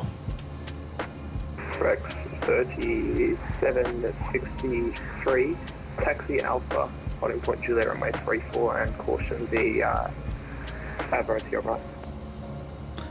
Taxi Alpha, holding point Juliet runway 34, will caution the Avro Rex 3763. And set 438, request taxi to runway 27. Set 438, taxi Alpha Echo, holding point Papa runway 27. Oh my god, my rudder pedals are so far. Set 438. Alright, my flight controls are now working, so full back, full forward, full left, full right, rudder left, rudder right. Flight control check is complete. Let's give it the full bore fuel. We'll set flaps and a tiny bit of trim. And let's get this thing moving. We'll probably get assigned heading 270 or something.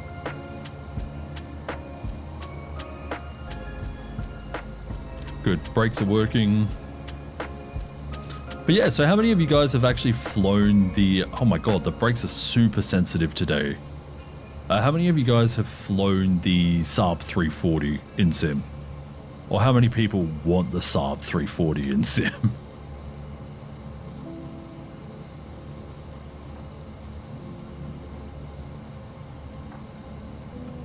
Once and wasn't the best. Yeah, honestly, it's improved a lot. Do you know if you can buy it separately? Not yet.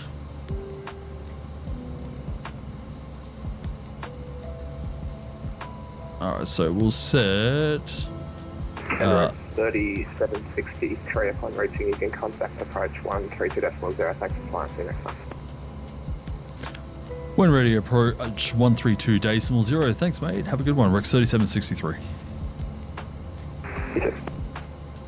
The LNAV and instrument approach is not great. I agree. However, I did fly this into Melbourne the other day, complete manual, and greased it. Alright, so let's have a look here. I need indicated airspeed, and I want 160-ish.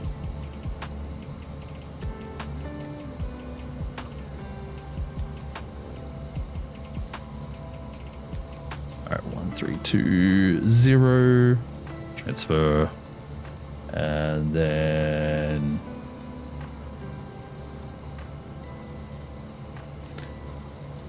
I feel like I'm missing something. Turn on Alt. Turn on heading.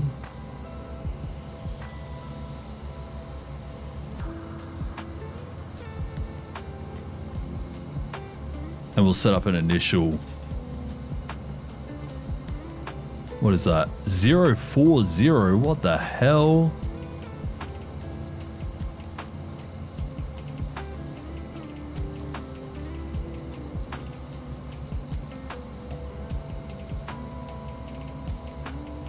Okay.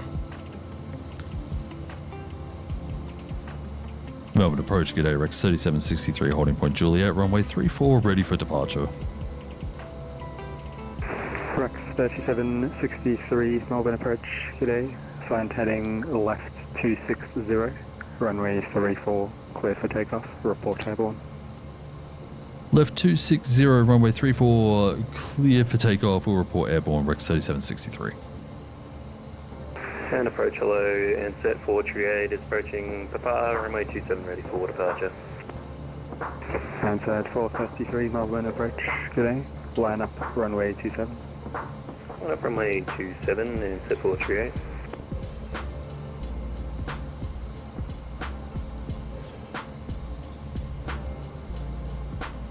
All right, nice bit of traffic here.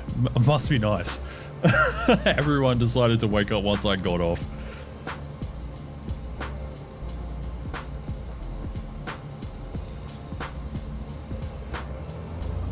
All right, here we go.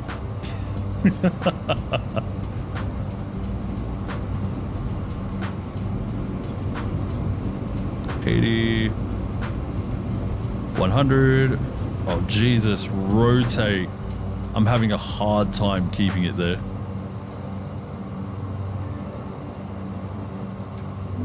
Gear up. Nice rotation, sir.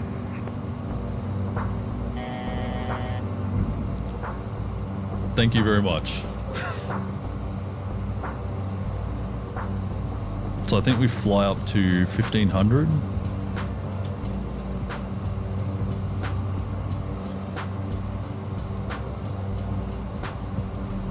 There we go. Departure United 3210, descending via the Moon 1 Victor arrival. United 3210, Melbourne approach delay. Runway 34, expect visual approach. Descend 5 stars, 2500.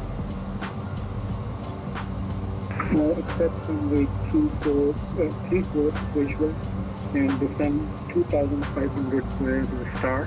United 3210. Bow departures, Rex 3763 airborne 3000. Rex 3763 identified. Climb via SID to flight level 200. Resume air navigation, cleared direct.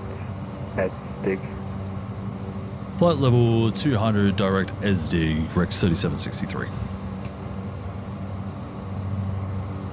Alright, now we do direct to number 4. Hello?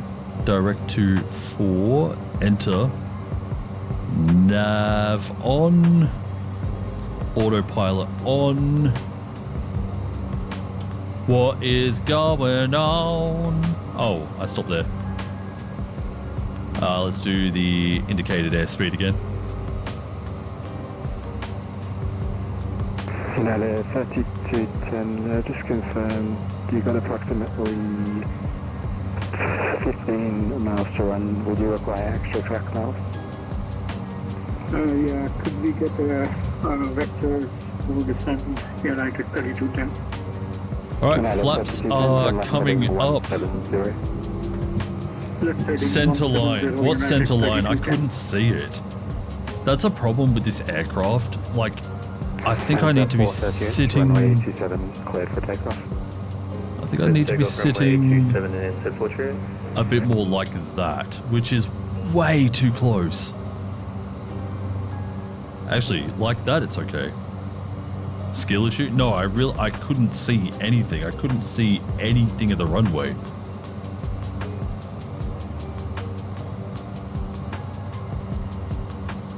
Default view is not great. Anyway, we're going to climb at 160. I mean, yes, it could also be a skill issue. I should have really been paying attention to my heading, but I thought I stayed pretty straight. But obviously not. Do you have a screen cap of how bad it was? 3210, stop descent, 3000. Stop descent at 3000 United 3210. Alright. It's a 43 passing flight level, correction, altitude 2300. Answered 438 identified. Climb via flight level 200. Climb flyer, the jet flight level 200 and set 43. I hope I'm flying direct to SDIG. I can't see what I'm doing here. Let me unload that flight, import this flight.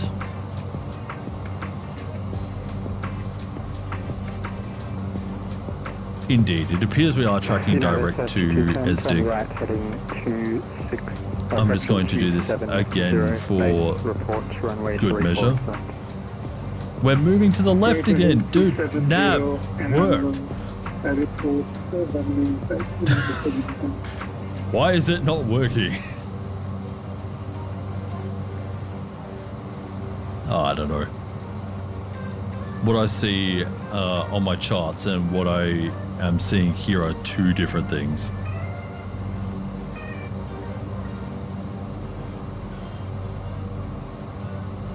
What can I say? Saab. Yeah, pretty much. Though I don't usually have this many issues with it either. Oh, we're not on... Were we on nav? We were on nav. Yeah, so look, when I do direct 2, you can see I tilt lightly to the left. And then it puts me... Why? If I'm on straight, just give it to me straight. Also, I'm shooting out like a rocket. United 3210. United 3210, cleared visual approach, runway 34. Cleared visual approach runway 3, United 3210.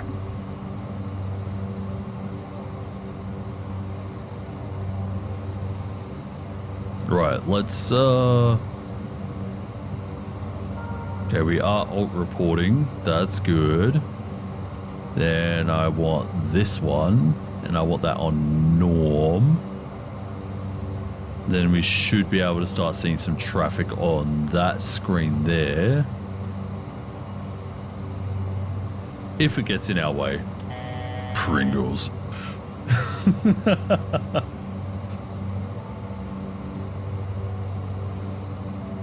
Anyway, I'm already at cruise. This thing is crazy. Also, I keep getting elec.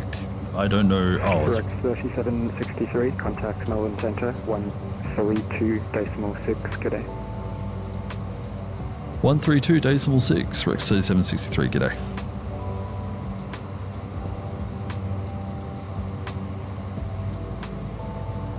This is 655, request step away for 5 minutes. 655, report back.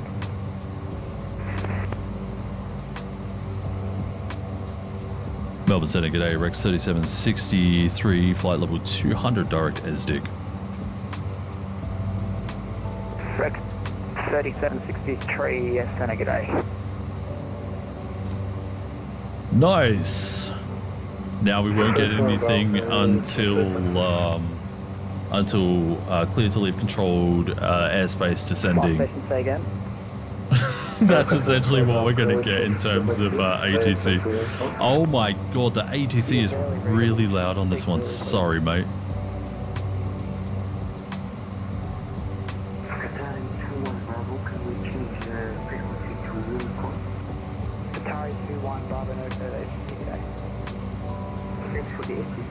I am so sorry that the ATC was so loud. Like, I know that it's meant to be a little bit loud, but like...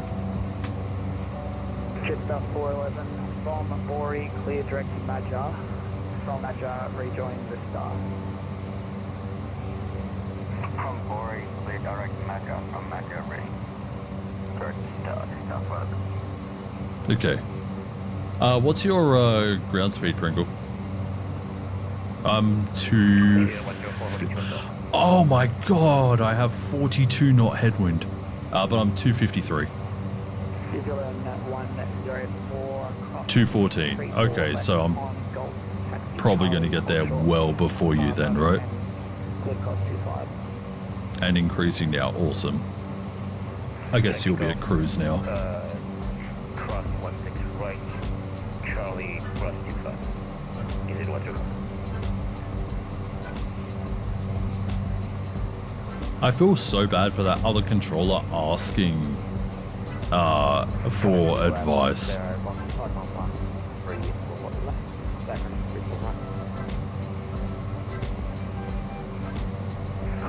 Oh, I can turn off the autocourser now. Hey, John, what's up? 1.2k feet per minute climb. Nice. Am I? I'm doing very well. How are you doing, John?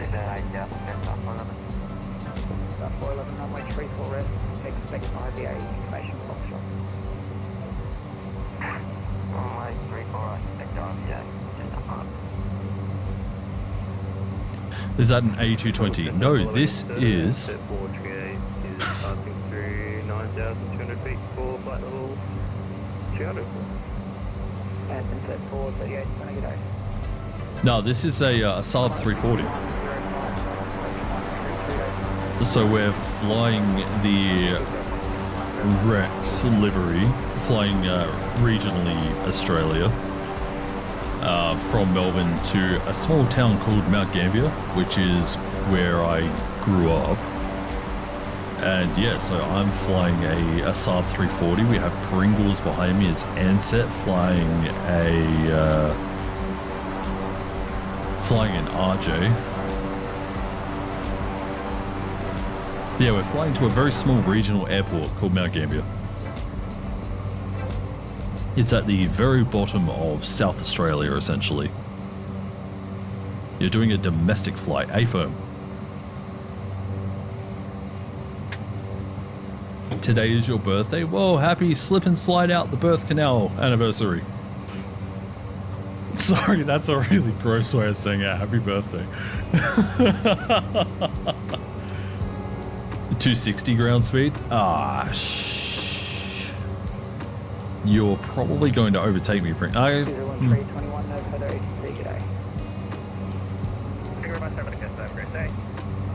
You might overtake me. Center and set 438. We have a request amended flight level 180 just in case we pass underneath the Rex ahead of us. And set 438, climb for level 180. My flight level 180, thanks to set 438. Thanks, Pringles. Appreciate that. This is VATSIM 2024. I had some real big issues with it earlier. I came off Melbourne ground and loaded into the Saab here, and it freaked out. I had to restart the sim. It's not stupidly well optimized, but the lighting and stuff is really nice in here. Still not as good as X-Plane's lighting, but it is what it is. Playing things like the Saab and stuff is only available in VATSIM 24. Though there is a payware one for X-Plane as well. Have I completed the career? No. Pringles!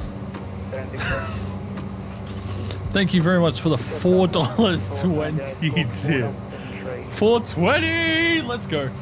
Coffee fee for putting up with the Saab, you legend. Thank you very much, Pringles. I appreciate that.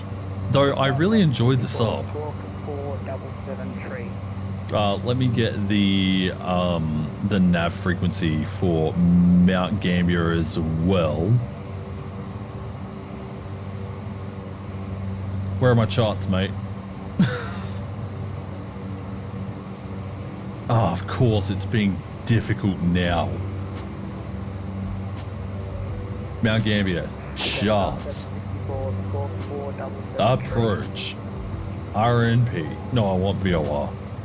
I want the VOR 117.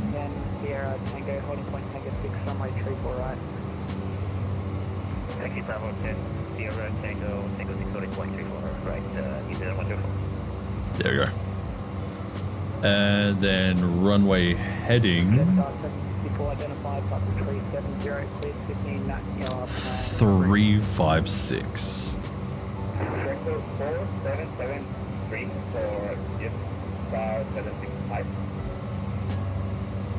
No, wait, hang on, this side. There we go.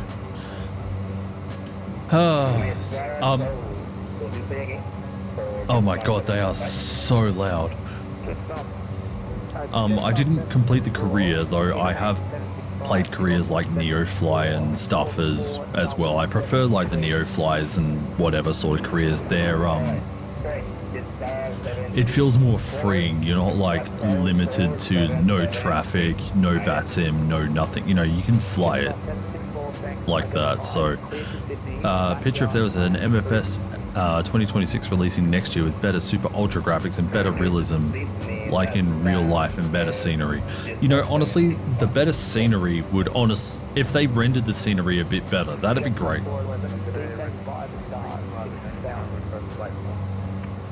I fly a Cessna 206 for my job Geelong as a skydive pilot. Man, it's different in the sim in Korea compared to real flying ops. I bet.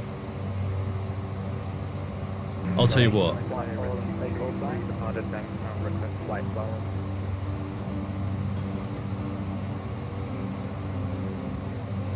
Oh, got a bit of wind there.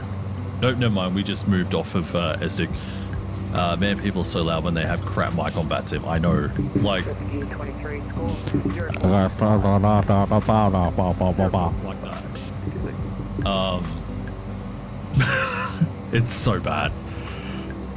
I really enjoy the skydiving missions in Flight Sim though. Like, I likened it to skydiving along with your clientele.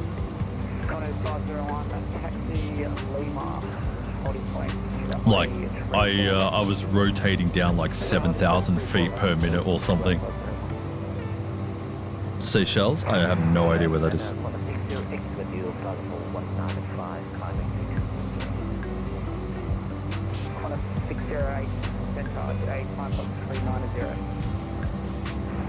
Most of my flying is domestically Australian, so I don't know much about any other... Oh, it's in the Indian Ocean. Okay, cool. Just 655. You can search it on the map. Alright, let's have a look, see. Rescue 23, identified verify level. 1,000. Ba ba ba ba ba da. Oh, it's kind of north of like Madagascar and stuff. Okay, that's cool. And they speak French there too? Oh, that's cool.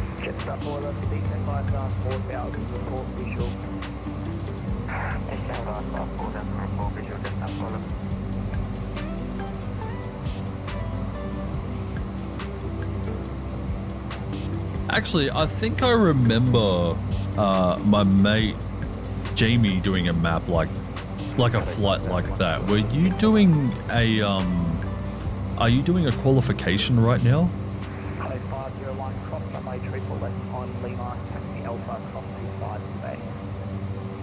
Like, I swear he did a cargo flight like around that area when he was doing, I don't know.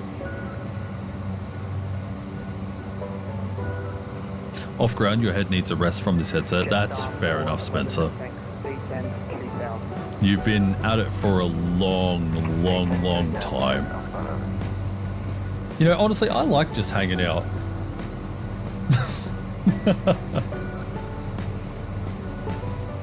I appreciate you guys just hanging out and stuff as well, so...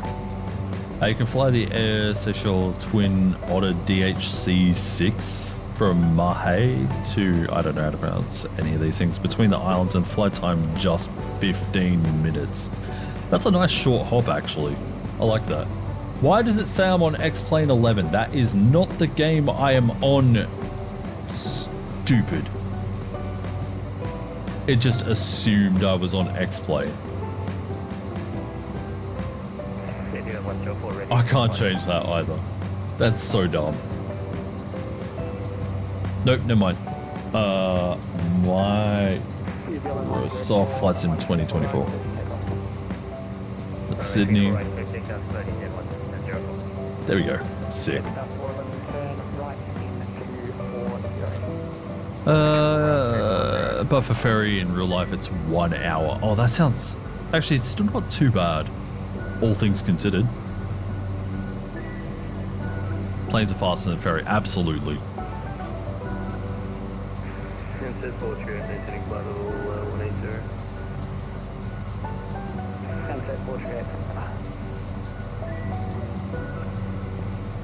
Wait, is that a thing? Telling them that you're at cruise? I've heard the one leaving flight level. 5 nauticals behind me. Yeah, you'll probably overtake me. You need to tell them at cruise and when leaving. Awesome, thanks. I will remember that for the future.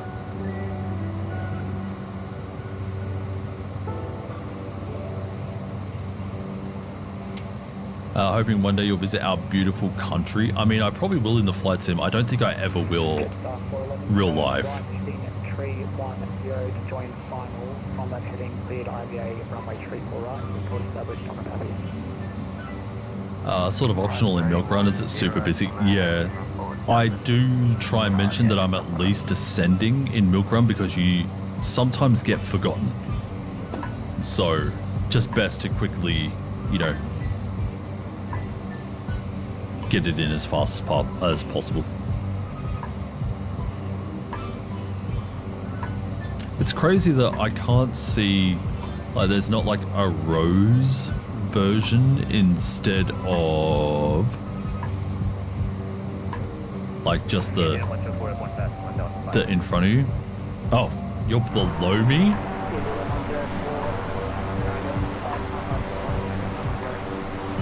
Why don't I see you? Oh my god, I hate Flight Sim 24. I can't see someone that's bloody 2,000 feet away.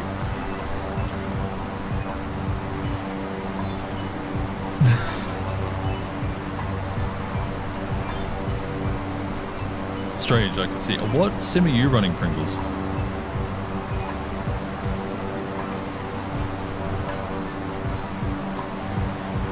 It's the beaches and cultures and the natural heritage sites, then more that attracts a lot of tourists. 24? Weird.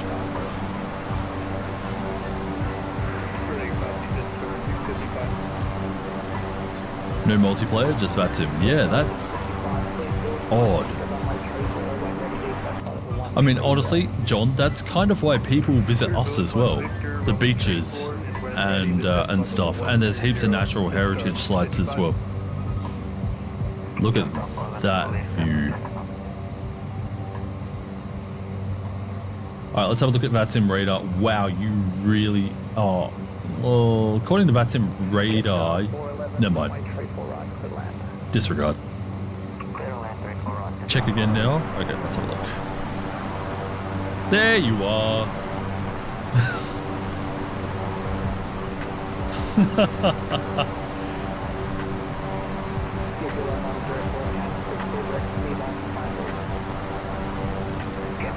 What's your next flight after this? My next flight is to the kitchen because I have not eaten today. It is currently 1:30 p.m. I've been awake since about 3:30 a.m. Slow down was my indicated. Indicated is like 2:15. 3763 connects to 1 through 2 decimal 6, Rex 3763. That's the frequency I'm on!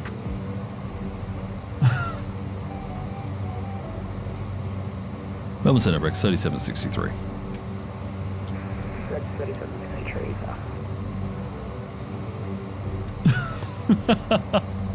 But yeah, so my indicated, yeah, like about 2:15, 2:16.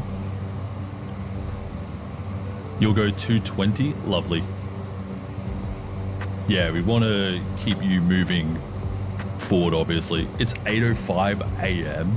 Oh lord, so you're like 6 hours almost behind me. But yeah, so probably won't be doing a flight after this because yeah, I want to get some food. And I've been streaming for like nearly 5 hours. You know what's crazy is that at the height of my streaming, roughly 2017, I've been at this a long time. I've been streaming since 2012. But at the height of my streaming in another life, I used to stream 5 hours a night, 6 days a week. And now I'm like, I'm hitting 5 hours. What the hell?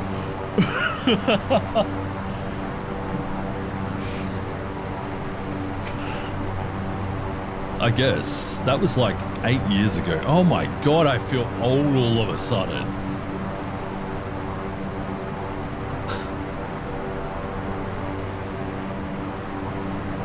Okay, so both have their stream on Twitch. Personally, love it more. Honestly,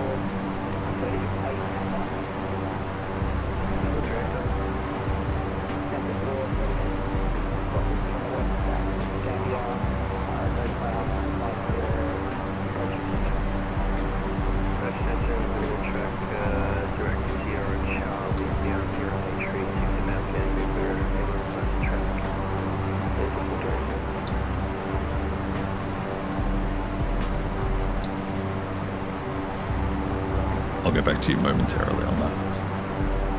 And the 438, please arrest Gambia, 0 Charlie.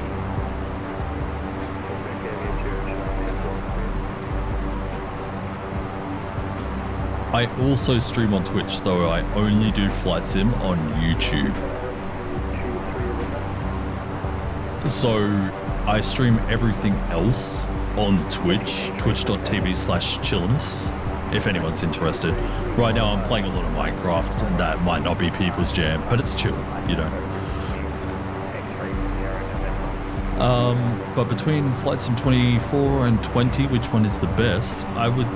they both have their ups and downs. 24 has better flight physics in some aircraft. 2020 is more stable.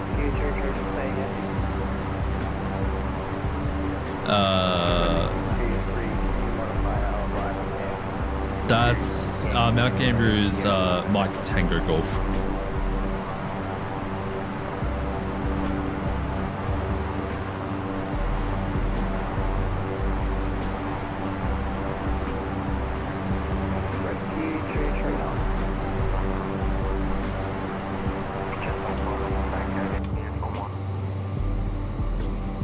So if I go Bureau of Meteorology,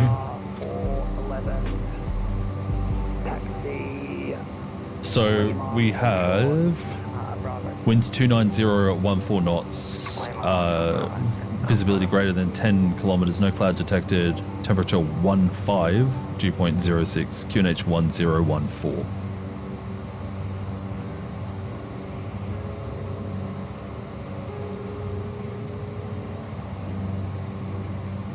With 0.6 millimeters of rainfall.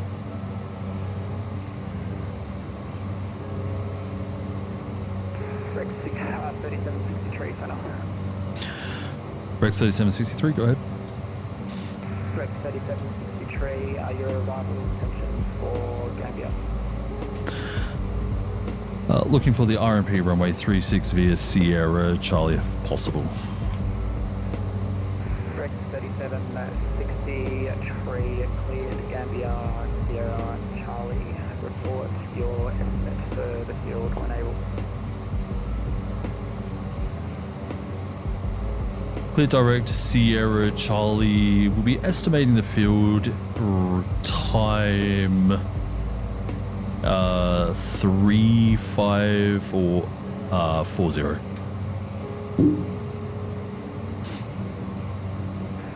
3763, sir.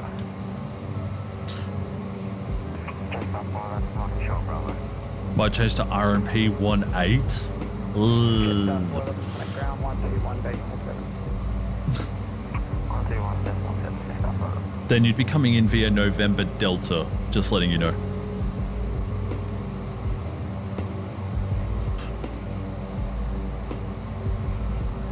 No, that's not Mount Gambier. Mount Gambier is 290 at 14.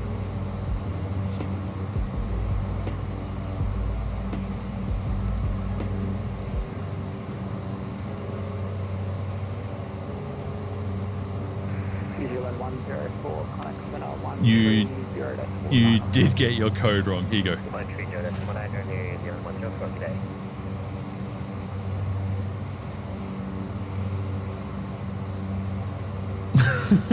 It's all good, mate.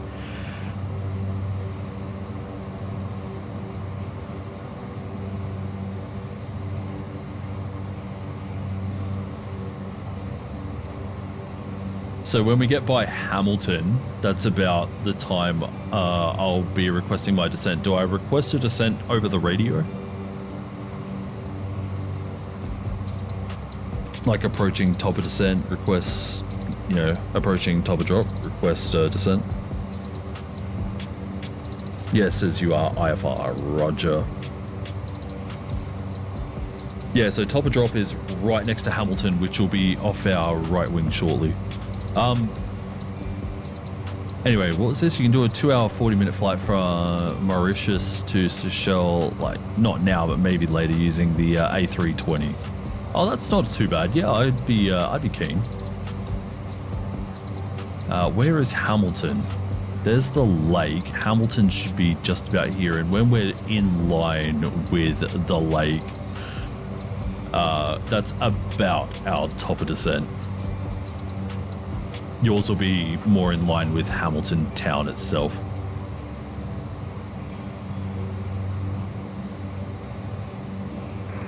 Melbourne, Center, good day, Rex 2290 at 190 feet.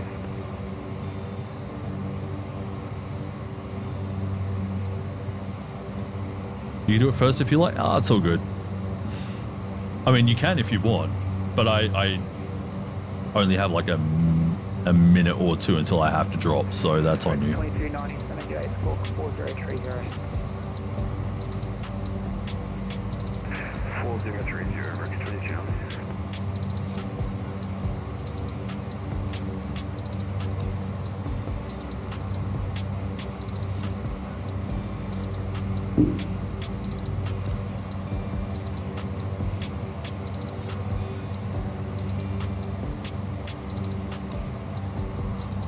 Melbourne Centre, Rex 3763 approaching top of descent.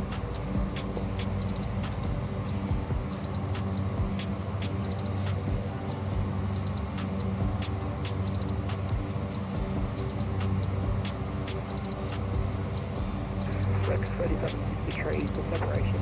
Turn left heading to 230. Left 230, Rex 3763.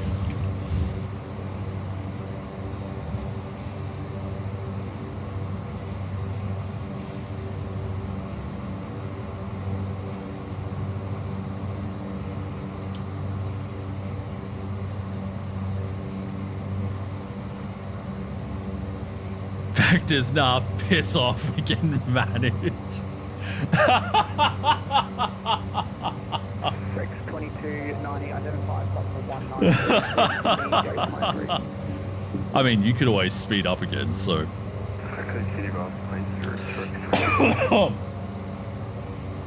You're heading to Mount Gambier from Melbourne shortly? Nice.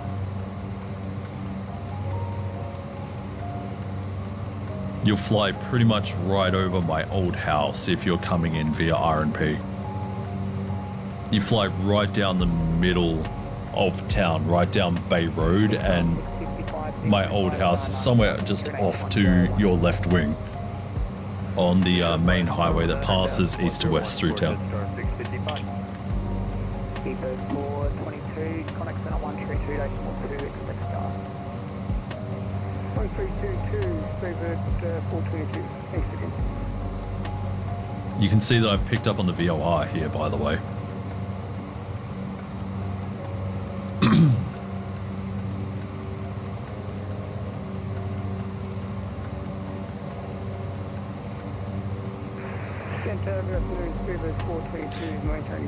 He never gave me descent, by the way. He just said for separation. So do I call up again asking for descent? Speedbird 422, Falcon, Bradley 1, Victor, runway 34, descent when ready, flight level 130. 31 Victor, runway 34, when ready, descent to flight level 130, moving flight level 340 now. Jet done. Right, approach 132.0. An hour in the route is to Gambia. Fair enough. I mean, it's a legit route, so.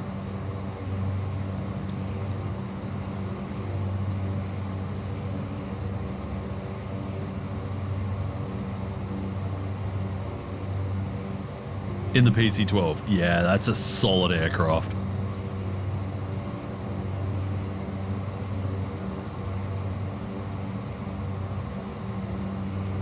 If I wait much longer, I have to descend like 2,000 feet per minute.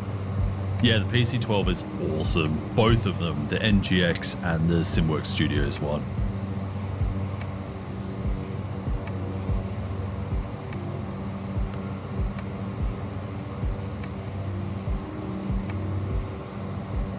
Center Rex 3763, request descent. Rex 3763, descend 1130. Flight level 130, Rex 3763.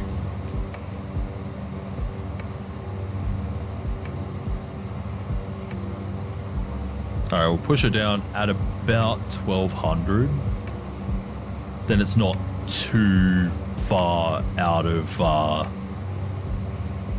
reach to go down, like to set the nose down a little more. Handset 43 approaching, over to send request traffic direct to Sierra Charlie, RMP, you're on 336 and I'll get you please. Handset 438, band, flight level 130. Descent flight level 130, handset 43. Might actually just push that forward just a little bit more. 438, when able, yes, make the field. Estimating threshold time of 27, handset 438. Handset 438 now. I'm learning so much right now. Like how people talk to ATC and stuff. I'm learning.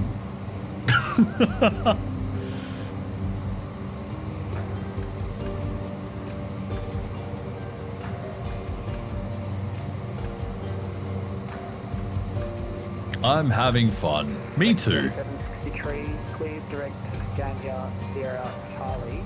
Report your estimates to the field. Direct Sierra Charlie will report Rex 3763. Direct to 9, enter nav. So we've got roughly 13 minutes to the field. Sorry, to Sierra Charlie. There's a way to see this information. +1 is 14.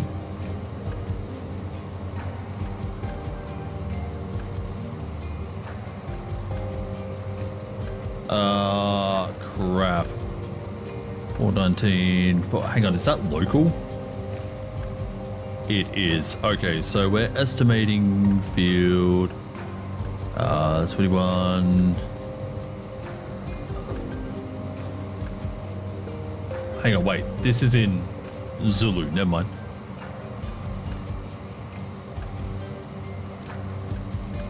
Melbourne Centre, Rex 3763, estimating the field roughly 2730.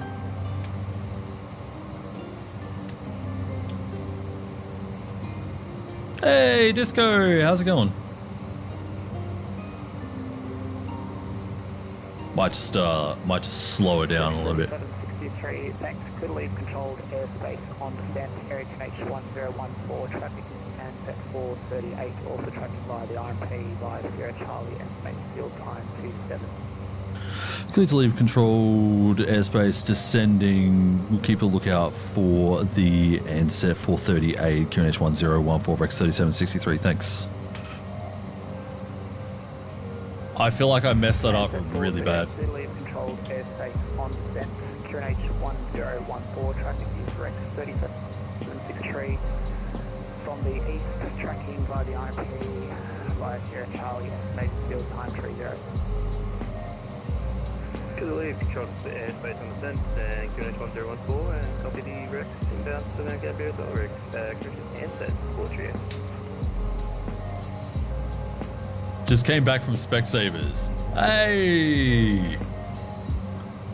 Nice. All right, by the way, CTAF frequency 126.65.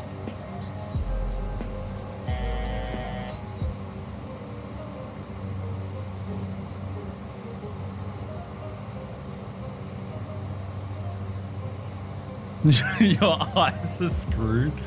Yeah, no, you don't have to tell me, mate. I am well aware. All right, we'll set the nose back up to 1,000 feet.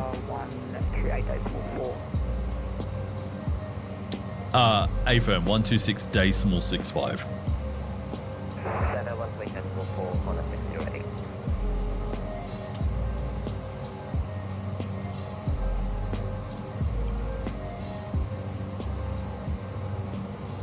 I've slowed down a bit. I'm estimating Sierra Charlie in 12 minutes.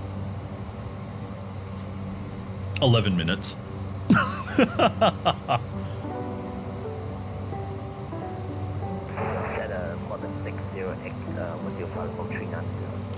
Alright, I'll swap over to CTAF now. Because if there's things going on the radio, I can learn from that, so.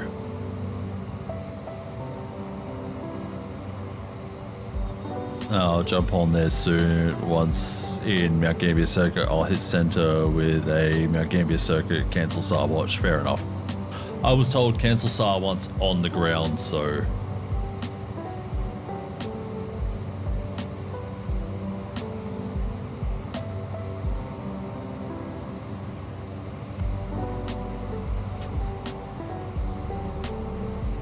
Like, Mount Gambier time, like for example, if it were now, it'd be like, land Mount Gambier, runway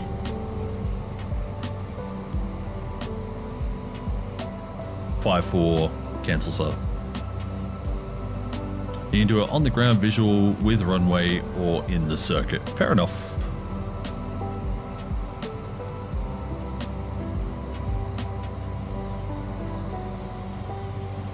Yeah, I'm probably gonna do RMP straight in because I'm hungry and I just want to get down on the ground. But hey, I'll tell you what, it's been awesome hanging out with people doing some flying and stuff. It's been cool. You have two different eyes. What do you mean, Disco? Like, you mean like your prescription is bad in both eyes? Actually, mine is also very slightly different between my two eyes. And Derv as well. His is also different in his two eyes. We have 9 to go. We need to drop 7,000 feet. That's going to be fine. At the rate we're going. So we have 9 minutes to Sierra Charlie. Actually, I'm pretty sure it's 2,500 to Sierra Charlie, a firm. So we 2,500.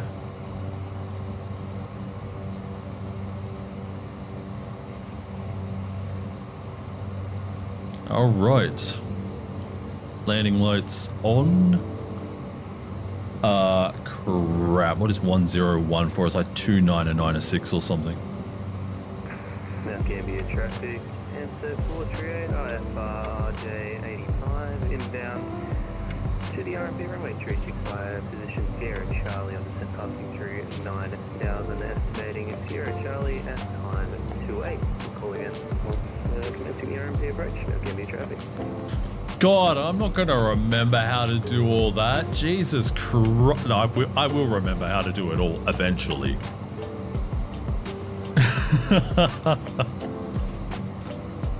Gave you a traffic Rex 3763 at 9,100 feet, tracking Sierra Charlie for RNP runway 34. Estimating Sierra Charlie at time 35 Gambier traffic. Plenty of separation between the vectors. Yeah, I don't know what he was on about, honestly.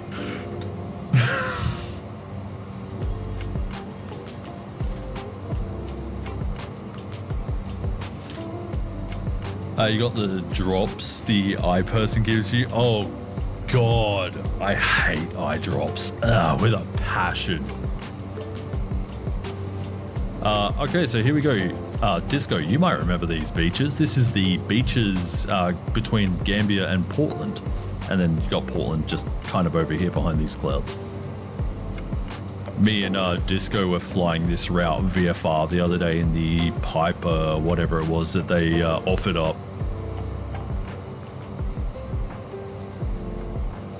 For free if you had VATSIM 2024.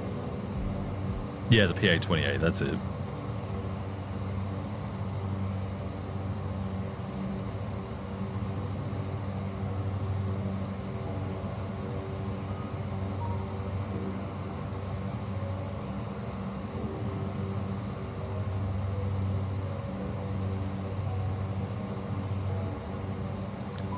Very, very cool little aircraft, honestly.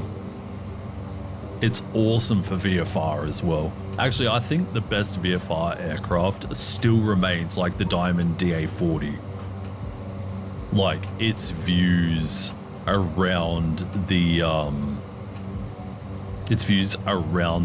cockpit are crazy good.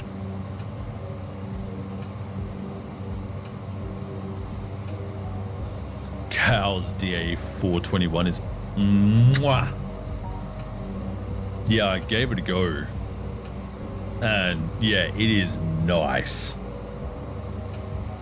And the texturing inside the cockpit, something about it just, it screams realism.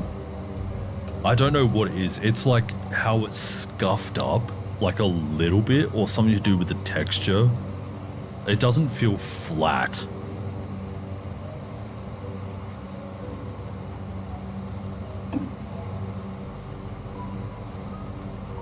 Did your IFR rating in the DA-42? It's amazing. It's such a cool little aircraft. It used to be my go-to in the sim. 5 minutes, we need 2,500. We need just a slight bit more descent. I will also... Main menu, games, flight. I will set my COM 2 to 1326.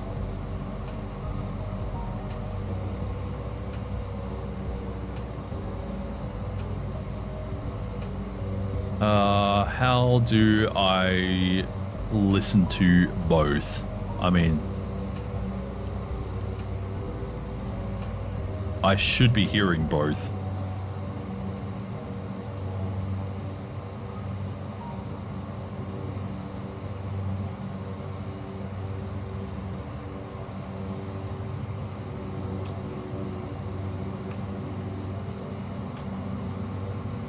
I forget how this thing works. So good. Chill's pilot license went? Nah, mate. I can't afford it. For me to go to flight school, I'd have to go to Adelaide. And I'm not getting a license in a weekend.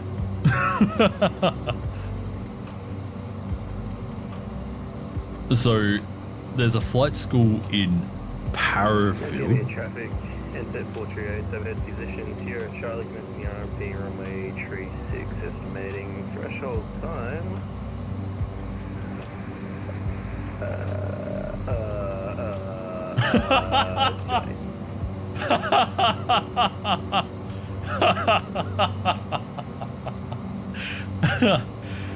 Getting your real captain vibe on there.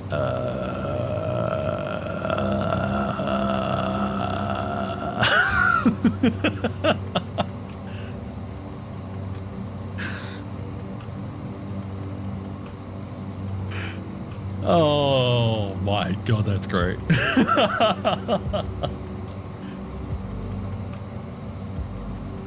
That got clipped into my replay buffer, by the way, because I'm going to take notes from the actual ATC, not just the so. But it did get clipped into my replay buffer because of that, so.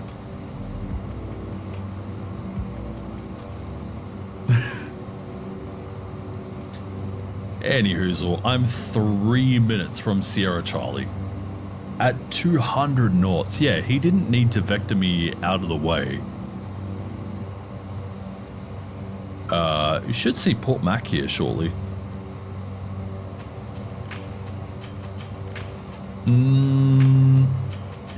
That could be Port Mac right there, Port MacDonald. Could also be here. It's one of them. Can we see Mount Shank? Yes, there's Mount Shank right there. Ain't no way you're missing. Wait, is that Mount Shank? Right as I'm saying, ain't no way you're missing that. That's no, that looks more like Gambia, because that would be like the city here. So Mount Shank is, oh my god, it's literally right in front of me. What the hell, man?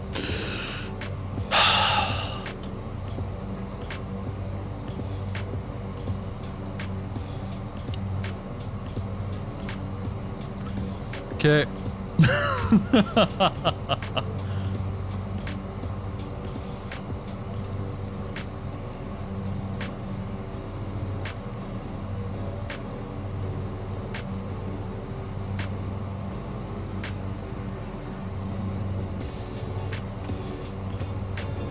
Hitting center now.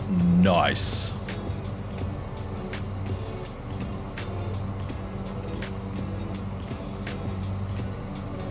Yeah, I'll yell at him once I get on the ground. I can actually see Port McDonald now. Ambient traffic, NZ 438, stay 5 mile final, runway 36. Already? Damn. Oh man, my landing's gonna suck, dude. Me and crosswinds, especially in the sub, do not agree. Alright, so this was last generated 4:30 Zulu. Winds 300 at 11 knots. Visibility greater than 10 kilometers. Clouds scattered 4,000, scattered 4,800, broken 5,700. Temperature 14, QNH 1014. So there you go. There's all the info you need.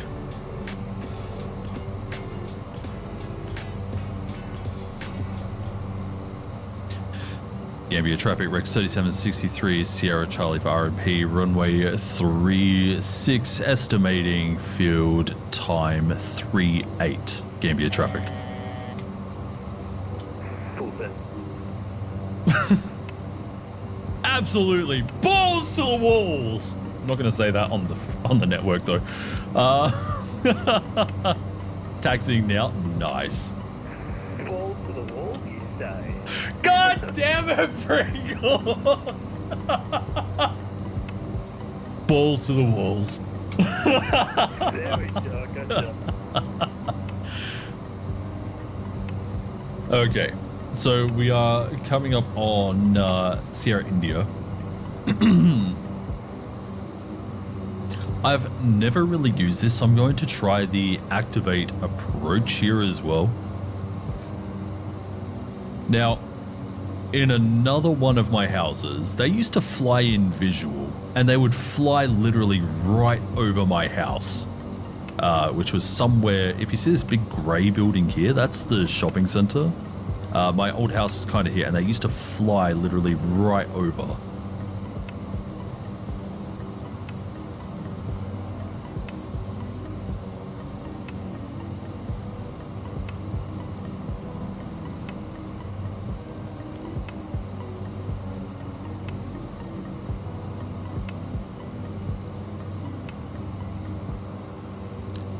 We'll bring it down to 500. Minimums are 570. Pringles, look in your Discord. I clipped you. Oh, God.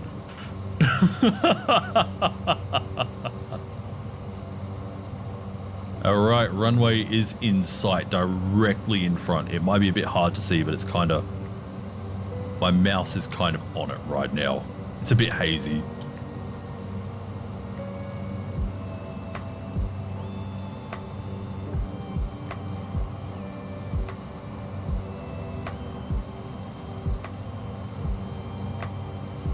Oh, apparently we are on approach now. Okay. Approach mode's still not working though. Guess we're doing it manual. I put it in your Discord server as well. Awesome.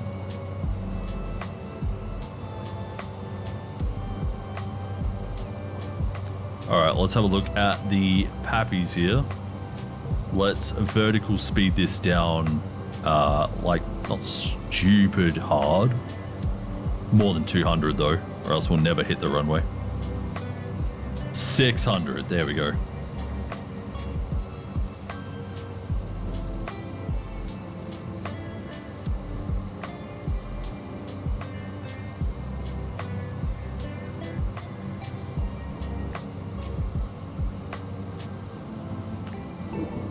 Laps 1. Oi, flaps 1. Thank you. And we're slightly too high, so I'll just push that down slightly. Long stream, yeah, we did Melbourne ground as well, so it has been a very, very long one.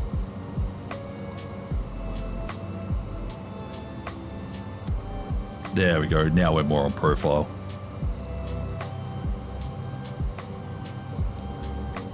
Gambia traffic, Rex 3763, 5 mile final, runway 36, Gambia traffic. Gambia traffic, NZ 438, clear of the active runway and all stations inbound, runway 36, mind the butter. No. How good was your landing, by the way, Pringles? Did you grease it again? 142. Oh, that's nice. Right, gear. That needs to come up a bit more. Alright, I'm disconnecting the autopilot. We're going in manual.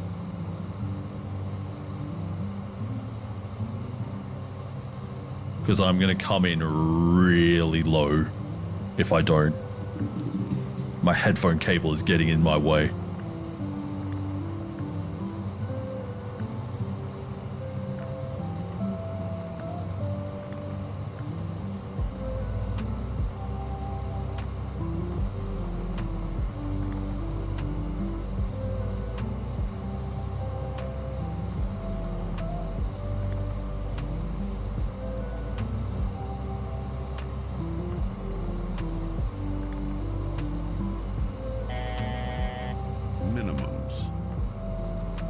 Continue.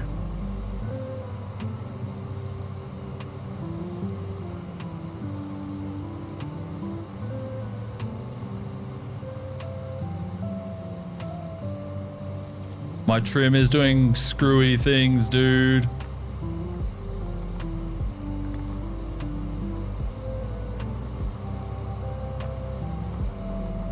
It's like too high, too low, too high, too low. What the hell? Just pick one, mate.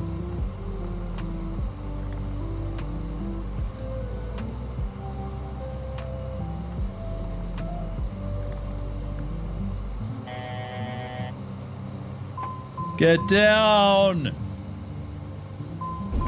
Oh god, that is awful.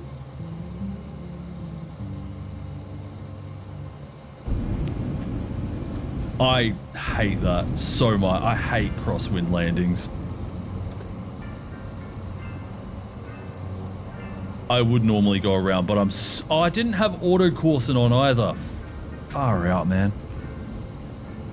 That is also something that is quite needed on landing. Plus, I don't think I have this thing fully loaded, like with passengers, so the weight is a little bit different. Do you guys get that? Where it's where airplanes feel a bit floaty if you don't load them up with passengers? That was just disco. Like after my landing in Melbourne the other day as well. Gambia traffic, Rex 3763, clear of runway 36, taxis Bravo to parking. Final call, Gambia. And we landed at time 4-1. All right, let me just contact center. Center Rex 3763 on the ground at Mount Gambier, time 4-1, cancel sir.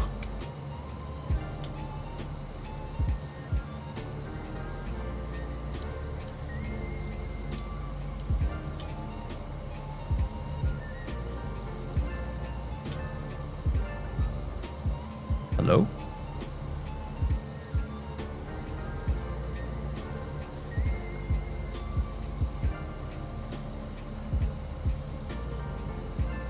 Also, what is this? FI stop. I don't think I've ever seen that. Go around, please. I mean, I would normally, but I'm so hungry, dude. Like I said, I haven't really eaten all day.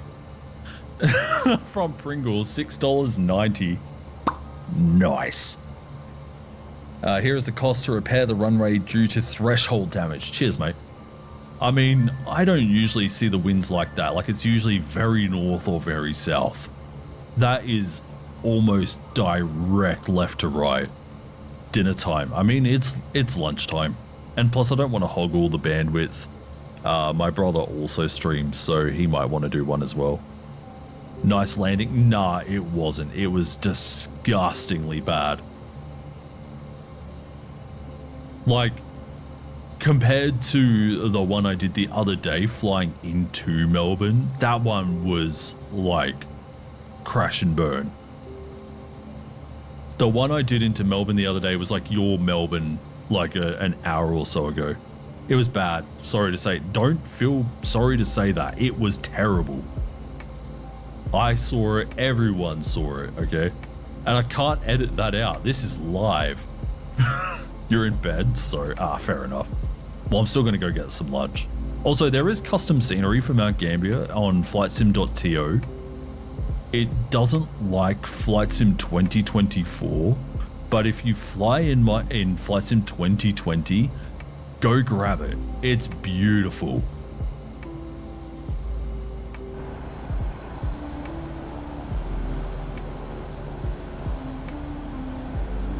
And it's... oh, Lord. And it's very accurate.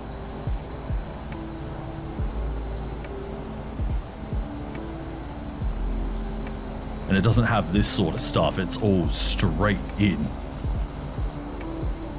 Anyway, let me set the parking brake here and let's shut down the engines.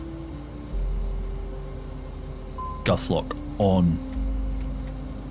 Fuel off. Anti-skid off. Beacon and taxi off. Ignition off. Oh, I'm pressing the wrong button. Left ignition off. Left and right gens off. Left and right avionics off. Override batteries off. Sorry, left and right batteries off. I read that wrong. Auto Corson, of course, is already off. Nav lights off. Lights off. There we go. Well then, that was a thing. Thanks everyone so much for joining me for today. It was so much fun. I really hope that you did enjoy... Oh, right, that's right, I unplugged my controller because I thought it was messing with my other controller. And no, it wasn't. But I hope you guys have enjoyed today's stream. It was heaps of fun flying after doing a big ground controlling session. And if you're not following the channel, by the way, be sure to hit subscribe. This won't be the last time I do something like this. And be sure to check out my most recent video flying the Pilatus PC-24 from Brisbane to Sydney. That was awesome. I love that flight. I need to fly out of Brisbane more. Bye-bye. Have a good one. Thank you so much, Ellis. Enjoy your flight over to Auckland if you're not already there. And see you, mate, you legend. Cheers, mate. Nah, you're the real legend. Thank you very much, Pringles. And thanks for teaching me a little bit of something over the radio, even if it was inadvertently, but I'll obviously land it already. God, okay. But yeah, thanks for teaching me a bit of something new, even though it was a bit unintentional. I will see you all.